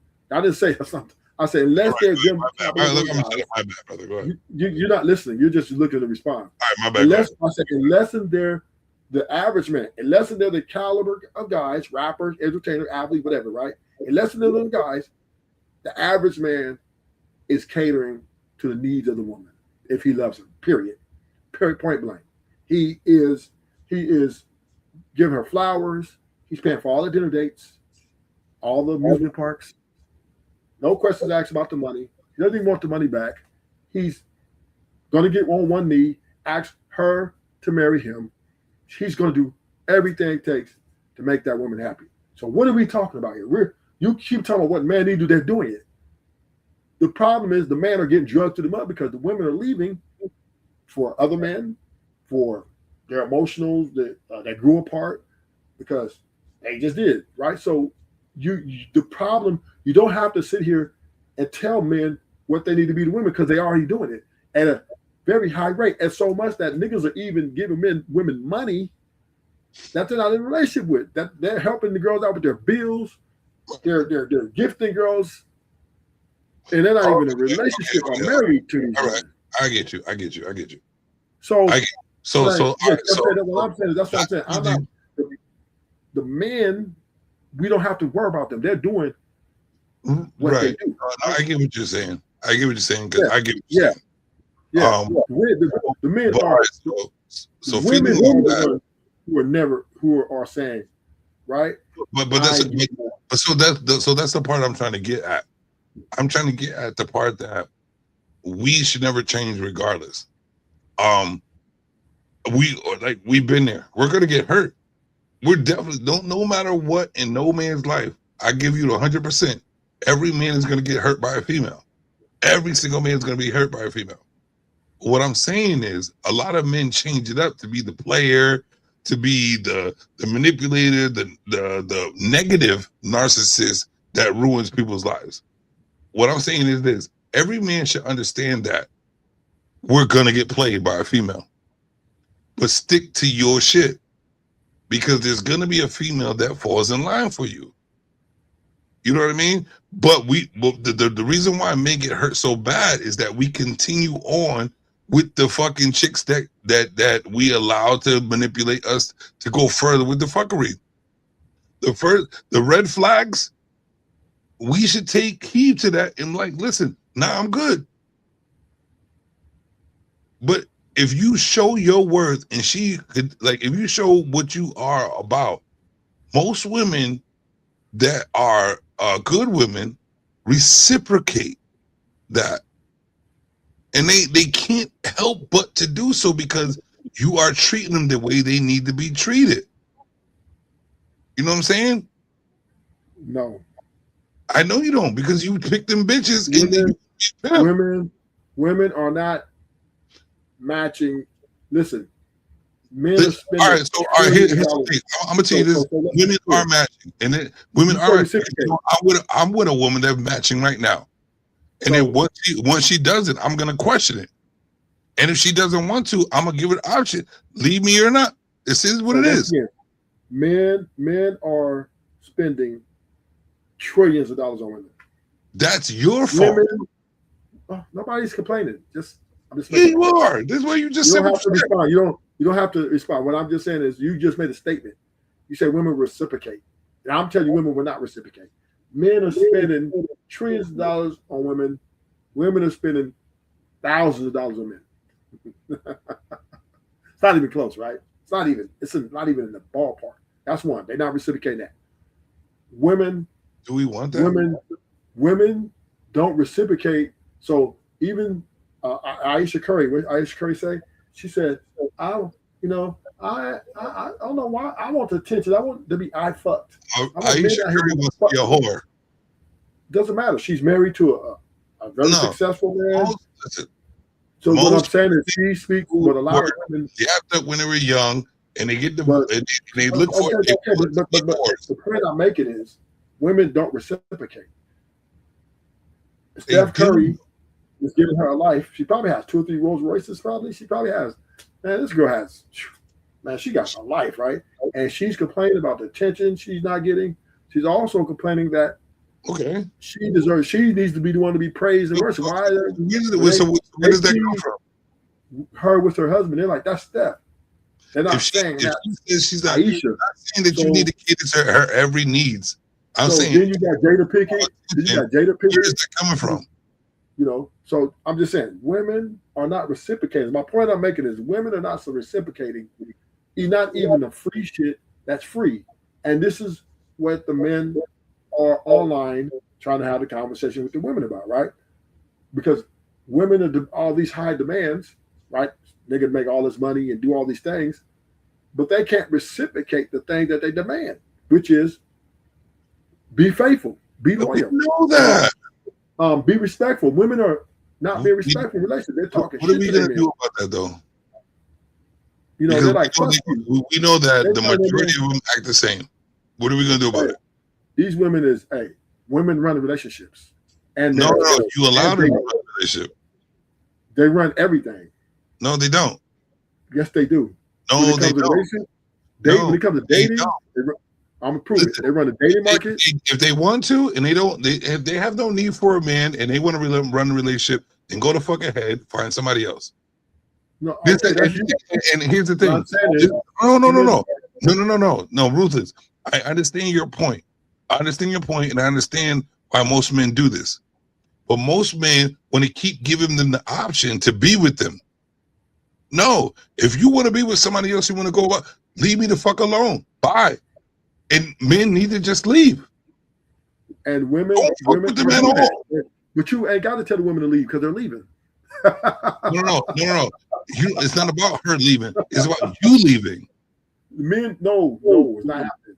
Men are not leaving because. And there you go. That's what I'm saying. That's the problem. And that's why most men are getting in the situation they are.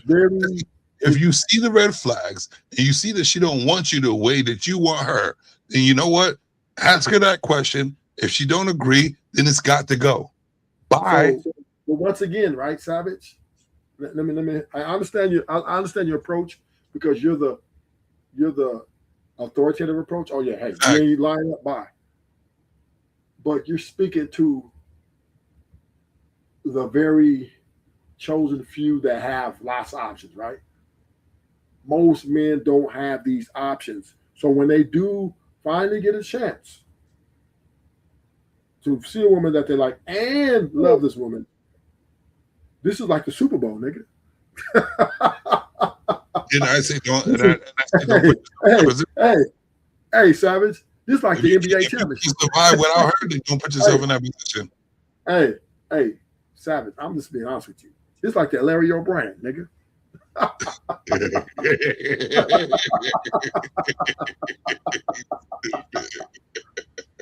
Because most men, what? They get used. They get clowned.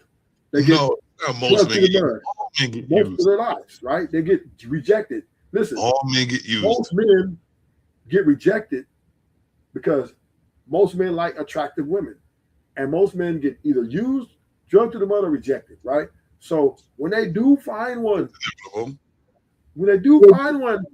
that appears, me and you know it could be faulty, right? Yeah. But if she appears to show this nigga that she's willing to get a nigga 3 to 4 years, it's the Larry O'Brien trophy, nigga. This is the NASCAR finals.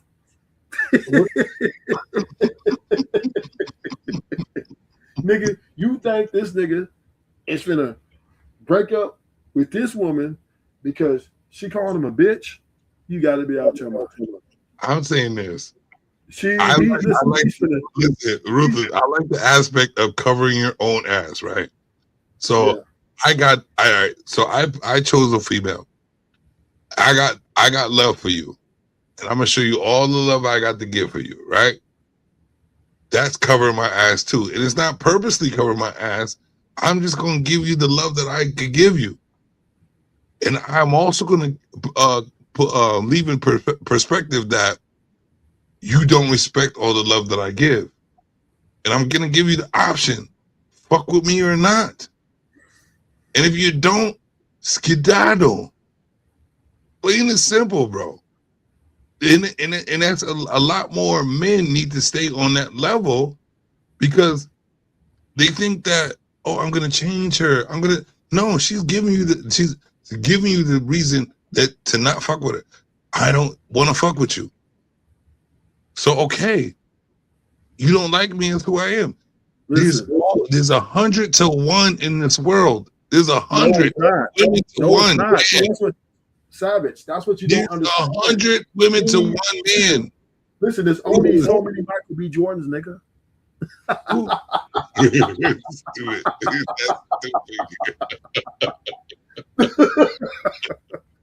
You gotta hear it. Listen, there's only so many little Dirks, nigga. But here's the thing. You got to understand. Here's the thing. I got in my life, I'd rather have 2 choices. I understand. Be with somebody and put my full. We're speaking to the or be by myself. Put my full life. Right, we're speaking in generalities. Savage, right? Yeah. But bottom line is, the average dude, these niggas might not get no coochie for 2 to 3 years, nigga. 5 years, nigga. And you telling this nigga, this woman who's fairly attractive, she's giving him a little bit of coochie, and that he hasn't gotten in 5 years. You telling this nigga, hey, you need to set your boundaries, and you need to not bye, bitch. This nigga gonna commit suicide, nigga. True. I can't even knock that. That's fucking true as fuck. You know what I mean?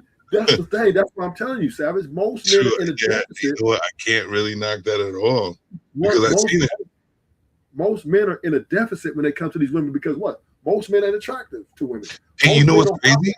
You know when they pulled up statistics about men getting sex compared to women, I was mind boggled, bro. It's not even close. Men aren't even close. It's not even close. Like this, men don't even get pussy. There's only a certain amount. There's only a certain dynamic of men that get pussy.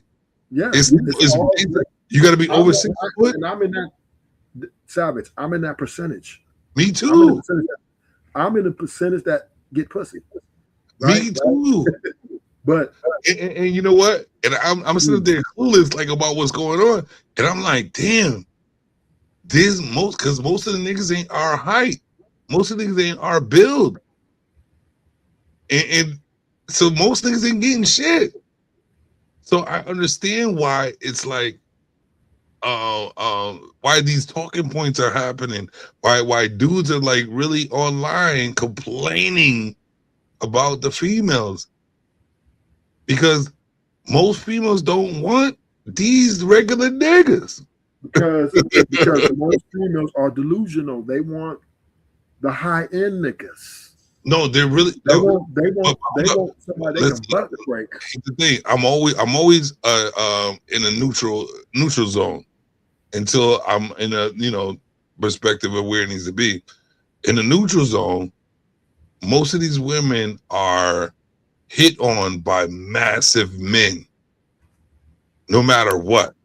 So they're automatically delusional, thinking that they are higher quality than they are, because men are so simpish that they're willing to even the nastiest looking bitch give them play like they're 10. You know what I'm saying? So basically, you got a massive amount of women running around here acting like they are golden. No, so let me only golden through the perspective of a simp-minded dude. These women, you can't blame the men in this. I'm gonna tell you why you can't blame the men. You can blame the men. Let me tell you why. I'm gonna tell you why you can't. Because women compete with other women, right? Number one, that's one. Women hate them. Really? Wait a minute, watch this. I'm gonna show you. I'm gonna prove to you. Let me prove it to you. Women don't like themselves. They're never happy with themselves. Nah, that's true. Right? Right. That's why they get the lashes. That's why they get the BBLs. They really are not complete. They really don't care, because that's why they. If you really think about it, it all boils down to the simp ass dudes. No, they don't care. They really don't care about a female. Let me tell you a story. You can get fucked by a simp. Can I tell you a story real quick? So my last ex of 4 years, right? Bad bitch, right? So she's like, what do you think about my breasts? I said, I think your breasts are perfect. Your body's perfect. I'm happy with you. You was simping. I'm getting it done. You was simping. She's like, I want to. You know what she told me? Savage. She told me, I'm gonna get my breasts done. You're gonna help me get them done. I said, I think you're perfect. I don't need you to get. I think I like them. I don't care. She got the man she want. Listen, I'm the man she picked. She chose me, right? She got me. I'm telling her she's beautiful. She a bad bitch. I'm telling her I'm perfectly happy with you. And she ignores my, when I'm saying, if I'm saying I'm happy with you, she's like, no, I want more. I want breast. I think I need breasts, because she's competing on Instagram with these other bitches. Women like to shine other women. Women don't get all these lashes and stuff from men. Now, do they like the attention from men? Yes, they use that like a lot of validation, but they really like to shun other bitches, because listen, the way their bodies are, they're getting men. Women, like you said, women are getting sex at an astronomical rate. They don't need to change their bodies. They don't need lashes and BBLs to get sex. They don't need none of that to get the men. They're not really competing with other women. They're competing with social media. Yes, they're competing with the women. Like, it's nothing to do with it. Really doesn't have nothing to do with women. It's about everything to do with. No, they got the men. Listen, their DMs. Their DMs are full. Niggas is on them. No. It's about the boost of confidence. No, they got that. They got the nigga. You're not here. You listen to what you just said earlier. You can get any dude. Women getting sex compared to men is astronomically different. It is. It's ridiculous. Okay then. And this is in high school. It's really not. It has nothing to do with sex. They want. I'm gonna break it to you. Listen. This starts in high school, junior high, right? Yeah. Women are getting BBLs and lashes stuff for themselves, not for the man, because the men don't like it. We don't want women with BBLs. We don't want women to get lashes. Not for themselves. Yes, it is. Who is it for then? It ain't for the men. Bro, they got the men. For themselves, they wouldn't be twerking and switching. They twerk and switch because they want money. It has to. It all boils. Listen. Listen. It all boils down for them, but it's the intention. It's the dopamine. It's the dopamine. It's the intention. No, they would dopamine. Twerk on women. Women compete. It's the dopamine. They could twerk on a midget. They could twerk on a dog. It's the intention. I'm not. That's not what I'm talking about. What I'm saying is, women got the men before the BBLs. They're already getting niggas on them no matter what. Most men ain't getting no sex, so she come in with a little flat butt and the cute face. Niggas own that. Her DMs is 10,000. Niggas, hey, cute, sending heart eyes, sending gifts. Take a stud instead of a man. They'll still go for it. It's the intention. But my point I'm making to you is no. You're not hearing what I'm saying. Dopamine. Women, let me tell you something. My ex had me already. We were in a relationship. You wasn't giving her that much attention. Listen. She had me already, and she still was arguing about getting breasts because she was doing it for herself, not me. Because you wasn't showing attention to her breast. No, what she wanted is she's competing. Oh, trust me, with other women. She would look at her Instagram. Listen, trust me. If you would have went like this, right? If you would have showed her breast above all, she would never got her breast done. No, that's not. No, she wants the breast done. Trust me. I told her and believe. What you mean? If you would have hit up her breast, because her insecurity, because listen, for her to get her breast done, listen, for real. For her to get now, y'all you just talking. Nah, listen, for real. Check this out. I told her her breast was perfect. I told her her breast was perfect. She was a bad bitch. Did you? I like your breasts. That's the way they are. Were you able to find out? Did she tell you? Did she tell you before that she had an insecurity about her breast? Yes. And what did you do? I told her, baby, you're fine just the way you are. I love all right. you. All right. So I give you that. How many dudes and how many females told her that her breast was before that? Savage. I told her. Let me tell you something. This woman, she's a Latina, right? Oh God. Her beauty is the 0.1%. She's one of the most beautiful girls where I live at by a long shot. She was crushing to you. Right? Listen, I took her niggas. I used to have to run niggas off. I had to take her get niggas. This is how bad she is, right? Her options were probably in the 400s, 500s. And she picked me. And I told her, look, I'm cool with you. I love you where you are. Let's do this. She, every 2 months, I want breasts. I said, and I told her, you don't need no breasts. I like you just the way you is. I want breasts because so you're going to sit here and tell me, listen, this woman's crazy because women. She's insecure. And check it out, she wore no makeup. My ex wore no makeup. No makeup. That's how bad she was. That's how bad she wear no makeup. She would just come up. Doesn't like something about themselves. It has nothing to do with you. It has nothing to do with anybody else but her and how she feels about what she wants. That's what my point is. And also the other women. She always. Listen, Savage.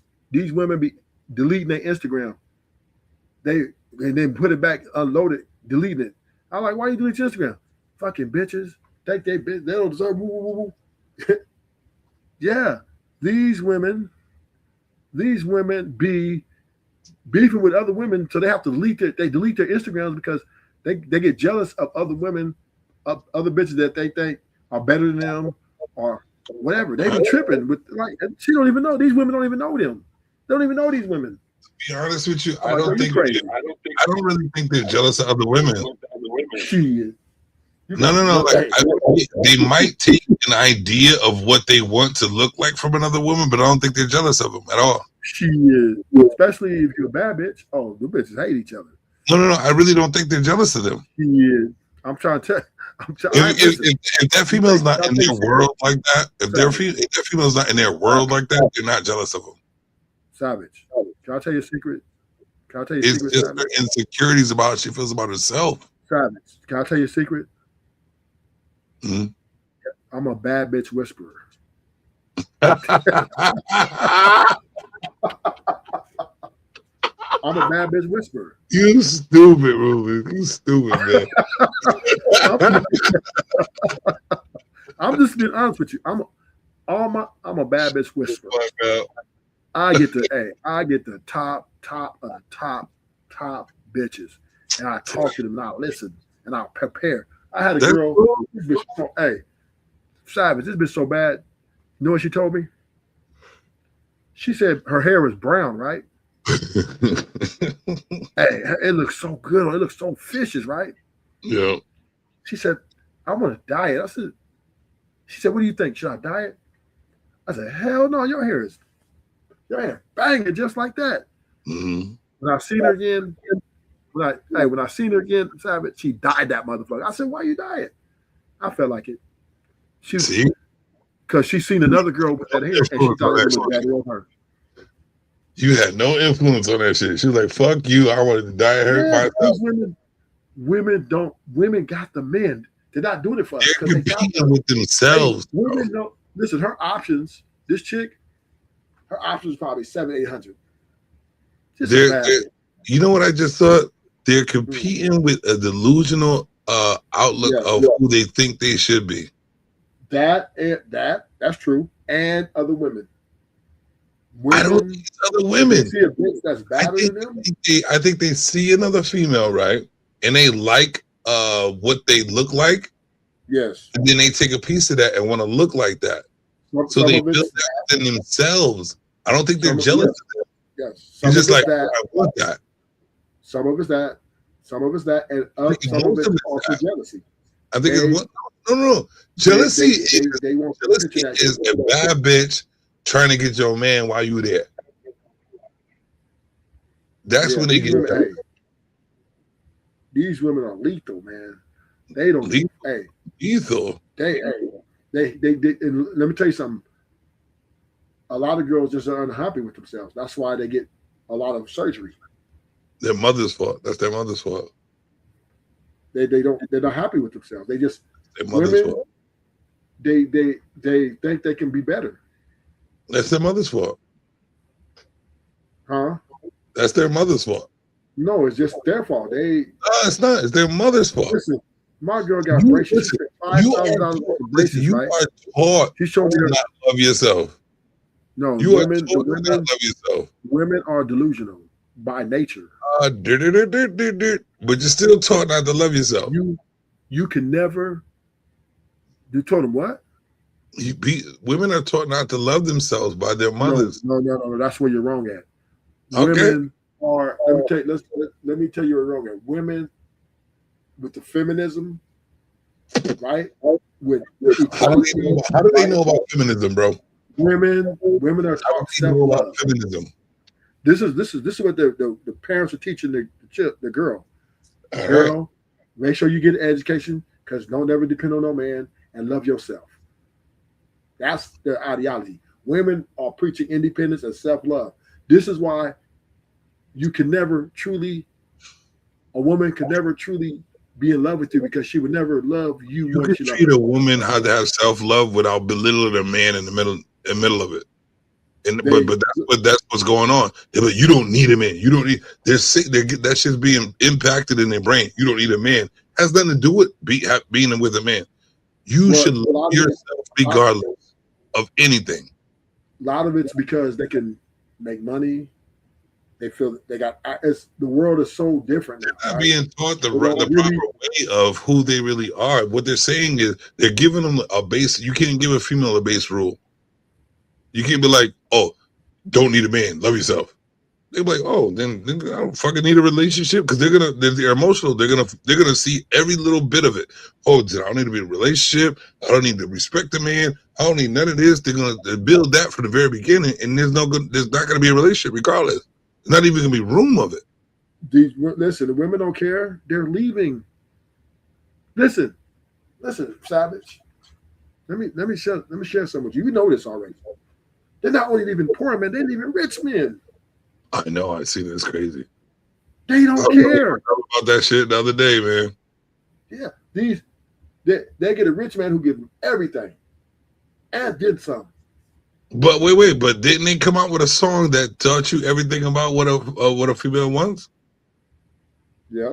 Girls just wanna have fun. Girls, and you see that. Yeah. See, Savage, I can there's a rarity that they want to like when it's time to go out on a weekend to stay home and chill. There's a rarity. Women fluctuate with feelings, with their emotions, right? So therefore, they might be chasing money, right? Mm-hmm. But once they get the money, then they want other things. You know what I mean? And spend it on having fun. And then if they don't get these other things, then they deem you no more good to them. So, like for example, they get a rich man who give him a lifestyle, but he gone all the time, or he travels a lot. He has a lot of bitches or something, whatever, right? Need the attention. She's gonna leave him. They need the attention because she's gonna want all the attention. She doesn't want to share him. Mm-hmm. She wants him to shut his life down and completely cater to her happiness. Mm-hmm. See, when women go after rich men, like rappers and stuff, they're not looking to serve those men. Right. They're looking for those men to serve them. This is why they never really work out long term. Because they're steady trying to take the rapper and make him the guy who they dissed, right? They try to make him like the average guy, right? They're trying to make him, oh, you need to don't be dealing with other girls. You only gonna worship this coochie. You can't be liking girls' pictures. You can't be with your homies. You can't be. Why you always with your homies? That's that blue face. Then she'll take you away from everything. Women, and we know this, women will take you away. They will take you away from everything. Your homies, your family, mm-hmm. everything, and isolate you with them. Yeah. Yes, this is what women do. They're coming to destroy your life and make it all about them. And if you do not comply, she's going to complain. She's going to go complain to her friends. Are you saying the ready? He doesn't listen to me. I told him he always work. He worked too much. He's always And her friends say, "Girl, you're beautiful. You deserve the fucking world." He doesn't know what he's missing. And then that's when starts the process, right? Mm-hmm. And next thing you know, she fucking the other rich guy over there, or she's leaving you for a nigga. She leaves you for a nigga that's 20% of you, because she's going back to the poor guy, or the guy who does 50K, because he's giving her power and making her feel like she's a fucking goddess. That's what women want. That's why they can't keep the. I'm telling you. Attention. These women are. They think they deserve the world. They want it all. They want it all. And if you can't meet their demands, they're going to get rid of you. That's true. And I'll say this. Ruthless approved this message. I think women are beautiful. I think they're sexy. And that's about it. I love them. I would say this. I would say this, Ruthless. I would say if you chose a female and you want to love them as hard as you can. No. Here's the thing. If you're not going to, if you're not going to, don't waste your time. You're going to get killed. No. It's actually opposite. No, I'm not going to get killed. I'm not. You want to know why? Wait, listen. You know why I'm saying this, Ruthless? because I've been through all types of these relationships already. I've already killed myself.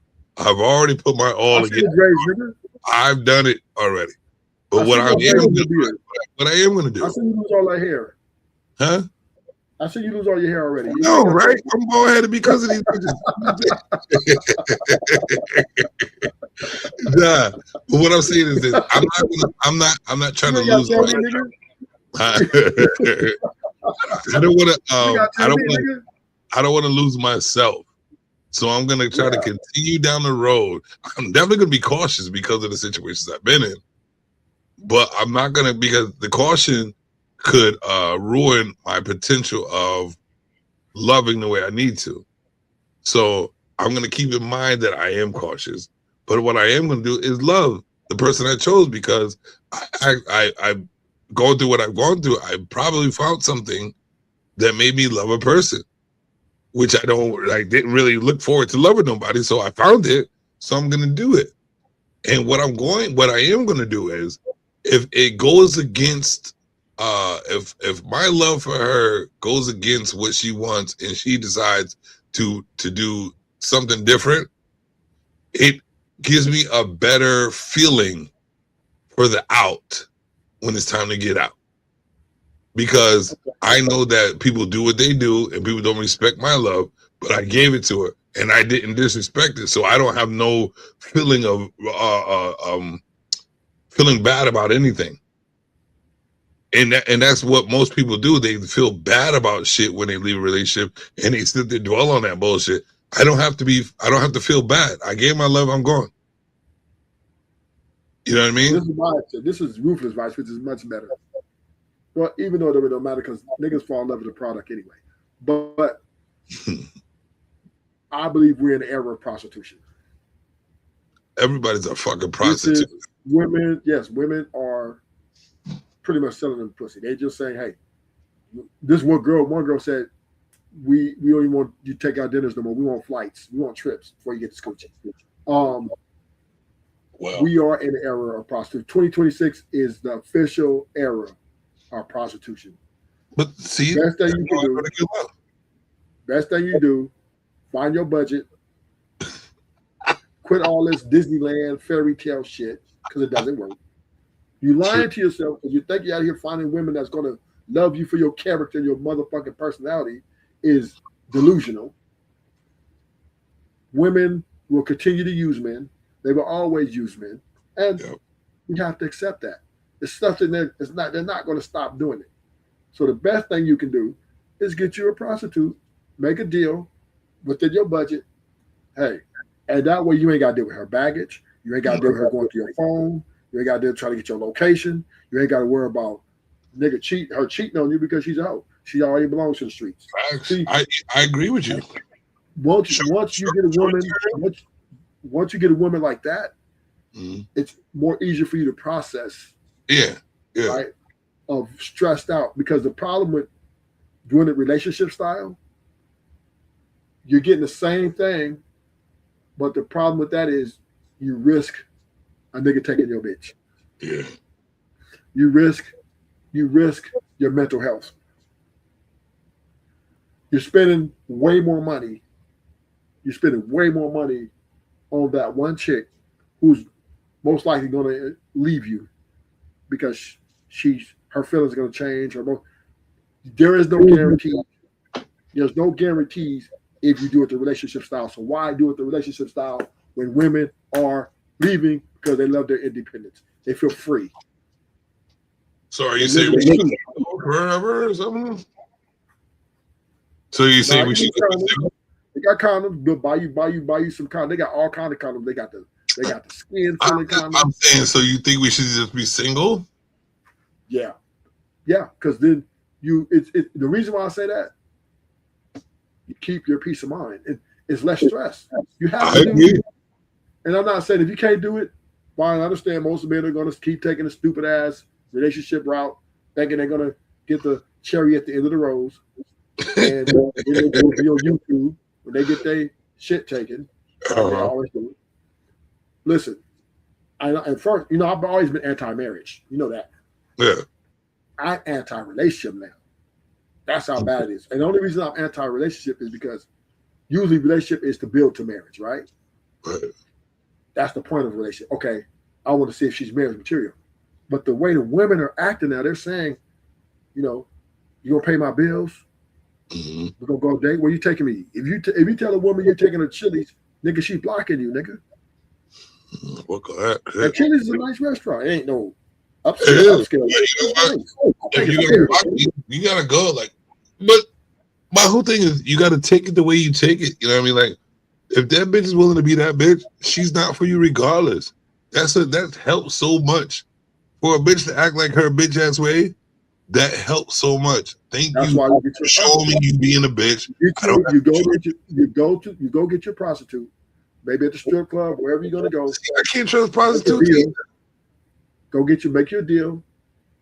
That way you can have variety of them. You can have 2 or 3. You can see them once a week, once every 2 weeks, whenever you need to get your itch off. Come in. She's gonna give you the conversation. Y'all gonna do what y'all do. You pay her for her services, and you get the fuck out. That to me is a more value. It's more valuable because, and it's gonna take some getting used to because most men feel they need women, right? That's the problem, man. They think they need women. Women say we don't fucking need you, stupid ass nigga. The fuck? You ain't gonna pay my bills? Get the fuck out of here. You ain't gonna do this? I'll leave you. And the man said, baby, oh, you know I can't live without you. Listen, I was on the panel the other day on, I don't know if you heard of Platinum Elite. You heard of him? No. So I told the man, you can live without women. These niggas damn near cried. Oh, man. They said, Rufus, we can't live without no women. Nigga, we need. Yeah, I need me a woman. I said, this is why y'all lose. Because women act like they don't need you. Of course they do. Because they think pussy's power. Right. And we give up our power because we act like we need them. We do. We act like we can't live without them. Man, live without pussy. Huh? Live without pussy. You can eat black pint. You can use condoms. For what? Use condoms. You gotta have raw sex. Yeah. And then the women got rosters these days. So black pint women, you might get one woman in a relationship, but she might got 4 or 5 niggas that she's fucking for her bills and then get shit done. So even if you get one woman, you're taking the risk of STDs because she most likely not gonna be just fucking you. Right? These women out here got 4 or 5 niggas on their roster. Ain't no virgins out here walking around, walking up to you, going, hey, I'm a virgin. So I don't know what you mean. You might as well get your prostitute because these women are selling their pussy to every nigga that got the money. They're going to these streamer university. They're going to these rap concerts. They're going to these Vegas. They're going to raves. And nigga got the money, he getting that pussy. Period.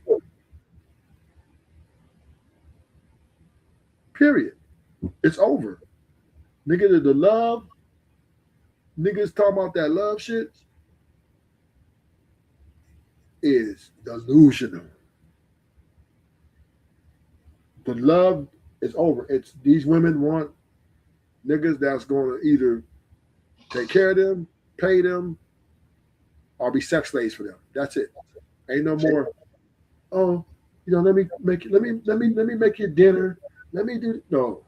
Now, granted, you get your ugly bitch, you might get lucky. Get your bitch that look like Whoopi Goldberg, you might get lucky. But you ain't finna get no attractive woman, and she's really, and you're gonna be happy. They're gonna drive you crazy.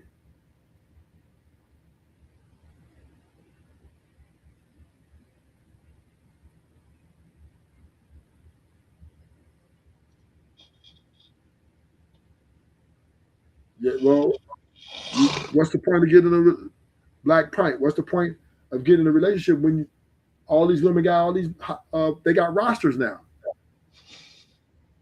These women are fucking 4 or 5 niggas for their Yeah. bills. One name pizza, one name rent. Uh, yeah, they listen. These women got 4 or 5 niggas, and each nigga for a bill.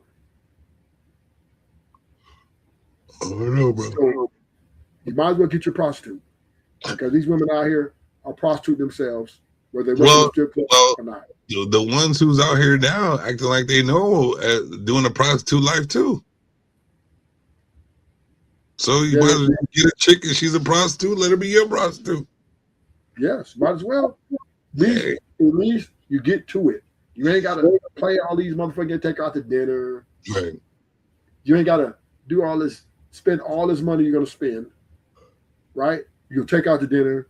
Then she's going to want to go, are you going to take me shopping? Cheesecake Factory. These women are actually the niggas that take them shopping after the first, second date. No.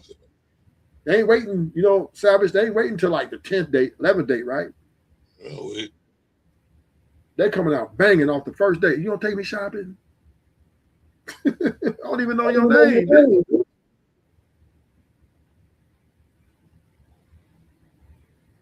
These women ain't playing. They're not playing. And even if they got a job, they still charging men. These women out here charging men because they don't care. They want it all. Well, I'm going to bed. Good night, Savage. And I'm out.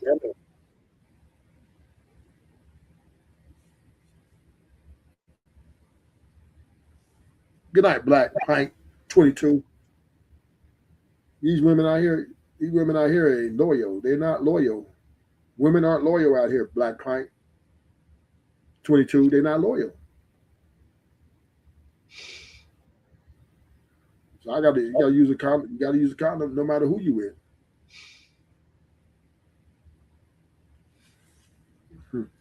I don't know. I think women love money and power and sex. That's what they love. Money, power, and sex.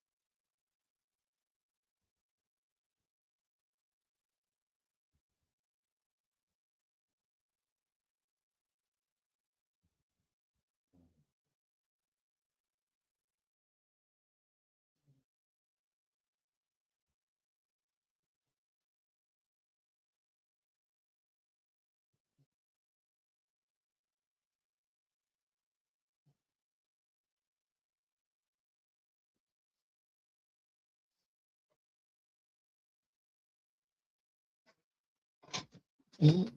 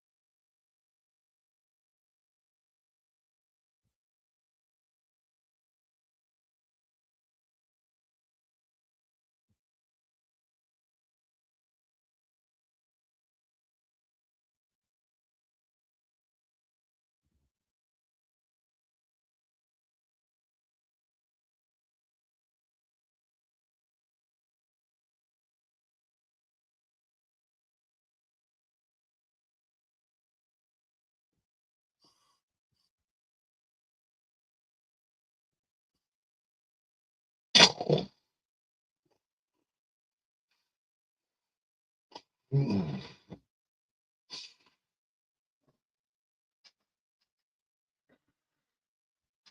Mm.